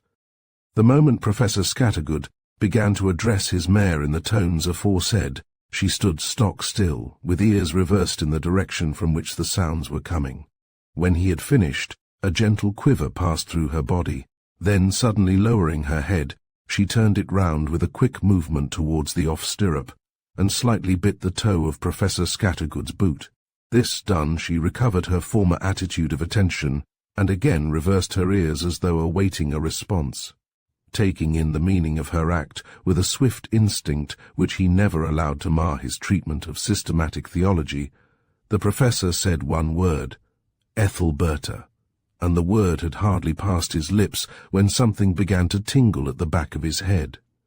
Instantly the mare broke into the gentlest and evenest canter that ever delighted a horseman of 60 years, carried him through the remainder of his ride without a single hitch, shy, or other misdemeanor, and brought him to his own doorstep in exactly 2 hours and 5 minutes from the time he had left it. Thenceforward, until the last day of his life, he never had the slightest trouble with his mare. That is the story which the ostler believes through and through. Next day the professor said to this man, "Tom, I'm going to change the name of my mare." "You can't do that, sir. You'll never get her to answer to a new name." "I mean to try, anyhow. Here," and he slipped half a sovereign into the man's hand. "You make this mare answer to the name of Ethelberta, and I'll give you as much more when it's done." "Beg your pardon, sir," said the man, slipping the coin into his pocket. "Beg your pardon, sir, but there never was a OSS with a name like that. It's not a OSS's name at all, sir. Never mind that. Do as I tell you and you won't regret it. Ethelberta, don't forget."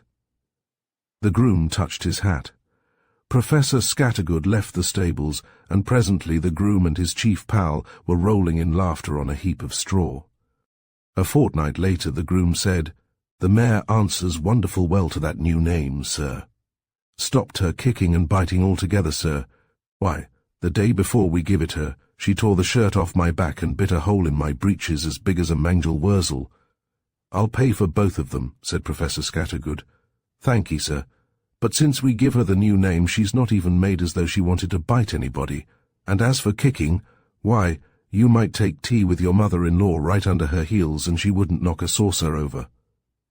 "I niver see such a thing in all my life, and don't expect niver to see such another.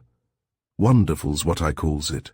Though, since I've come to think of it, there was once a OSS named Ethelberta as won the Buddle Stakes. Our foreman says, as he remembers the year it won. Maybe as you had a bit yourself, sir, on that. Though beg your pardon for saying so."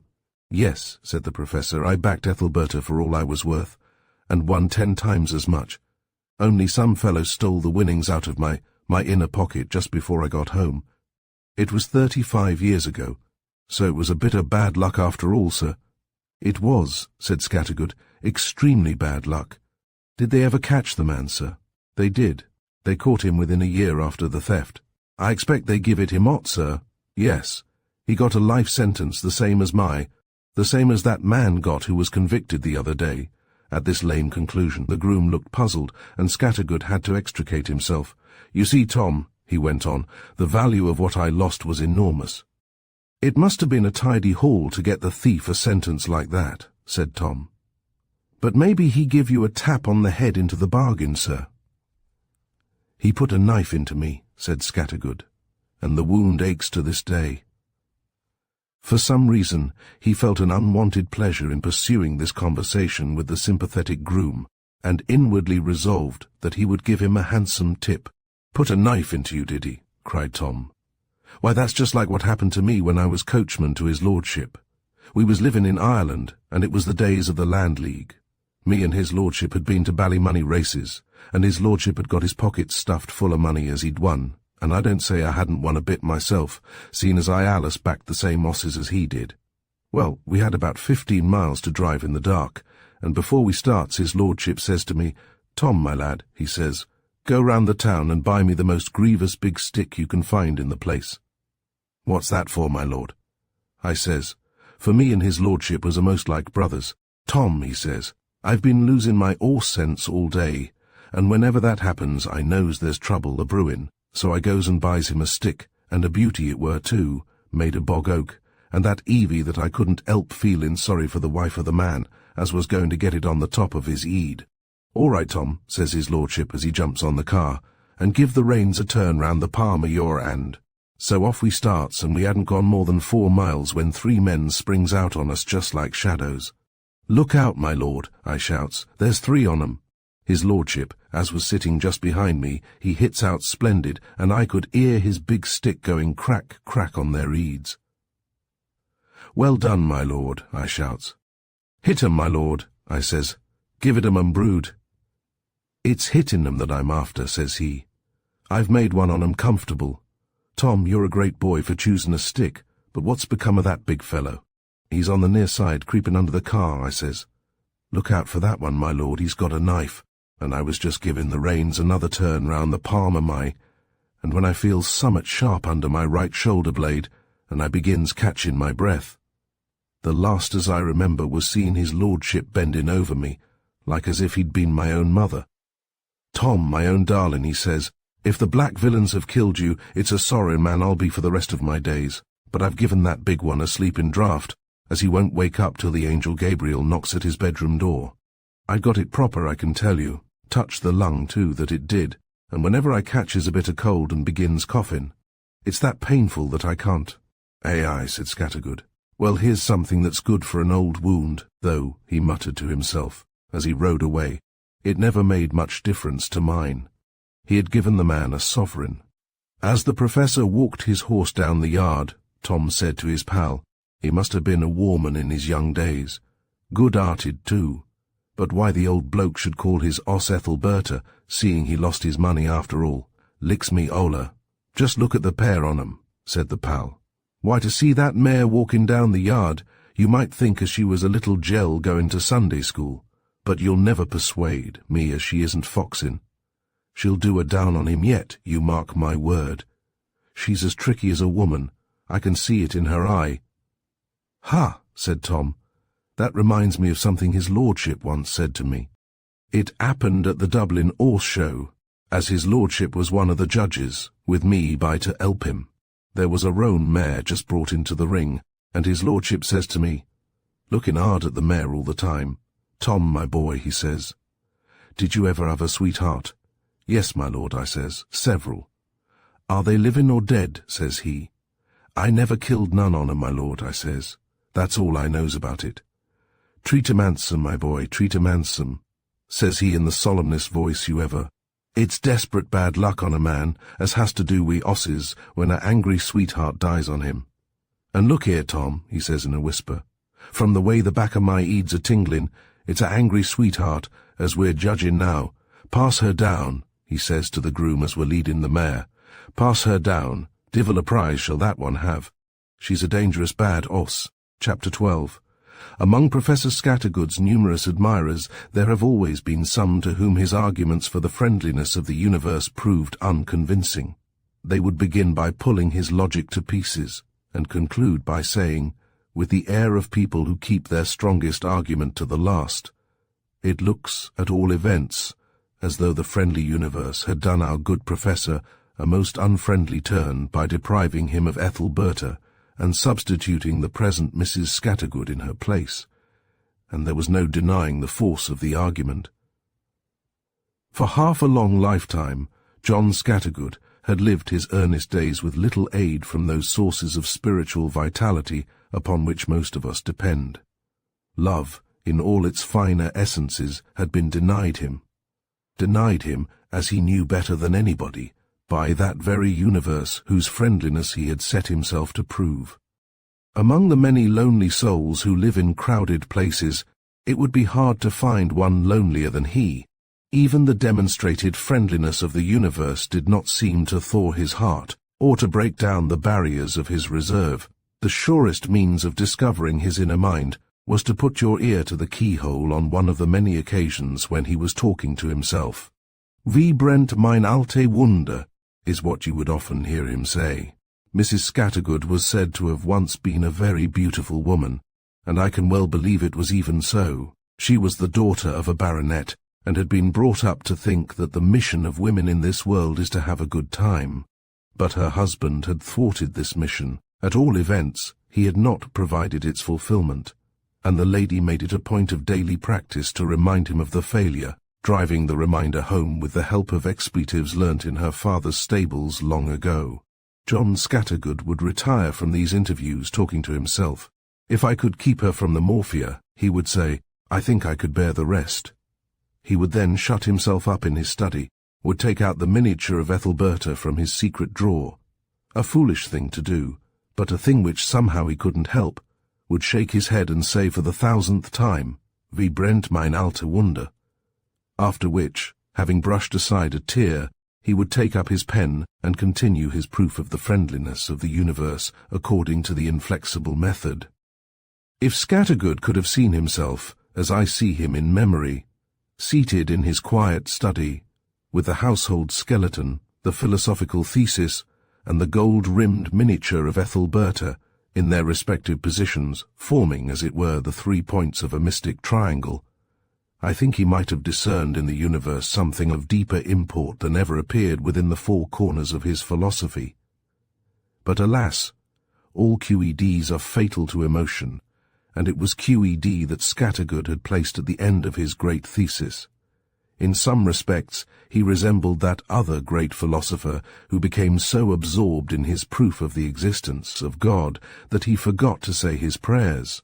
The fact of the matter is that after proving the ultimate nature of the universe to be friendly, his heart was no warmer than before. Indeed, his interest in that august object had stiffened into the chill rigidity of a professional pose. His thesis, by becoming demonstrably true, had ceased to be morally exciting. He actually looked forward to his afternoon ride as a means of getting the taste of the universe out of his mouth.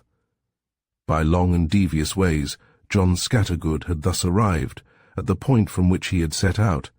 He had arrived, at that extremely common state of mind when one actual smile seen on the face of the world, or a moment of contact with any one of the innumerable friendly presences which the world harbours, was worth more to him, both as philosopher and man, than were all the achievements of the inflexible method, past, present, and to come. And I have now to record that such a smile was vouchsafed to him, and such a living contact provided, by the mediation of a 4-footed beast. Let no one suppose, however, that our professor was led astray by fatuous fancies concerning his mare. He did not jump to the conclusion that she was a reincarnation of the long-lost Ethelberta. The inflexible method, thank God, saved him from that. But if you ask me how it all came about, I am bound to confess I don't know. All we can be sure of is that his mare did for Professor Scattergood something which a lifetime of reflection had been unable to accomplish. No doubt the lifetime of reflection had dried the fuel, but it was the influence of Ethelberta that brought the flame. It's quite true, he said one day, that I prepare my lectures on horseback, and people tell me that I have fallen into a habit of preparing them aloud. But the fact is, I am going to deliver a new course, and I find that horse exercise quickens the action of the brain, a necessary thing at my time of life, when one's powers of expression are on the wane, and new ideas increasingly difficult to put into form. "You ride a beautiful animal," said his interlocutor. "Yes, and as good as she's beautiful." And then in his softest voice he repeated the line, "Tra bella buona, non so qual fosse più." This favourable view of Ethelberta's qualities was by no means convincing to Professor Scattergood's friends. We knew she was bella, but we doubted the buona.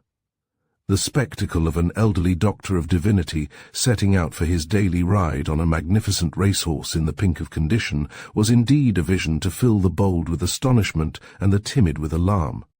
"The man is mad," said some. "Will no one warn him of his danger?" Various attempts were made, but they came to nothing. Knowing myself to be the least cogent of advisers, I kept silence to the last. But when all the others had failed, I resolved to try my hand. "Scattergood," I said, "that thoroughbred of yours is not a suitable mount for a man of your years. She ought to be ridden by a jockey." "I wish to heaven you would sell her. Nothing in this world would induce me to part with Ethelberta," he answered. "I'm sorry to hear it. There's no man living in England at this moment whose life is more precious than yours. We can't afford to lose you." "Then think of your—" I was going to say your wife, but I checked myself in time. "Think of your work. It's a very serious matter." "Sure as fate that brute—" "She's not a brute," he interrupted. "Sure as fate that beauty will run away with you one of these days and break your neck." "How do you know that?" he asked quietly. "Because she's run away with you twice already, and you escaped only by a miracle. She'll do it again, and next time you may not be quite so fortunate." "She'll never do it again," he said in the same quiet voice. "How do you know that?" I said, thinking that I had turned the tables on him. "Never mind how. I know it well enough. By the inflexible method." "Of course not," he said with some annoyance. "There are different kinds of certainty, and this is one of the most certain of all, more certain than the inflexible." "Oh, expletive, the inflexible method," he cried. "I'm sick to death of it. You'll do me a kindness by not mentioning it again." "All right, I'm as sick of it as you are. After all, it's not your philosophy I'm thinking of. What I am concerned about is your life. Now, Scattergood," I added, for I was an old friend, frankly, between you and me, "don't you think you're a fool?" "My dear fellow, I am and always have been a—" and here he used that objectionable word, "always have been a certain sort of fool. But not about Ethelberta. We understand each other perfectly. She looks after me and takes care of me like a mother.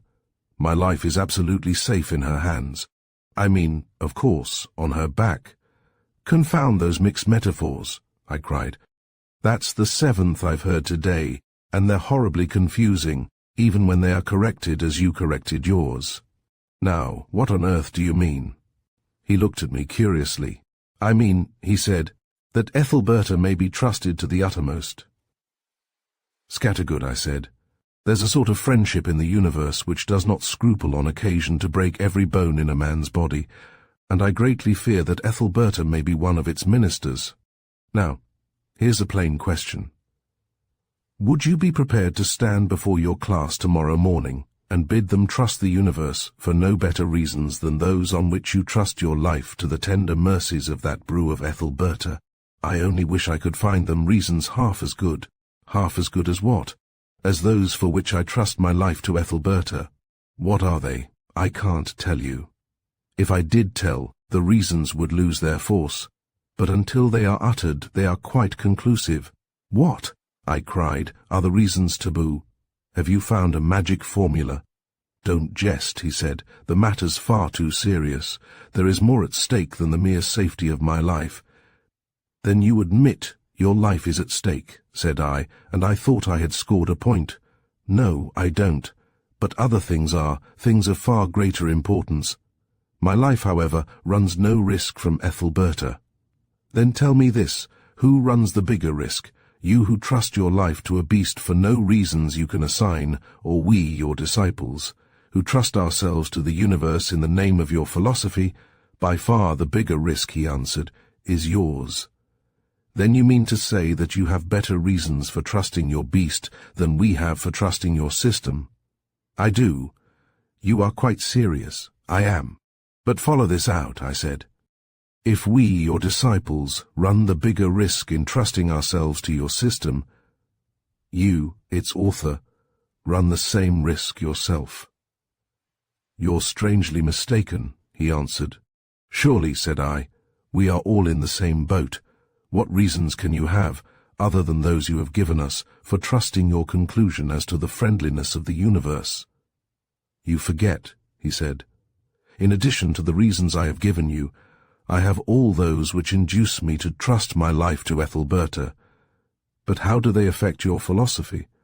They affect it vitally, in the way of confirmation or otherwise. Confirmation? You mean that your philosophy is already conclusively proved, and yet made more conclusive by Ethelberta? Put it that way if you like. Is there no hope, I asked, that you will be able one day to communicate the reasons to us? None, he answered.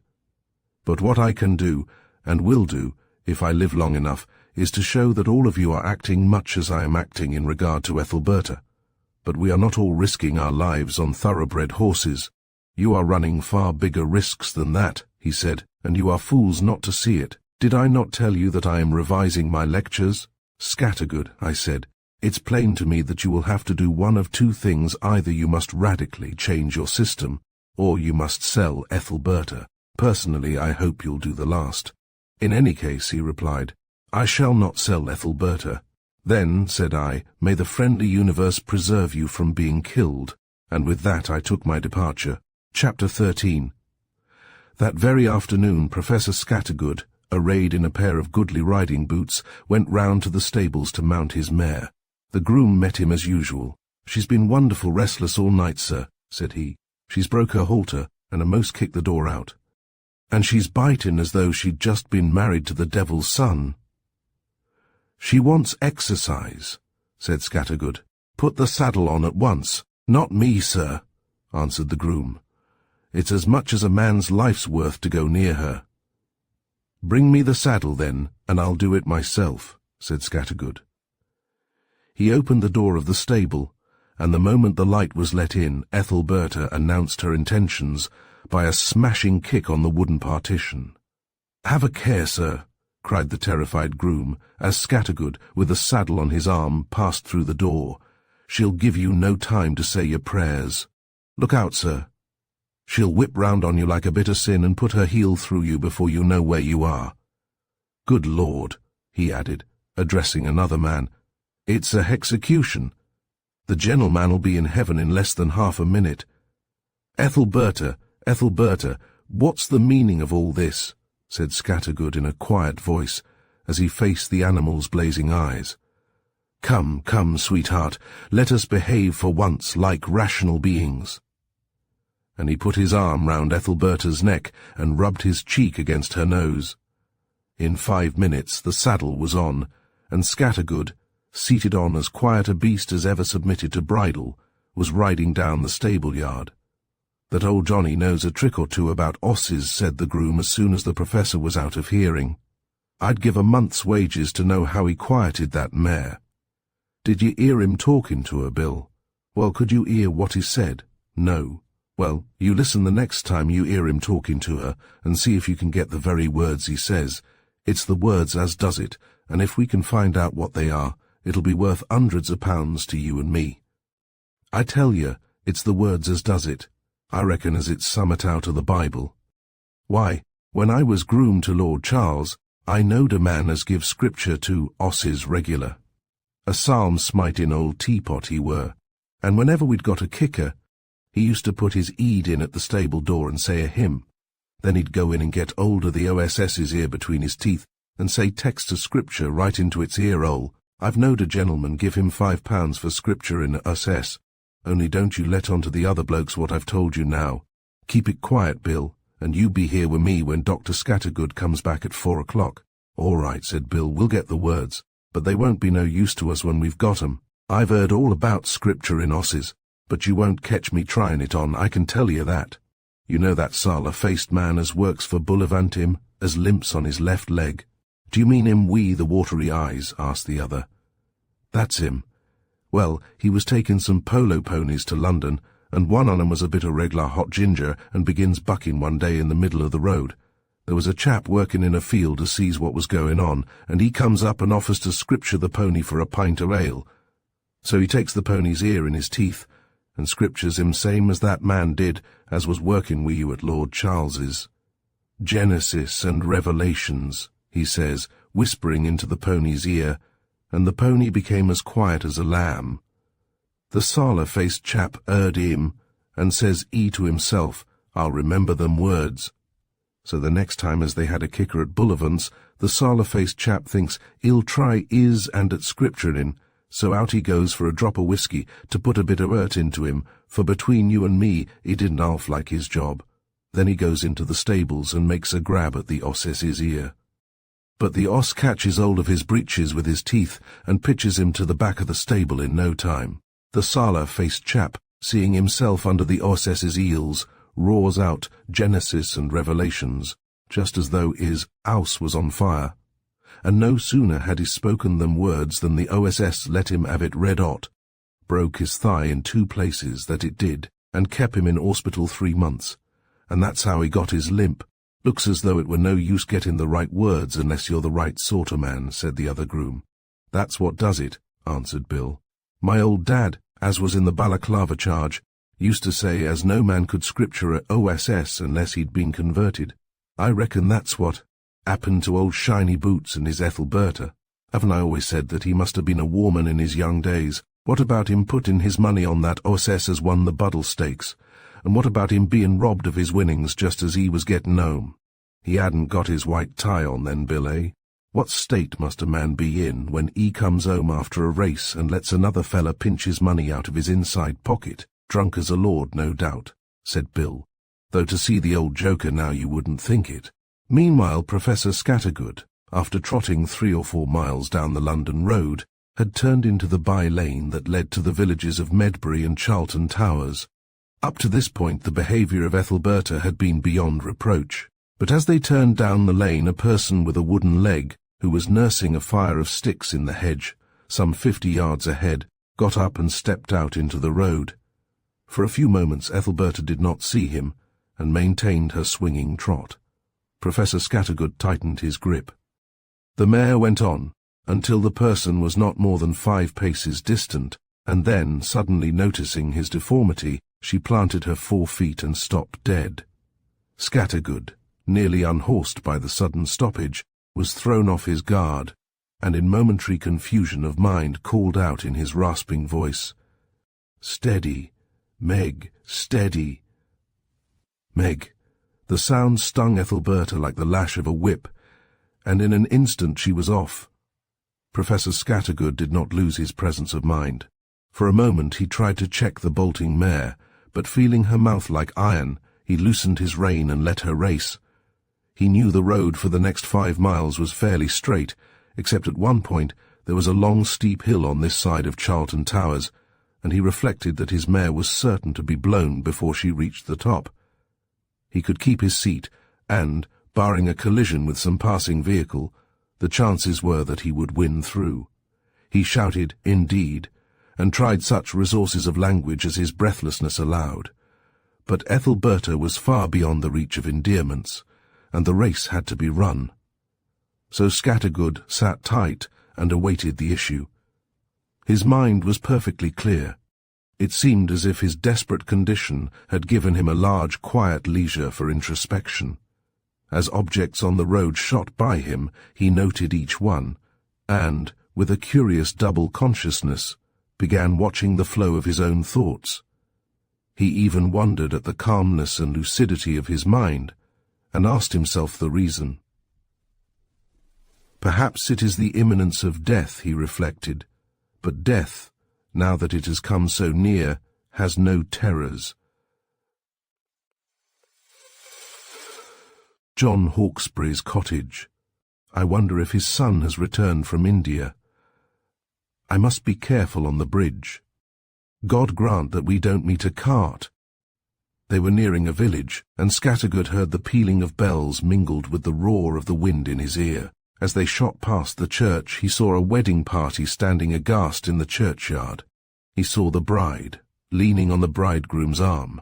The party had just emerged from the porch, and the look of terror on the bride's face was clearly visible to Scattergood.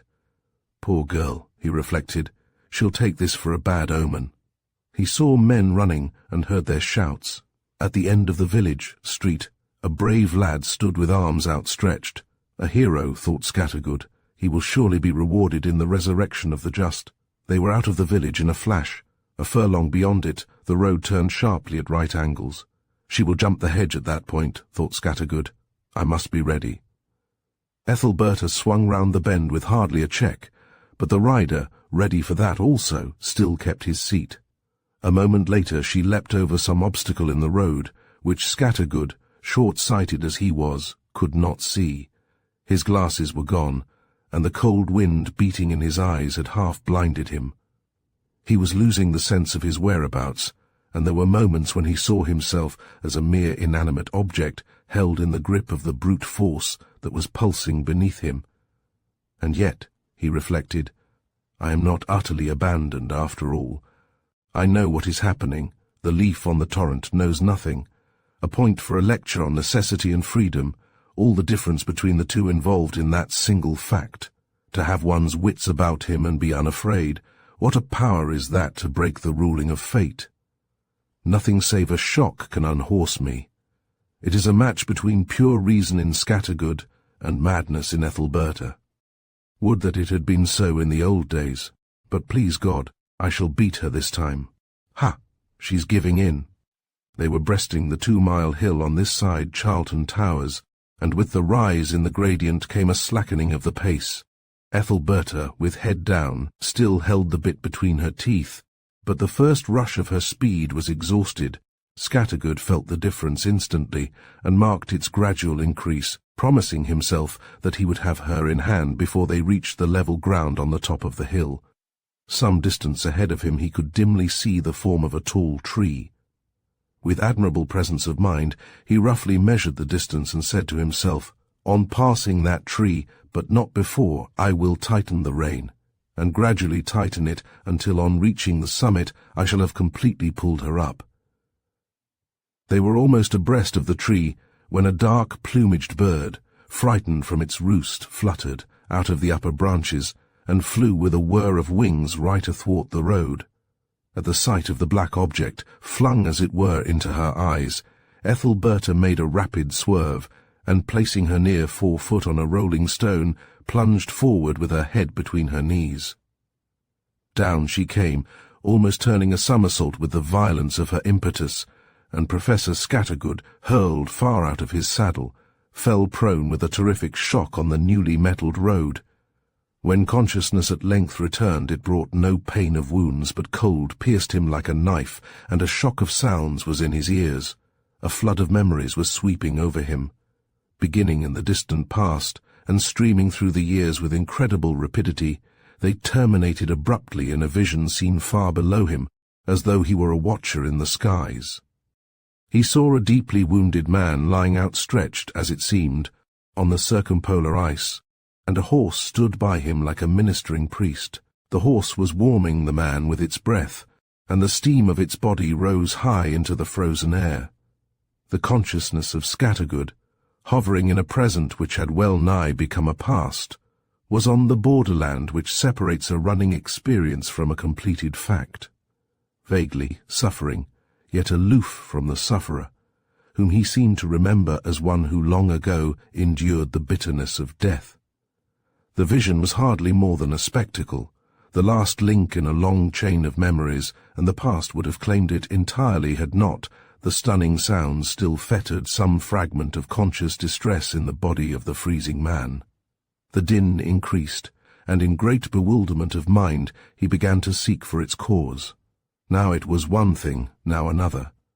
This sound, he thought, is the grind and roar of colliding ice floes and the crackle of the northern lights.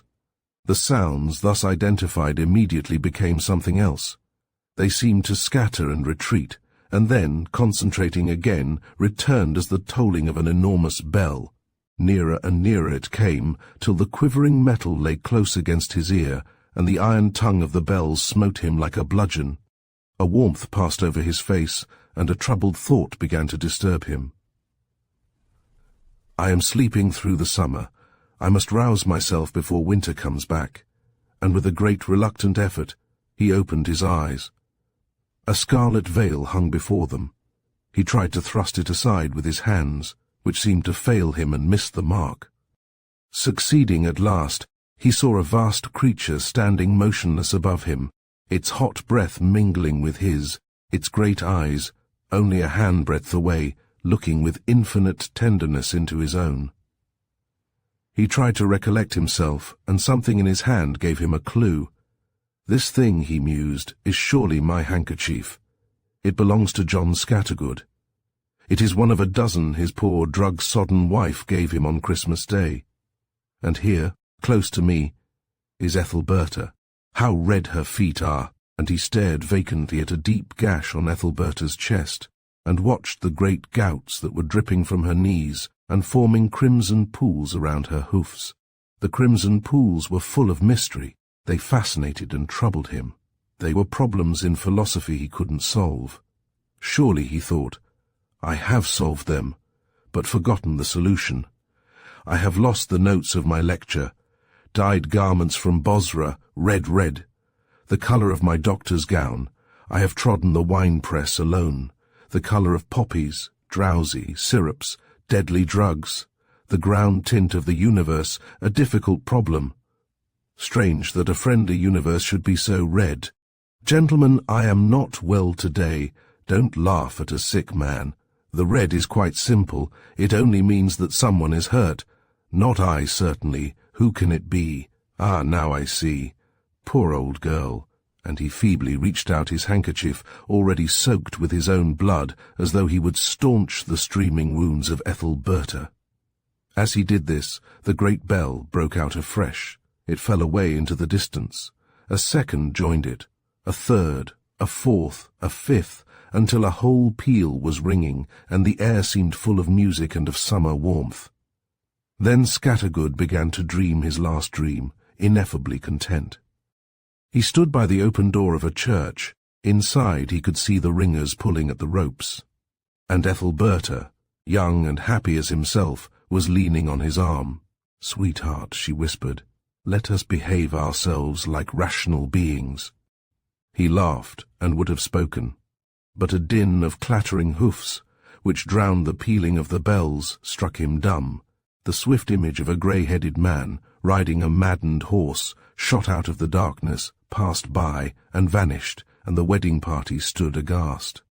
"Who is yonder rider?" he said, with a great effort, bending over Ethelberta.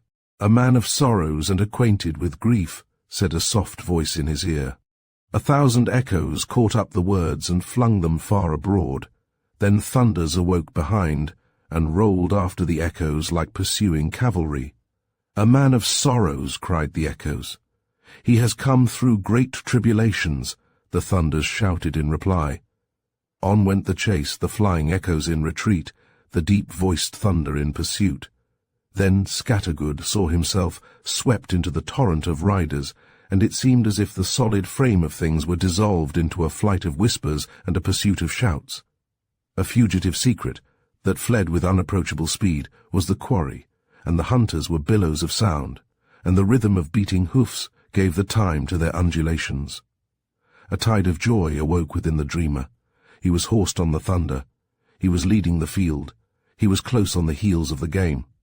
He was captain of the host to an innumerable company of loud-voiced and meaningless things. Then would come expansions, accelerations, and sudden checks. Fissures yawned in front. Mountains barred the way. The time was broken, and voices from the rear were calling a halt. But the thunders have the bit between their teeth. They are clearing the chasms. They are leaping over the mountain tops, and clouds of witnesses are shouting, "Well done." The wide heavens fill with the tumult. Myriads of eager stars are watching, and great waters are clapping their hands. "Who is this that leads the chase?" a voice was asking. "Who is this that feels the thunder leap beneath him like a living thing? It is I, John Scattergood. It is I."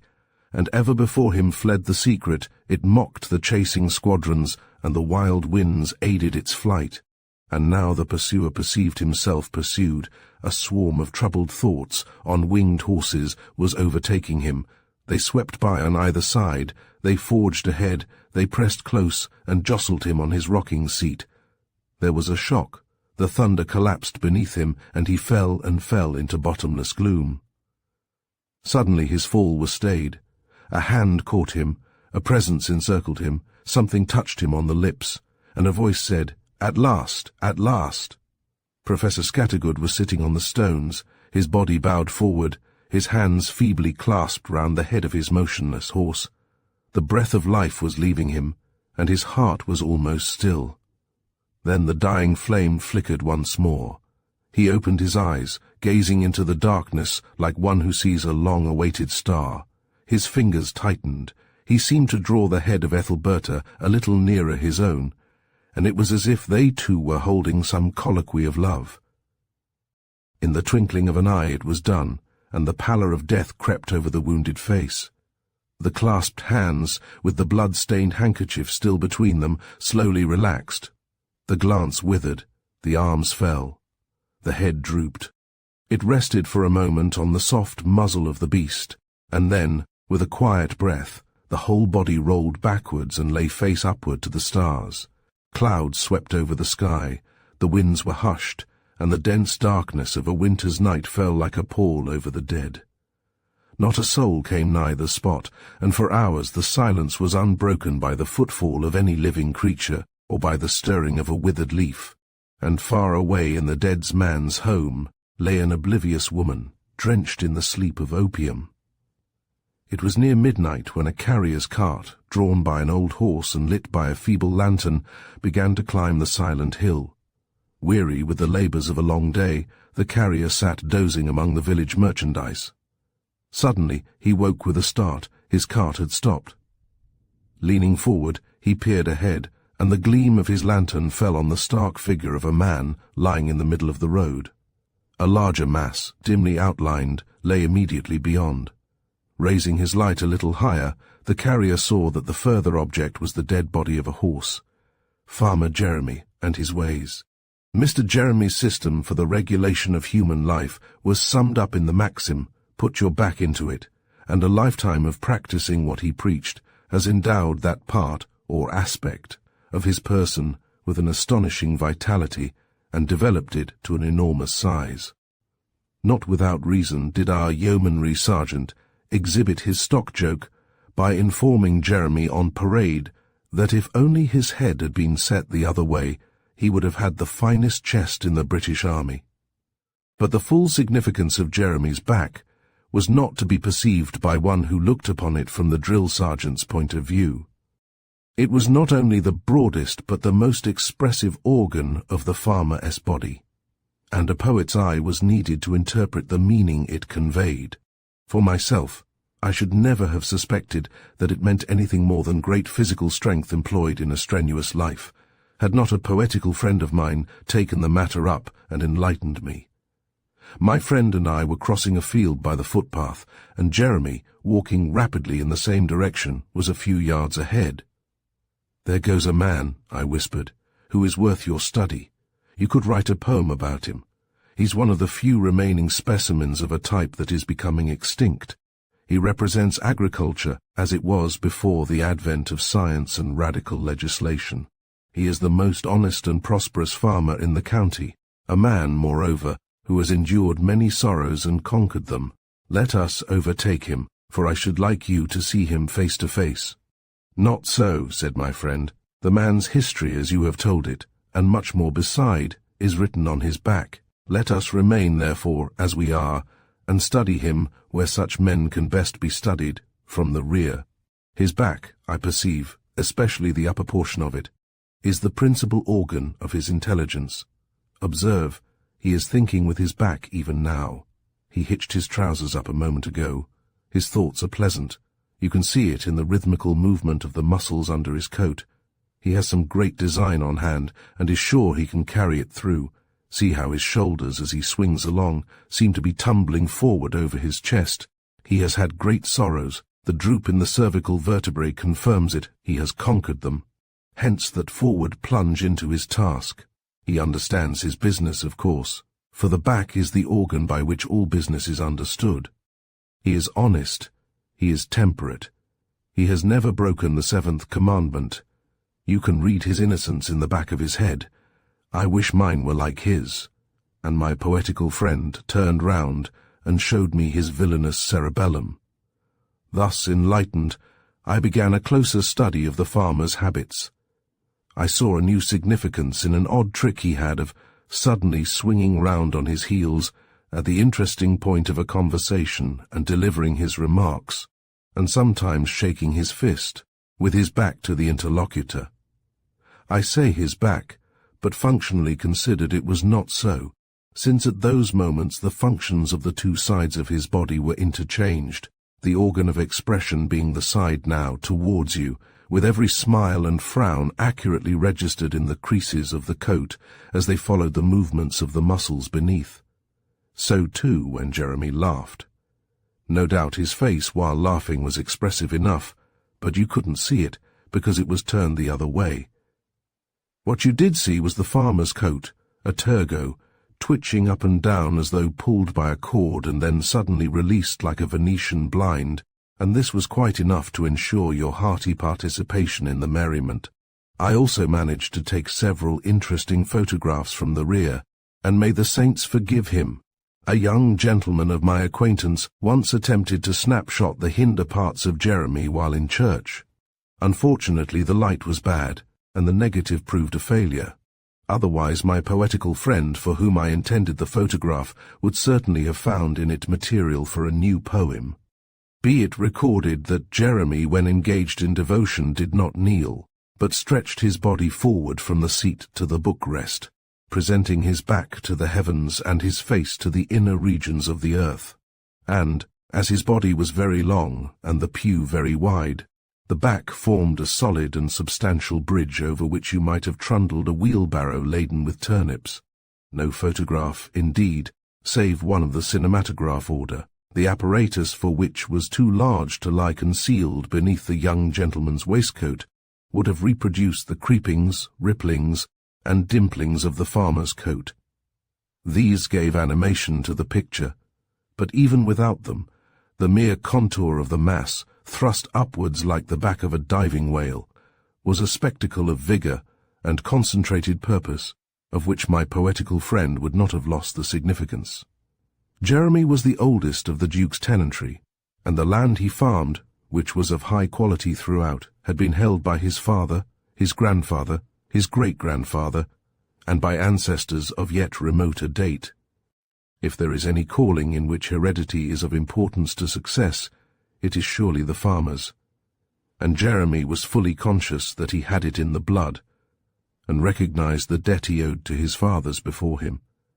People are wont to criticize the old-fashioned farmer as a stiff and unadaptable person, but what struck me about Jeremy, who was old-fashioned enough, was the adaptiveness and flexibility of his mind in dealing with the ever-varying conditions the farmer has to face.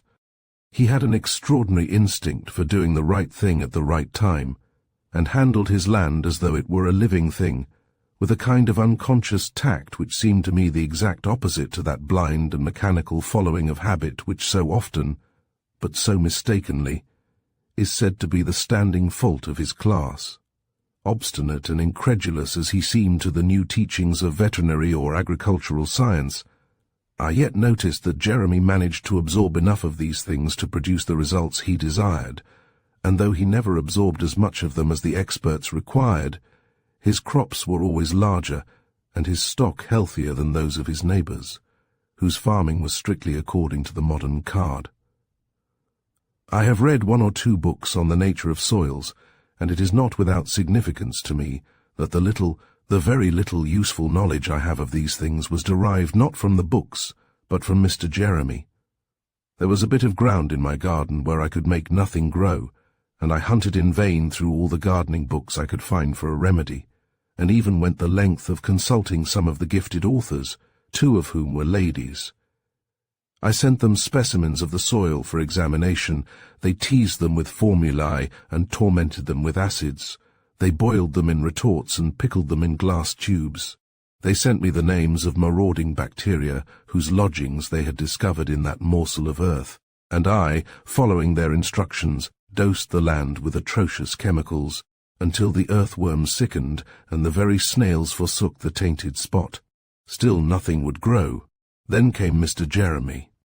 He picked up a handful of the soil, gazed at it as a lapidary gazes at diamonds, smelt it, felt it tenderly with his forefinger, spat upon it, rubbed the mixture on his breeches, inspected the result, first on his breeches and then on his hand, and now my barren patch is blossoming like the garden of the Lord. The others had advised me to try I know not what, nitrates of this and phosphates of that, sulfates of the other and carbonates of something else. Mr. Jeremy said, "Chuck a cartload of fine sand on her and then rip her up." Mr. Jeremy, I have said, was aware that his roots struck deeply into the past, and this consciousness, I believe, helped to give him that confidence in himself without which no man can successfully till the earth or battle with destiny. The two things, I believe, being at bottom much the same. His farmhouse, so far as I could judge, was built, and built of almost imperishable stone, in the later years of the reign of Charles II, and had never been structurally modified since its erection. Some of the outbuildings were of yet earlier date. Scattered about in odd corners were not a few interesting relics of the past. For example, there was a case of coins, which had been arranged for Jeremy by the late rector's wife, representing every reign from Charles I to George IV, every one of which coins had been dug up on the farm. In the big courtyard there was a block of hard stone scored with grooves and notches, where the troopers in some forgotten battle were said to have sharpened their swords. On the outside wall was a row of rings and stables where the same troopers had tethered their horses. In the cellar there was a collection of large shot, which there was reason to think had been stored there at the time of the forgotten battle, and with these were a lot of iron buckles and broken tobacco pipes of ancient form, which had been dug up in a mound on the hillside, through which Jeremy was cutting a drain. A good pint measure of human teeth, in excellent preservation, had been discovered in the same place, and these were kept in an old tobacco box. Connected with all this, I suppose, were the names of several of the fields on the farm, one of which was called the Slaughters, another Horses' Water, another the Guns, and besides these, which reminded one of old, unhappy, far-off things and battles long ago, there were two other fields, the names of which were also interesting to me. One, a beautiful meadow with a southern slope, was Abbott's Vineyard, and the big pond with the aspens beside it was Benedict's Pool. Of these names the explanation was utterly lost, nor could I invent a theory, for the nearest religious house of pre-Reformation times was many miles away. The other field was called Quebec, and the coppice at its upper end was Monkton Wood. These latter names I am able to explain. Several of Jeremy's ancestors had been to the wars, among them his great-great-grandfather Silas Jeremy, who had fought under Wolfe at the capture of Quebec, and probably under Monkton in some earlier campaign. In the house there were several mementos of this man, the identical George II, shilling he had received on enlisting, proving, as Jeremy would often say, that his great-great-grandfather was a sober man, a gold watch with a beautifully executed design of the death of Wolfe engraved on the case, said to have been presented to Silas on his return from the wars by the reigning duke, and, above all, a flint-lock musket, with bayonet attached, which Jeremy asserted his ancestor had used in the battle, but which I judged on examination to have been of French manufacture, and therefore, most probably, a relic picked up from the battlefield, perhaps the identical musket along whose barrel some French grenadier had taken aim at the noble heart of Wolfe, who knows? Another memorial of this ancestor, a pretty obvious one, I can myself claim to have identified. It was an obstinate rule of the farm that the annual harvest home should be held on September 13th, and even if the harvest was much belated and only a portion then gathered in, still September 13th was the date, provided only that it did not fall on a Sunday. September 13th, I need hardly say, is the anniversary of the Battle of the Heights of Abraham. The coincidence had been entirely forgotten by the Jeremys, and was unrecorded in the traditions of our village, but not many days after I'd pointed it out, the gossips having been at work in the meantime, an old man came in from a neighbouring parish and told me as how his father had talked with a man who knew another man who had been present at the Jeremy's harvest home in 1760, when Silas Jeremy, who had just come back from foreign parts, and whose tomb was in the churchyard, sang a song about the taking of Quebec, which the old man's father used to sing, though he himself couldn't remember it, and declared that for all time to come the feast should be held on Quebec Day, and on no other. This little circumstance, I may say in passing, was the beginning of my friendship with the Jeremy, who forms the subject of the present story. My discovery of the coincidence gave him a most exaggerated opinion of my abilities and worth. To quote his own words, it proved me to be a gentleman, as knows what's what, a characteristic which, so far as I am aware, has never been revealed to anybody else, and Jeremy's good opinion of me was yet further enhanced when he learnt that I had twice visited the plains of Abraham, that I knew the place by heart, that I had climbed up the goat path by which his ancestor had scaled the heights, and had laid my head on the spot where Wolfe met his most enviable death. He would have me into his house that very night to tell him all about it, showed me the George II. Shilling and the gold watch, took down the old musket and let me handle it and put it to my shoulder and even pull the trigger, spent 2 hours in rapt attention while I read out Parkman's account of the battle, and finally summed up the whole campaign and its significance in one sweeping comment, "By gum, sir, them fellas put their backs into it." And that's just what they did. The same held true, I should think, of Jeremy's grandfather, to judge by another relic carefully treasured in the house. This was an enormous iron crowbar, the mere lifting of which was a challenge to put your back into it. With this weapon the Jeremy of that day had successfully defended himself against a crowd of rascals who came out to burn his ricks in '32.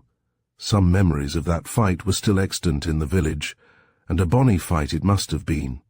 My informant, an eye-witness of the scene, was too nearly imbecile to stand cross-examination, but what he remembered was to the point.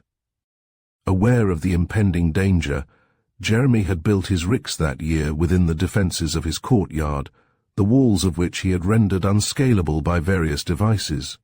It only remained, therefore, to defend the gate, and here were posted Timothy Kane with a maul, Job Henderson with a flail, an unnamed woman with a cauldron of flour to fling in the face of the enemy, and the farmer with the crowbar. These won the day, and more I cannot tell you, because my informant's language, which I could never induce him to vary, became extremely metaphorical at this point, Master Jeremy. He give 'em pen and ink. Pen and ink is what he give 'em with the crowbar, sir. That he did. There was none on 'em wanted hitting twice. No, not one. And my eye, to see the flower a-flying.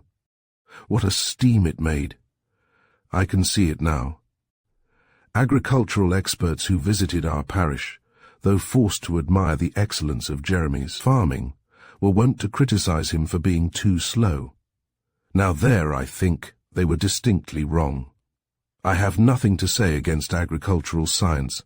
I wish there was more of it, but if it has a weakness, it lies in a certain tendency to be quick precisely at those points where Jeremy was triumphantly slow. His slowness was simply the instinctive timing of his action to the movements of nature, who is also slow in relation to yet higher powers.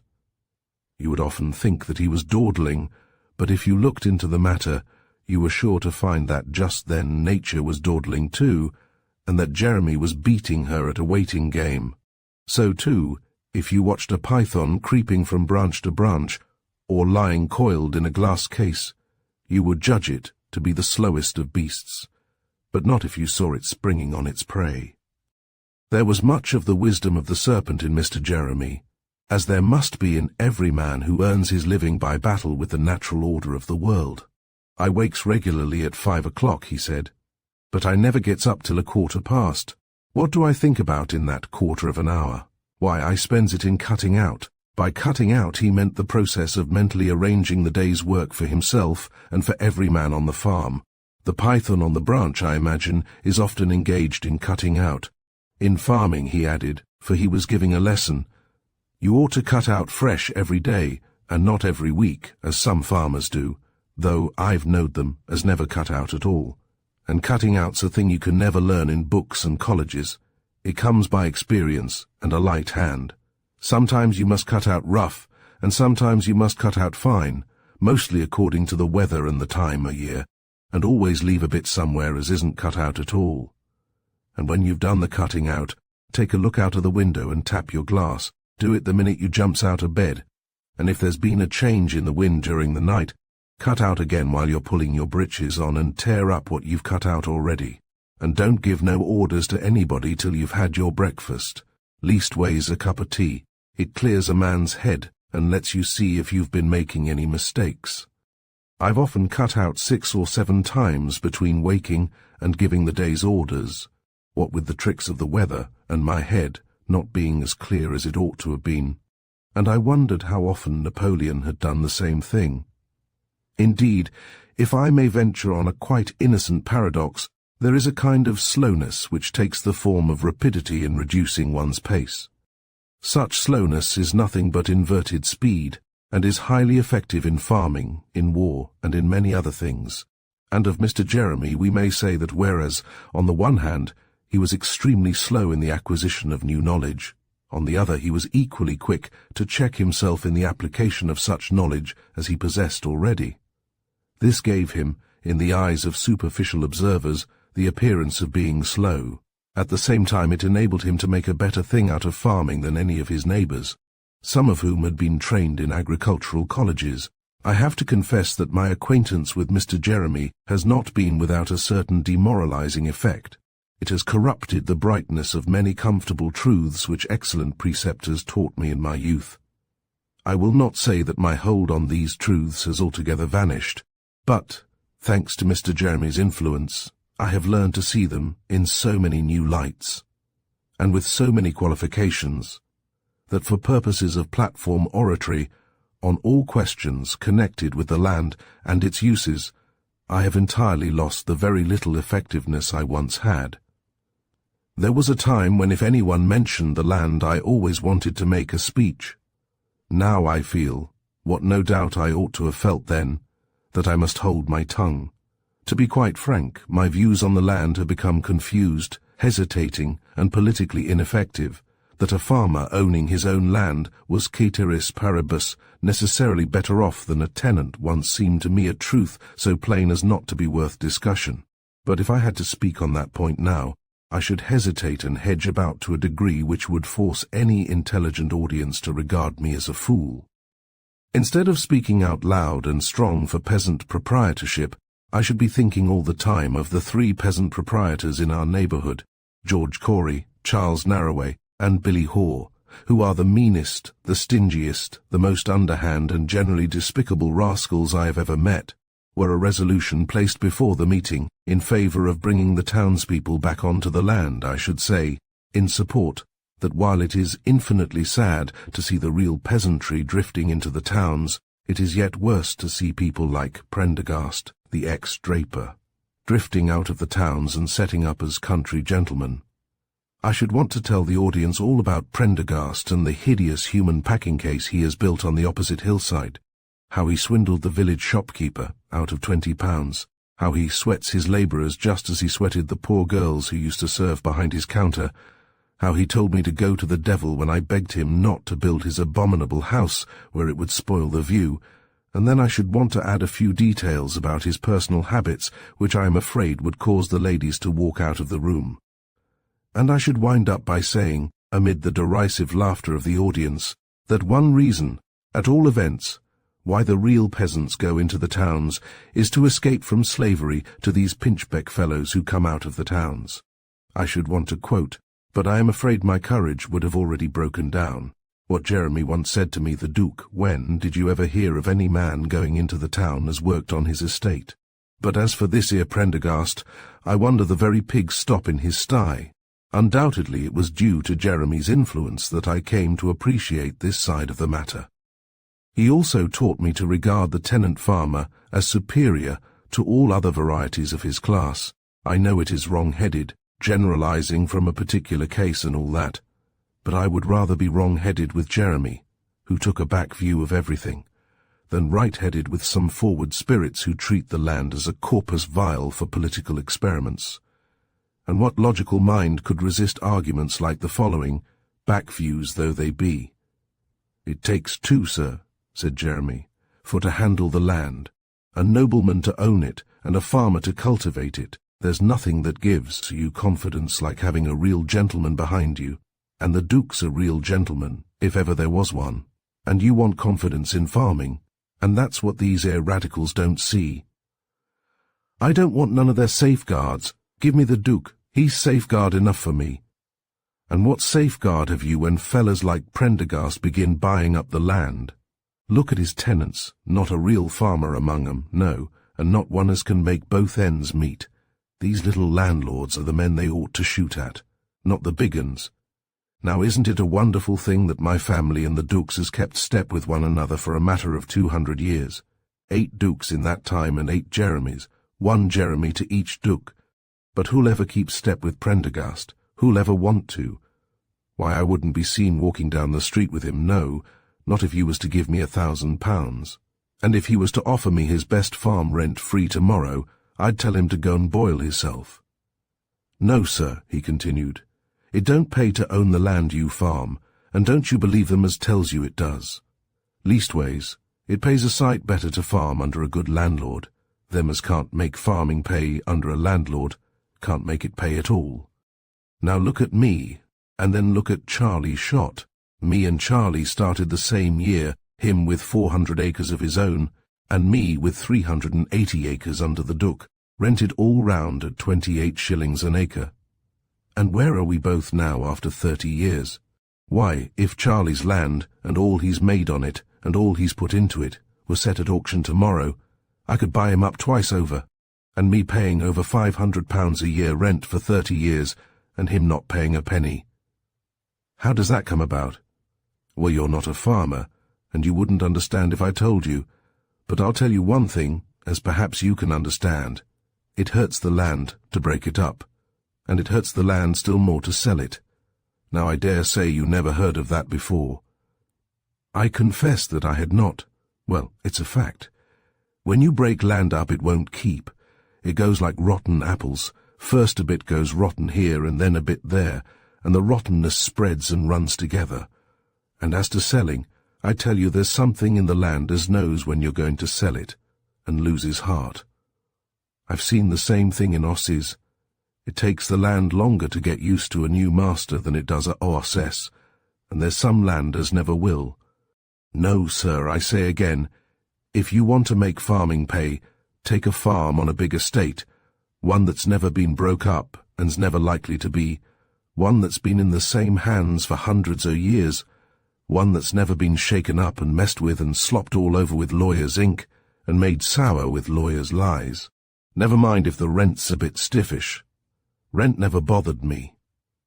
I ventured to dissent from these opinions, for I had given lectures on political economy, and I knew of at least 4 different theories of rent, all at variance with Jeremy's, and with one another. Perhaps I should have succeeded better had I known of only one, but, knowing of 4, I may have become a little confused in my attempts to confute Farmer Jeremy. Not that this made very much difference. On all questions relating to the nature of land and its uses, Jeremy was a mystic, and orthodox political economy was as futile to his mind as it was to Mr. Ruskin's. Every position I took up was immediately stormed by the rejoinder, "Ah, well, you're not a farmer, and you don't understand." I could not help remembering that I had often been overthrown in more abstruse arguments by the same sort of answer. I might indeed have countered by saying, "Ah, well, Mr. Jeremy, you're not an economist, and you don't understand." But it occurred to me that the reply would be feeble. "I tell you," he went on, "that good land likes to be high-rented. It sort of keeps it in humour. Land likes to be owned by a gentleman, and keeps its heart up accordin'. Whenever the rent to land goes down, the quality goes down too. I've noticed it again and again." I tried to indicate that this last statement was an inversion of cause and effect, but the argument made not the faintest impression on Mr. Jeremy, who merely brushed away a fly that had settled on his nose, and continued, "I never spoke to the Duke but once. I met him one morning riding to hounds with Lady Sybil and Lady Agatha. As soon as he sees me, he trots his horse up to where I was standing and holds out his hand. 'Jeremy,' says he, 'I want to shake hands with you. You're a splendid specimen of the British farmer.' 'Thank you, Your Grace,' I says, 'and you're a splendid specimen of the British Duke,' for I was never afraid of speaking my mind to anyone. At that his Grace bursts out laughing, and so did Lady Sybil and Lady Agatha too. 'Let me introduce you to my 2 daughters,' says he. So he introduces me, and I can tell you I stood up to 'em like a man, though I did keep my hat in my hand all the time. 'Well, Jeremy,' says he, 'you've got your farm in tip-top condition.' And then he begins talking about putting up some new buildings, as me and the agent had been talking over before. 'We'll put 'em up next spring,' says his Grace, 'and remember, Jeremy, that in all that concerns the development of this farm you have me behind you.'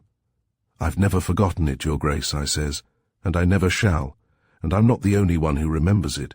The land remembers it too, Your Grace,' I says. 'I hope it does, Jeremy,' says he, 'for I love it, and I never see a young lady look prettier than Lady Agatha did when she heard her father say them words.' I had heard this story so often from Farmer Jeremy, and always with the same reference to Lady Agatha at the end, that I was familiar with every word of it.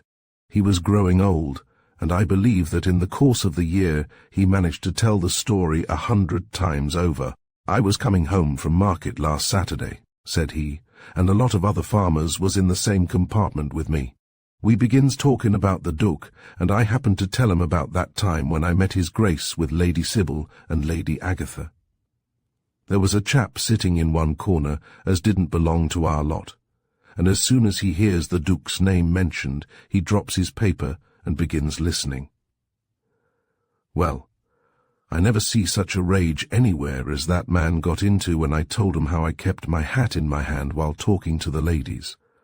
Regular insulting is what he was, and I can tell you I never came nearer giving a man one in the eye than I did him. I believe I'd have done it if there'd been room in the carriage for him to put up his hands and make a square fight on it. I don't say as he weren't a plucky chap too, for there wasn't a man in the carriage as couldn't have knocked his head off with the flat of his hand, if he'd had a mind to. 'Look here, you fellows,' he says, 'you're a lot of blasted idiots, that's what you are. It's because of the besotted ignorance of men like you that England has the worst land system in the world. Slavering and grovelling before a lot of rotten dukes. Why, you ought to be ashamed of yourselves. I'll bet that Duke of yours and his 2 painted gals was mounted on fine horses and dressed up to the nines.' 'Of course they was,' I says, 'and so they ought to be.' 'Well,' says he, 'who paid for the horses and the clothes and the paint?' 'Here,' I says, jumping up from my seat. 'You drop the paint, or I'll pitch you out of that window.' 'Well then,' says he, 'who paid for the horses and the clothes?' 'I neither know nor care,' says I. 'So long as they was paid for, it's no business of mine or yourn who paid for 'em.' 'You paid for 'em, you fool,' says he. 'Oh, indeed,' says I. 'And now, young man, perhaps you'll allow me to give you a word of advice.' 'Fire away,' says he. 'Well,' I says, 'the next time your missus has a washing day, you just wait till she's made the copper, 'ot, and then jump into it and boil yourself.' The chap in the railway carriage was by no means the only person to whom Mr. Jeremy addressed this drastic advice. It was his usual mode of clinching an argument when his instinct supported a conclusion to which his intelligence could not find the way. This method of arriving at truth was especially useful in regard to politics and theology, in both of which Mr. Jeremy took a lively or even violent interest. Needless to say, his political aversions were of the strongest, and Mr. Lloyd George was the statesman who had to bear the hottest flame of Jeremy's wrath.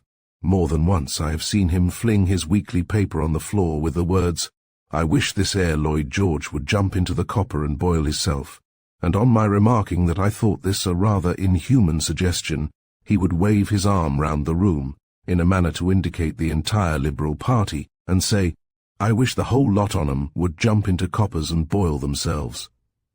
As to theology, I seldom dared to address a hint of my heresies to Mr. Jeremy, but on my once saying to another person, in his presence, something to the effect that I did not believe in eternal damnation, he quickly crossed over to where I was sitting, and, giving me a rather ugly dig with his powerful forefinger, said, "Look here, you just jump into the copper and boil yourself." A wise stupidity was the keynote of Mr. Jeremy's life. Another expression reserved for occasions when great emphasis was needed was a finished specimen. A thing, in Mr. Jeremy's eyes, deserved this title when its general condition was so bad that nothing worse of its kind could be conceived, and the expression accordingly was only used after the ordinary resources of descriptive language had given out. It was applied to persons as well as to things. Mr. Lloyd George was, naturally, a finished specimen, so was the German Emperor, so was Dr. Crippen, so was a lady of uncertain reputation who had taken a cottage in the neighbourhood. A wet harvest, a badly built hayrick, a measly pig, a feeble sermon by the curate, were all finished specimens. Once, when the curate, getting gravelled for lack of matter at the end of 5 minutes, for he was preaching extempore, abruptly concluded his sermon by promising to complete the subject next week, I heard Jeremy whisper to his wife, "Well, he's a finished specimen, that he is."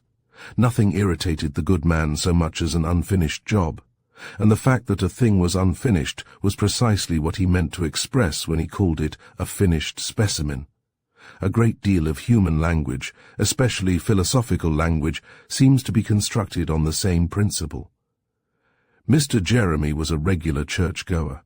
The church in his eyes was part of the established order of nature, on due observance of which the farmer's welfare depends, and merely extended into the next world those desirable results which sound instincts, punctuality, and putting your back into it produced in this.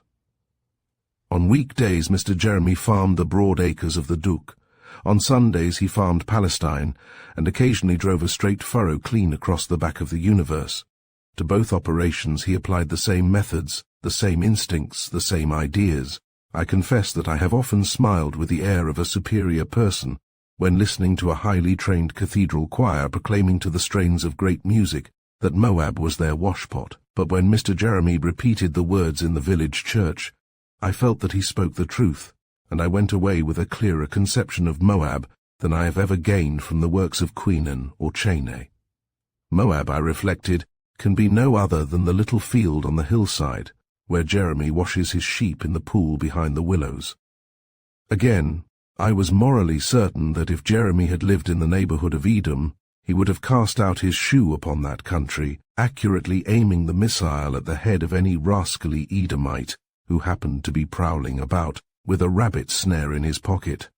So too, when he shouted "Manasseh is mine," he always shouted the Psalms. I was sure that Manasseh really was his, in a tenant-farmer way of speaking, and that next Thursday he would begin to rip up Manasseh with his great steam plough, and reap in due course a crop of 40 bushels to the acre, paying the Duke a high rent for the privilege. Nor was Jeremy making any idle boast when he thundered out his further intentions, which were to divide Sikkim, to mete out the valley of Succoth, and to triumph over Philistia. All this was pragmatism of the purest water. You were sure he would keep his promise to the letter. You were glad for Sikkim and Succoth, which were to be divided and meted out, though perhaps a little sorry for the Philistines, who were to be triumphed over. That a man like Jeremy should have undertaken the business, but you recognized that no better man for the job could be found anywhere than he. To be sure, Mr. Jeremy, although he would have gladly boiled the whole Liberal party in coppers, was much too tender-hearted to wish that anybody's little ones should be dashed against the stones. But I believe that in his innermost thought he launched the words against them tarnation sparrows, and that plague of rats. On the whole, no one who listened to Mr. Jeremy's repetition of these psalms could doubt their entire appropriateness as a religious exercise for men such as he, or refrain from hoping that they would never be expunged from the Book of Common Prayer until the last British farmer had gone to church for the last time. So too with the creeds. I believed every one of them, as recited by Mr. Jeremy, and I found the Athanasian the most convincing of them all. The Sundays set down for the use of that creed, and its use was never omitted in our parish, were the most serious Sundays of the year to Mr. Jeremy, and the vigour of his voice and his attitude, and the fervour of his participation, made a spectacle to be remembered.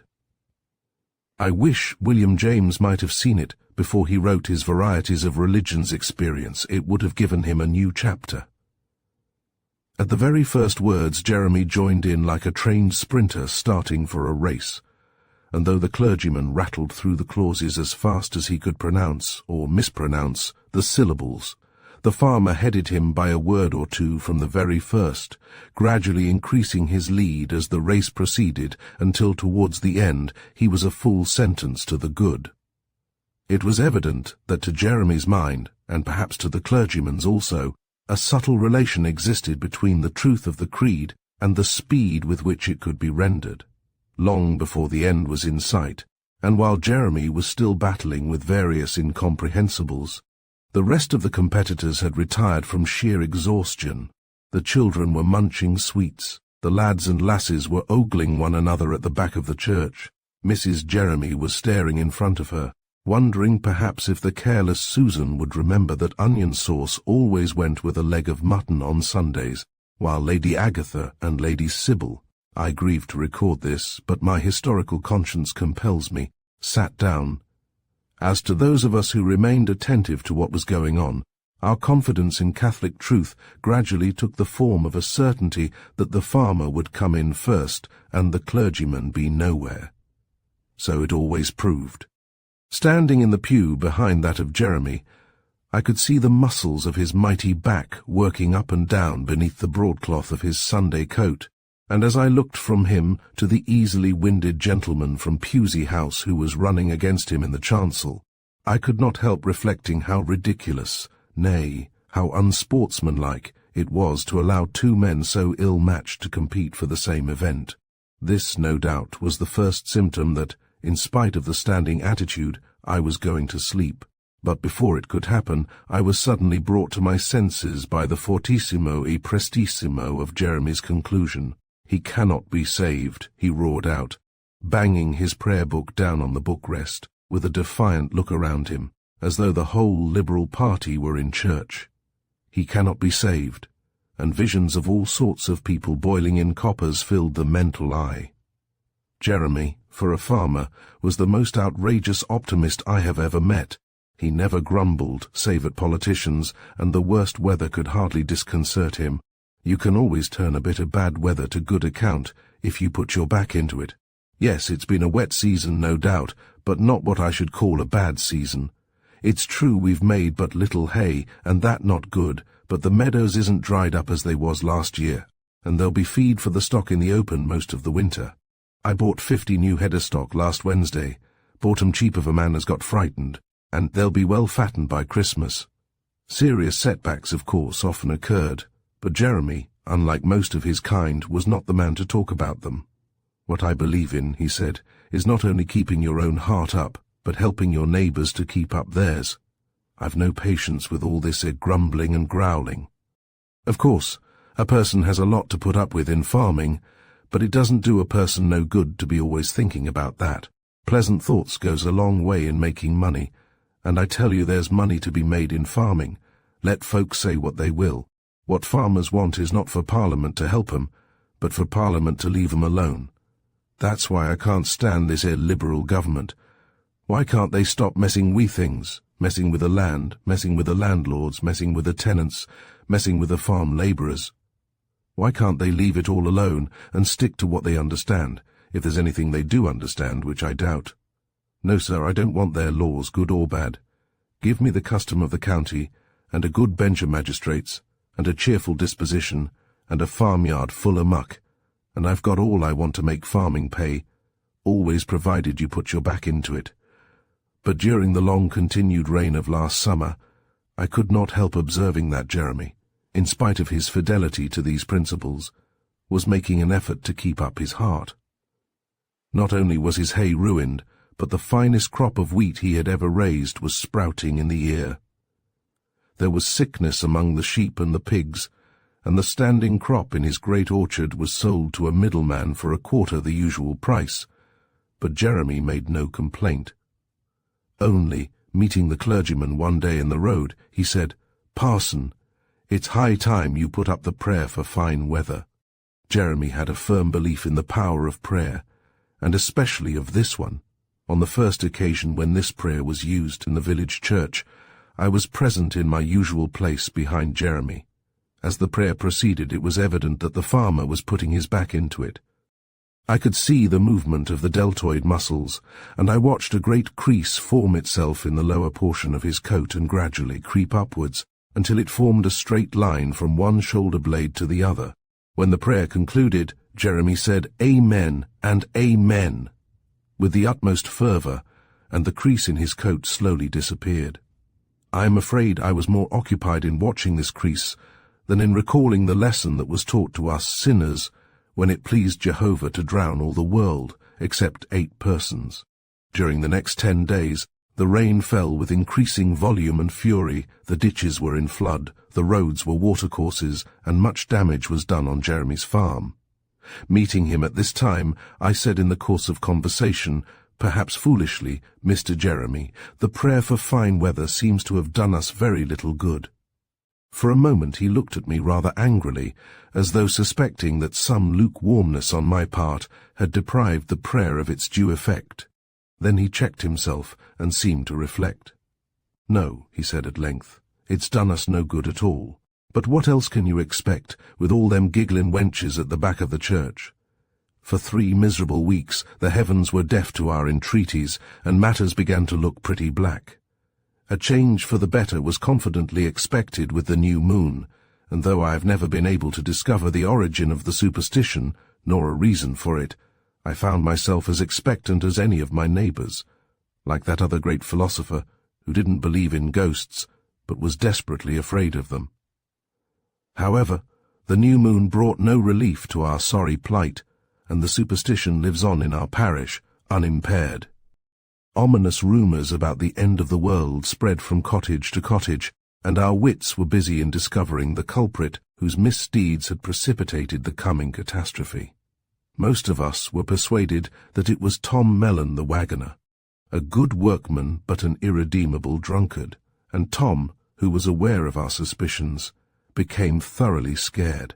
For the first time in 20 years, Tom kept away from the public house when his wages were paid, and went to bed sober but terribly depressed on Saturday night. On Monday morning, Mrs. Mellon, whose face for once bore no trace of bruises, informed our cook that her master had had a dreadful bad night. He would keep jumping out of bed and going to the window to look into the sky and see if anything was up. Tom had communicated his fears, when in an early stage of development, to his boon companion, Charlie Stamp, the ex-roadman, whose old-age pension went the way of Tom's wages and swelled the revenues of the public house by the regular sum of 5 shillings per week. These 2 Arcadians, as they sat over their cups, concerted a plan, composed mainly of bad language, for defeating the ends of justice on the day of doom, and on the Saturday night previous to the one last mentioned, came home together abominably intoxicated, waving their hats and roaring out as they went up the village that they were ready for judgment, with a Toral Rye Laurel and a rural Lee Ray. Subsequent events proved that neither of them was ready. Tom's courage, as we have seen, went to pieces on hearing it, definitely whispered that the universe was about to be wiped out in consequence of his bad habits. Charlie's downfall was even more sudden. In the small hours of the very morning after his performance in the village street, it happened that Farmer Jeremy's bull, scenting a cow in a neighbouring pasture, expressed his sentiments by emitting a loud bellow. The sound travelled to Charlie's cottage and, descending the chimney, mingled with his drunken dreams. "Get up, missus," he shouted. "Get up! The trumpet's sounding!" And rushing into the garden he began to howl like a jackal.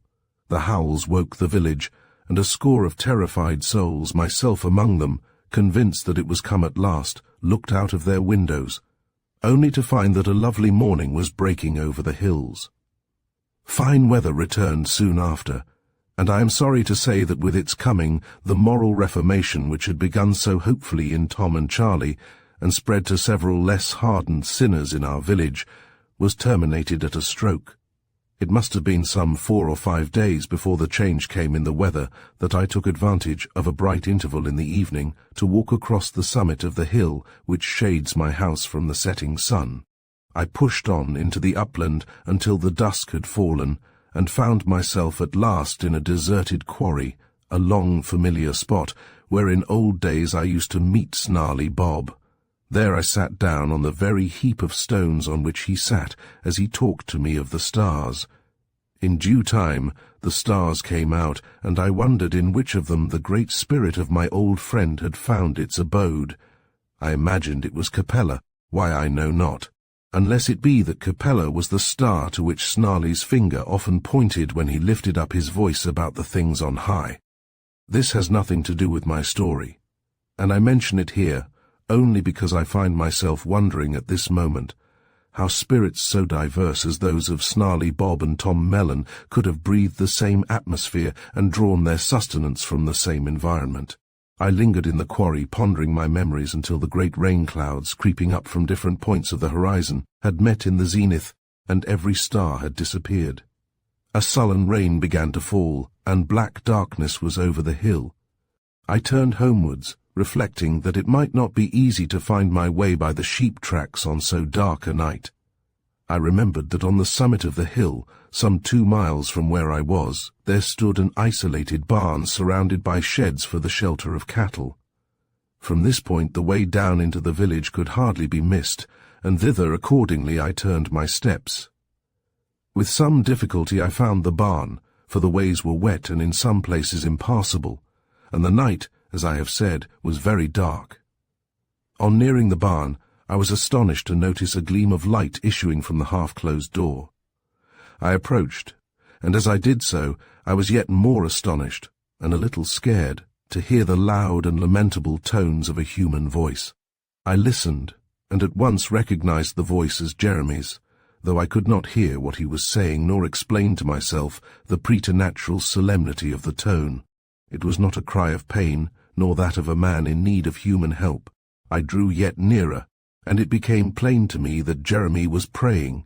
Curiosity tempting me on, I crept up to the barn and looked in through the partly open door. This is what I saw. Kneeling on the floor towards the further side of the barn, with a lighted stable lantern suspended over his head, was Jeremy. His back was towards me, but I could see that he had a book in his hand. A glance was sufficient to show me that I was looking at a man in wrestle with his God. I knew the signs of Jeremy's earnestness, and they were there, intense, unmistakable. Never have I witnessed a more solemn spectacle, and had not something held me spellbound to the spot, I should have retreated in very shame of my intrusion.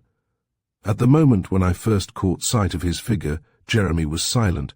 His head was bowed on his chest, his feet were drawn close together, and his right hand, holding the book, which I saw was the Book of Common Prayer, drooped on the ground. I noted the head of a steel rat-trap protruding from the big side pocket of his coat. I also remember how the bright nails of his boots, of which the soles were turned towards me, glittered in the light of the lantern. Presently Jeremy raised the book, turned over the leaves, for he had lost the place, slightly readjusted his position, and in a deep and solemn voice again began to pray. And this was his prayer. O Almighty Lord God, who for the sin of man didst once drown all the world, except 8 persons, and afterward of thy great mercy didst promise never to destroy it so again, we humbly beseech thee, that although we for our iniquities have worthily deserved a plague of rain and waters, yet upon our true repentance thou wilt send us such weather, as that we may receive the fruits of the earth in due season, and learn both by thy punishment to amend our lives, and for thy clemency to give thee praise and glory, through Jesus Christ our Lord. Amen. It was enough. Quickly and silently as I could, I slipped away into the darkness, filled with a sense of the sacrilege of my intrusion and the solemnity of the hour. I have listened in my time to many prayers of many men. I have heard the Almighty flattered, complimented, instructed in the metaphysics of his own nature, and insulted by the grovelling and insincere self-depreciation of his own creatures. I have heard him talked at and talked about by cowardly men-pleasers who had no more religion than a rhinoceros, and I have wondered much at the patience of heaven with all this detestable eloquence. I have heard also the short and stumbling prayers of the honest, of the Salvationist kneeling in the thoroughfare of a town full of sin, of the mother with her arms round the neck of a dying child, but none even of these have dealt so shrewd a thrust at my self-satisfaction as did the prayer of Farmer Jeremy. What strange secrets, I thought, are hidden in the human heart. Verily, the ways of man, like the ways of God, are past finding out. Now it so happened that I had given Jeremy a promise that I would, that very night, join him at supper and have a chat. I would gladly have found an excuse if I could, but it was not easy to excuse oneself to Jeremy. His discernments were keen. Moreover, I half feared that he might have discovered my footsteps outside the barn, and I knew that if he had, the only wise course was to face the situation, tell the truth, and have it out. It was soon evident, however, that he had discovered nothing, and I, of course, kept my counsel. I entered the farm kitchen and found Mrs. Jeremy awaiting her husband by the fire. "Master's late in coming home," she said. "He's gone up the hill with a lantern to set traps in the grey barn. He says it's full of rats, but he ought to have come back half an hour ago." "He'll be back soon," I answered, and a moment later I heard the ring of his boots on the stone flags outside. Entering the room, Jeremy, without greeting me, walked across the floor and tapped the barometer on the wall. "It's rising," he said. "I thought it would by the look of the moon last night. Well, given a bit of fine weather now, we shall not do so badly after all. The wheat's less sprouted than I thought it was. Just a little down in the guns, but none at all in Quebec. Please God, we shall get 45 to the acre, up there, and all in tip-top condition." "How are the root crops?" I asked. "Looking splendid, couldn't be better. You see, they're all on the high ground." "Did you set your traps?" said Mrs. Jeremy. "I did. But there's too many rats for trapping to do much good. We must try this here new poison. That'll cook their gooses for 'em, according to what I hear." After supper the conversation turned once more on the weather. "It's bound to mend," said Jeremy. "There's a rising glass, and the wind's gone round to the northwest since I went up the hill. Just look out of this winder at them clouds drifting across the sky. And they're a lot higher up than they were this afternoon. And I tell you, these here prayers as we've been putting up in church are bound to do some good, though they mayn't do all the good as we want. I've noticed it again and again, both wet seasons and droughty. The prayer of a righteous man availeth much," said Mrs. Jeremy, who, notwithstanding her mental wanderings during the Athanasian Creed, was a pious soul. I was sorry the conversation had taken this turn, being disinclined to discuss the subject just then. But Jeremy was only too ready to take the cue. "Yes," he said, "and the prayer of a sinner is sometimes almost as good as the prayer of a righteous man. Though, mind you, I don't say it's quite as good. I'm a bit of a sinner myself, but I've had lots of answers to prayer in my life. Lots, I tell you.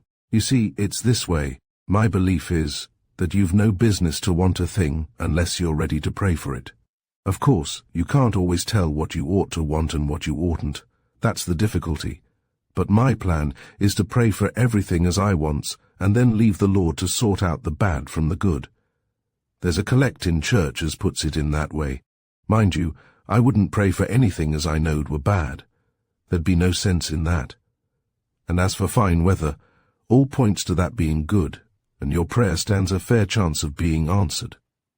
Of course it may be bad for reasons we don't know about, though I don't think it is myself. So it's right to pray for it. Pray for everything you want. That's what I says, and leave the rest to the Lord." Jeremy would no doubt have said much more, for he was a great talker when started on his favourite themes, and this was one of them. But we were interrupted by a cry from Mrs. Jeremy at the other side of the table. It was simply, "Oh dear!" Looking up, I saw that she was leaning forward with her face buried in her hands, sobbing violently. "Darn my gaiters," said Jeremy. "I'm naught but a fool. I oughtn't to ha' talked about them things before my missus. I never do, but something's made me forget myself tonight. You see, it's reminded her of our trouble." I did not understand this last remark, but I asked no question, being too much occupied in watching the infinite tenderness of the good man as he sought to comfort his wife. I draw a veil over that. "Now go to bed, there's a good girl, and think no more about it," was the end of what he had to say. Mrs. Jeremy retired, the tears standing in her eyes. She shook hands with me, but didn't speak. Jeremy resumed his seat, lit his pipe, and began to explain. His voice trembled, and almost broke down with the first sentence. "You see," he said, waving his hand towards the fire, "it's a childless hearth. It hasn't always been. There was one, once, 15 years ago. He was 6 years of age, as bright a little nipper as ever you see. Oh yes, he said his prayers, said one too many that he did. Oh my God. Well, it was this way. It was one Christmas Eve, and a young lady as we had for his governess had been telling the little nipper all about Father Christmas. I don't blame her. She's never got over it any more than we have and never will. All about Father Christmas, as I was saying, and he drinks it all in with his wide little eyes, as though it was gospel truth. I'll tell Father Christmas to bring me something real nice, he says. So just before they put him to bed that night, he goes to that open fireplace where you're sitting now and pops his head up the chimney and calls out, "Father Christmas, please bring me tonight a magic, lantern, a pair of roller skates, 4 wax candles, and a box of them chocolates with the little nuts inside 'em for Jesus Christ's sake. Amen." Then he goes away from the fire, and I says, "All right, Nipper, I'll bring 'em," from behind that door, in a voice to make him believe as Father Christmas was answering. Well, he starts to go to bed, but just as he reached them stairs in the passage he runs back, and pops his little head up the chimney again. "Father Christmas," he says, "don't forget the little nuts in the chocolates. I don't want none of them pink uns."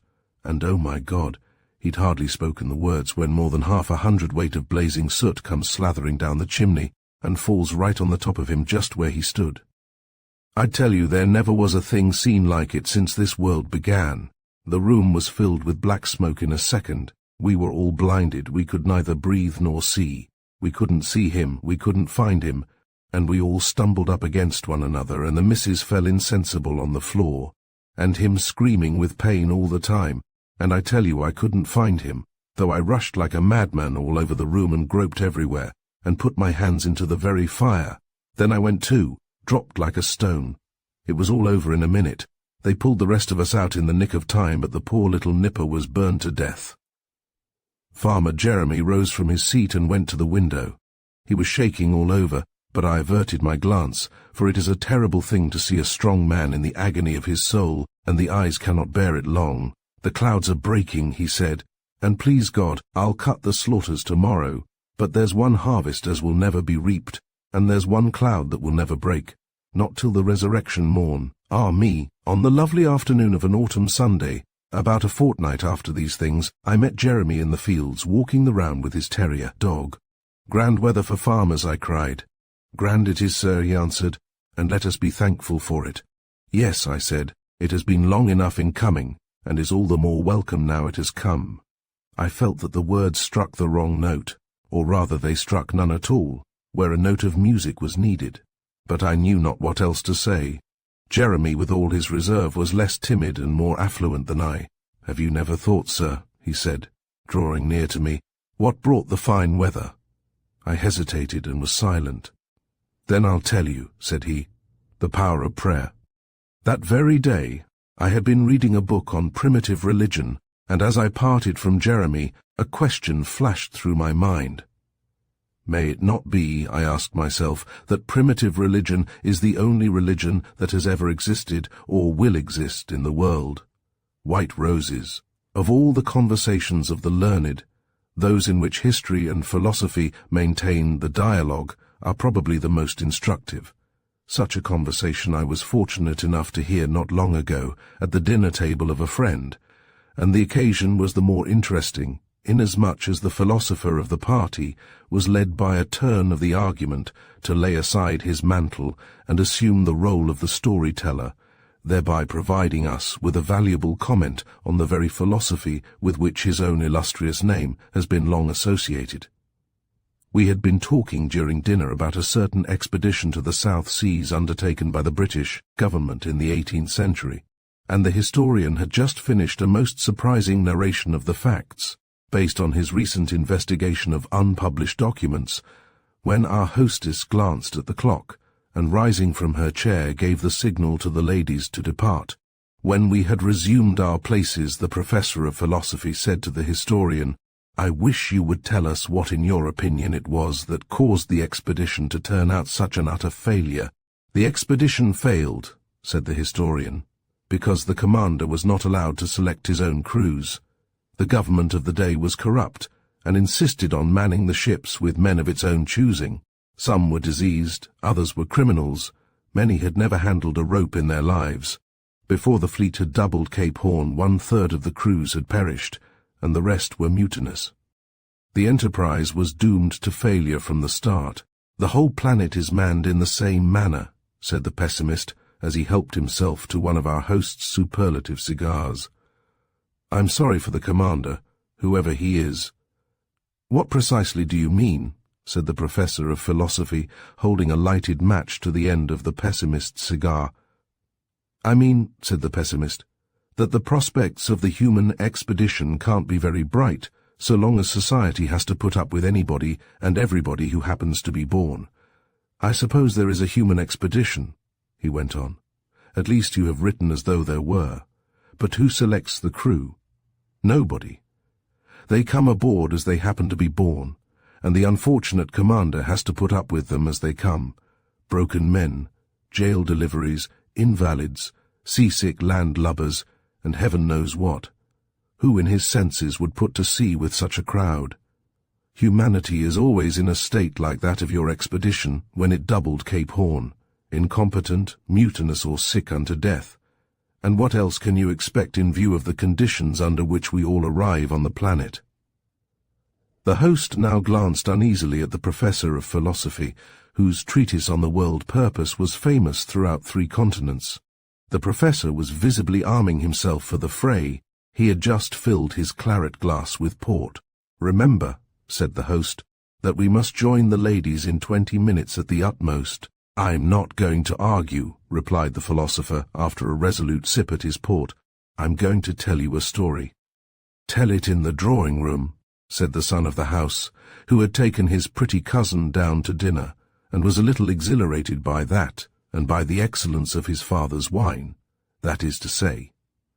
And he spoke eagerly, as if a bright idea had struck him, that is to say, of course, if it will bear telling in the presence of ladies. There was a roar of laughter, and the son of the house blushed to the roots of his hair. "I am inclined to think," said the professor, "that my story, so far from being unsuitable for the ladies, will be intelligible to no one else." "We'll join the ladies at once," said the host, "and hear the professor's story." The pessimist, who was fond of talking, now broke in. "That," he said, "is most attractive, but not quite fair to me. I should like to finish what I have begun, and I doubt if my views will be quite in place in the drawing-room. Besides, the professor must finish his port. I was only going to say," he went on, "that the having to put up with all that comes in human shape is a very serious affair. It seems to me that we all arrive in the world like dumped goods. Nobody has ordered us, and perhaps nobody wants us. Our parents wanted us, did you say? Well, I suppose our parents wanted children, but it doesn't follow that they wanted you or me. Somebody else might have filled the book as well, or better. Our birth is a matter of absolute chance. For example, my father has often told me how he met my mother. There was a picnic on a Swiss lake. My father's watch was slow, and when he arrived at the quay, the boat that carried his party was out of sight. It so happened that there was another party, people my father didn't know, going to another island, and seeing him disconsolate on the quay they took pity on him and made him go with them. It was in that boat that he first met my mother. The moral is obvious. If my father's watch had kept better time, I should never have been in existence.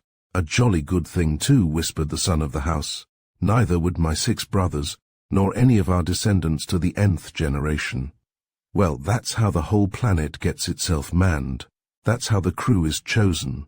And that's why the expedition gets into trouble on rounding Cape Horn. It's a capital introduction to my story, said the professor, in whom, after his second claret glass of port, the world purpose had assumed a new intensity. I wish the ladies could have heard it. I venture to think, said our host, that the ladies will understand the story all the better for not having heard the introduction. You see, I am assuming that the story is a good one, which is as much as to say that no introduction is needed. Thank you, said the professor. I say, broke in the son of the house, I say, Professor, it's a pity you didn't take that question up in the world purpose. That's an awfully good point of the pessimists, and a jolly difficult one to answer too. I should like to see you tackle it. Why, I once heard the pater here say to the mater, "We'll go upstairs," said our host. About 10 years ago, the professor began, I was travelling one night in a third-class carriage to a town on the northeast coast. My 2 companions in the compartment were evidently mother and daughter. The mother had a singularly beautiful and intelligent face, and the daughter, who was about 12 years old, resembled her. They were dressed in good taste, without rings or finery, and so far as I am able to judge such things, without expense.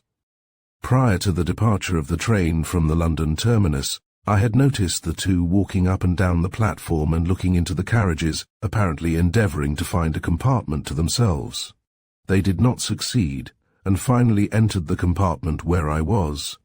Whether I ought to have been flattered by this, or the reverse, I knew not.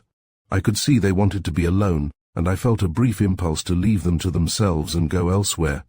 It would have been a chivalrous act, but whether from indolence or curiosity or some other feeling, I let the impulse die, and remained where I was.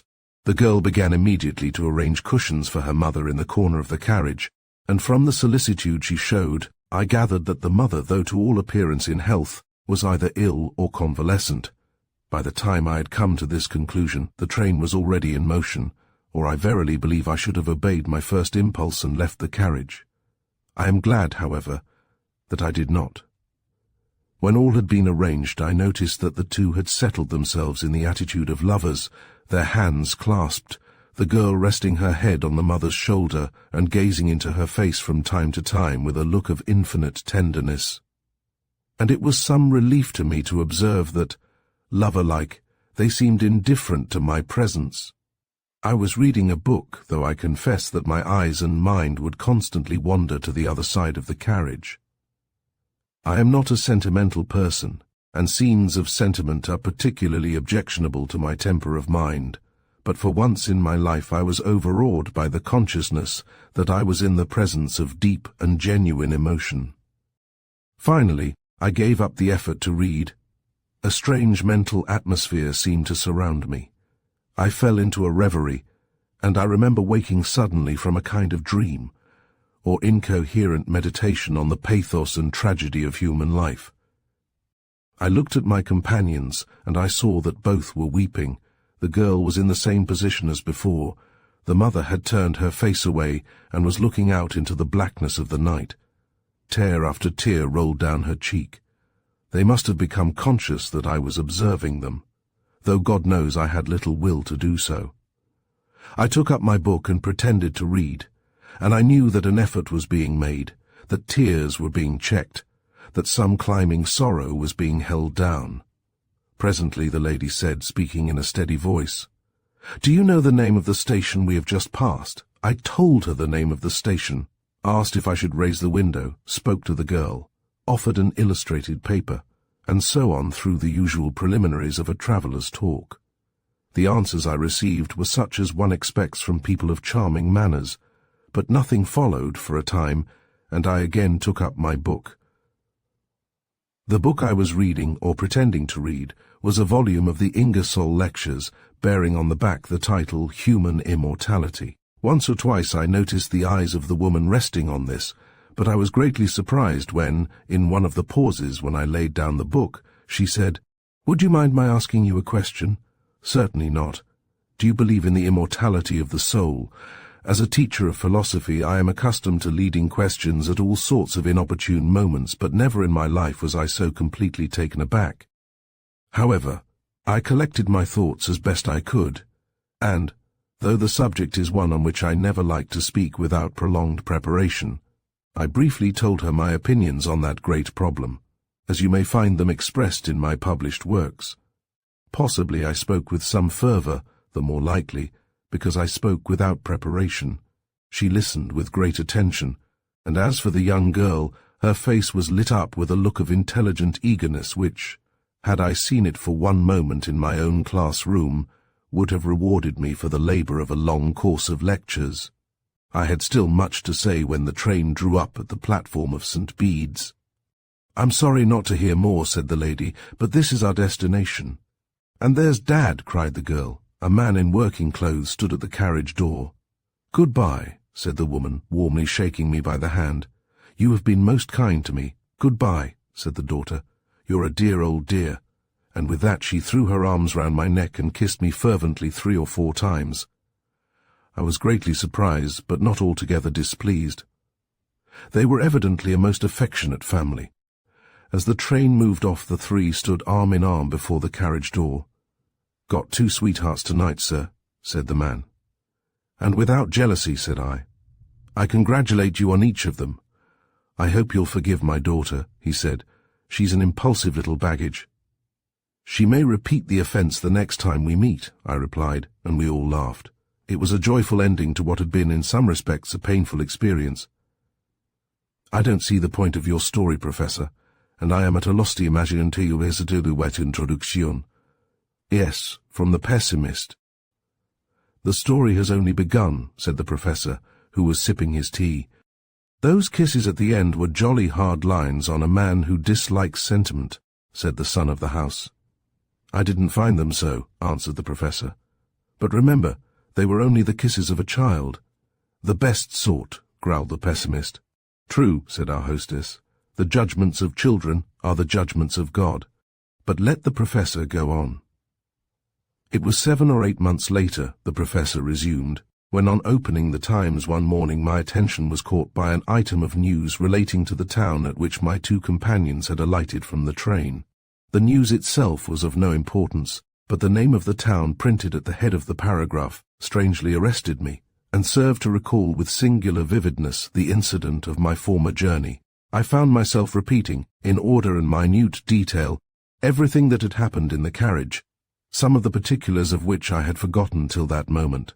The end of it was that I became possessed with a strong desire to visit St. Bede's, though I had no connections whatever with the place, and had never stayed there in my life. I knew, of course, that it was an interesting old town, with a famous cathedral, and I remember persuading myself at the time, and indeed telling my wife, that I ought to visit that cathedral without further delay. As the day wore on, the impulse grew stronger, and eventually overpowered me. I travelled down to St. Bede's that night, and put up at one of the principal hotels. The next morning was spent in the usual manner of sightseers in an ancient town. Reserving the cathedral for the afternoon, I visited the old wall and the dismantled quays, and wandered among the narrow streets, reading history, as my habit is, from the monuments with which the place abounded. About noon, I found my way to the spacious marketplace, and began inspecting the beautiful front of the old town hall. I suddenly became aware of a man on the opposite pavement, who was watching me with some interest. What drew my attention to him was a large mass of white roses, which he was carrying in a basket, for, as you know, I've been for many years an enthusiastic rose-grower, and there is nothing which attracts the mind so rapidly as any circumstance connected with one's hobby. The man was dressed in good clothes, and it was this that prevented me at first from recognizing him as the person who had met my 2 companions at the station 7 months before. Seeing that I had observed him, he crossed the street. "You remember me?" he said. Well, I have been looking for you all over the town. Had I known your name, I should have asked at the hotels. But how did you know I had arrived? I asked. My wife told me you were here. She must have seen me then, I said. Yes, she saw you. She saw you arrive last night at the station, and she saw you later standing under an electric lamp in front of the cathedral. This struck me as odd, for I had purposely waited till near midnight before going to the cathedral, that I might see the exterior in the light of the moon, and I had been confident that not a soul was about. How is she? I asked, for I remembered my previous impression that she was an invalid. Oh, much better, he answered. In fact, quite restored. It's a great comfort. It was very kind of her to send you to look for me, I said. Perhaps I shall have the pleasure of seeing her later on in the day, and your daughter as well. You remember I congratulated you on your 2 sweethearts? Yes, he answered, and you were not far wrong in that. But wouldn't you like to take a turn round the old town first? It's a wonderful place and full of interest, and I know it through and through. I was greatly puzzled by his manner. His speech and address were certainly remarkable for a working man, and I confess that for a moment the thought crossed my mind that he was some sort of impostor, and that I should be well advised to have nothing to do with him. I suppose it was his basket of roses that reassured me. Well, I said, I've seen a good deal already, but I've no objection to seeing it all again. I'll put myself in your hands. Splendid, he cried. It's an ideal day, and I'm hungering for sunlight and beauty, and thirsting for the peace of ancient memories, and it will please my wife to know that I've taken you round. What do you say to going up the river first? There's a glorious reach beyond the bridge, and the sun's in the right position to give you the best view of the cathedral. Nothing would please me better, said I, and we set off at once toward the river. On passing a certain building, he bade me carefully examine the roof, the form of which was remarkable. While I was engaged in so doing, unconscious for a moment of his presence, I suddenly seemed to hear him groan behind me, and turning round, I saw that he was holding tight to the iron railings on the other side of the footwalk, and swaying his body backward and forward, as though he were in pain. Are you ill? I asked in some alarm. Not at all. This is just my way of resting when I'm tired. Come along. That's a splendid lot of roses in your basket, I said, as we took our places in the boat, he sculling and I steering. Frau Karl Druschki, unless I'm much mistaken. Yes, I grew them on my allotment. I'm taking them home to my wife. For some time we talked roses. He had a theory of pruning, which differed from mine, and led to a good deal of argument. Finally, he dropped his sculls, and taking a piece of paper from his pocket, drew on it the diagram of a rose bush pruned according to his method. We had forgotten the cathedral. I took his drawing and began to criticize. Oh, he said, let's drop it. We're missing one of the noblest sights in England. Look at that. And he pointed to the heights. As we dropped down the river half an hour later, my companion, who had been silent for some time, again broke out on the subject of roses.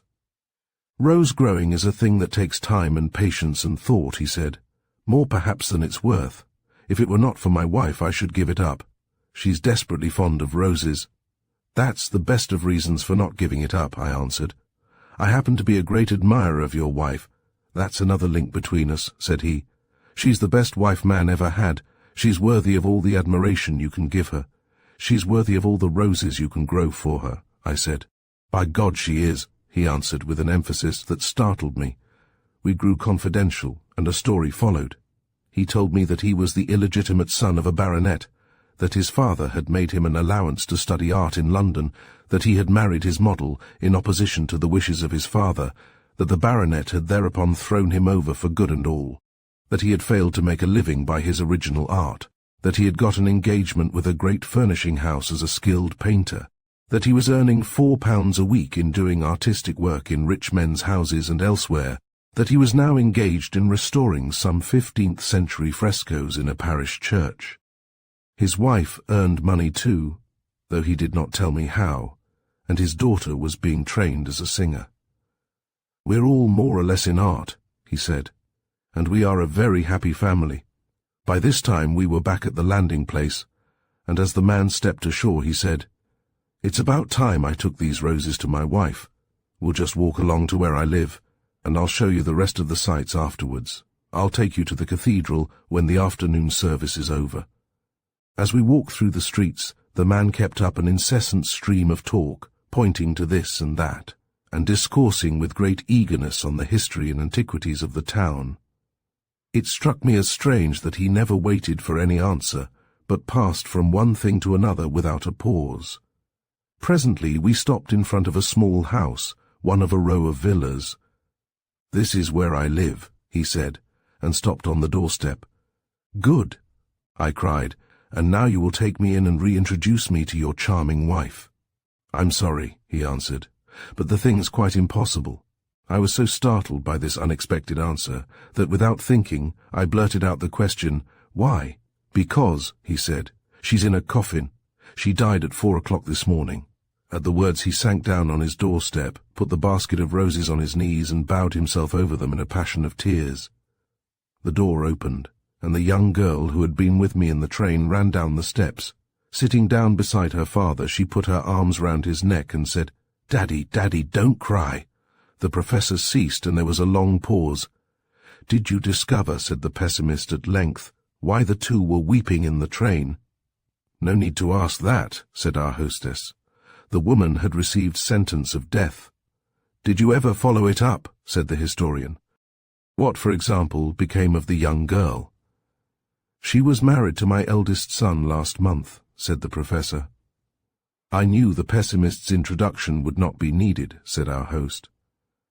"Nevertheless, it was the introduction that reminded me of the story," said the professor. "And now," he continued, "can anyone here explain to me the strange conduct of the man with the white roses? For I confess that I can find no place for it in any system of psychology known to me." At this question the son of the house, who for some reason had become the gravest member of the party, looked up and seemed about to speak. But as he raised his eyes, they met the bright glance of his pretty cousin, on whose cheek there was a tear. And when the son of the house saw that, the impulse to speech died within him. No one else ventured an explanation. But my impression was that there were two persons in the room to whom the strange conduct of the man with the white roses presented no enigma. Thank you for spending this hour in the company of L.P. Jacks, where the familiar world thinned and the deeper one shone through. If all men are ghosts stirred old memories, brightened a forgotten ideal, or left you thoughtfully haunted, carry that feeling into your week.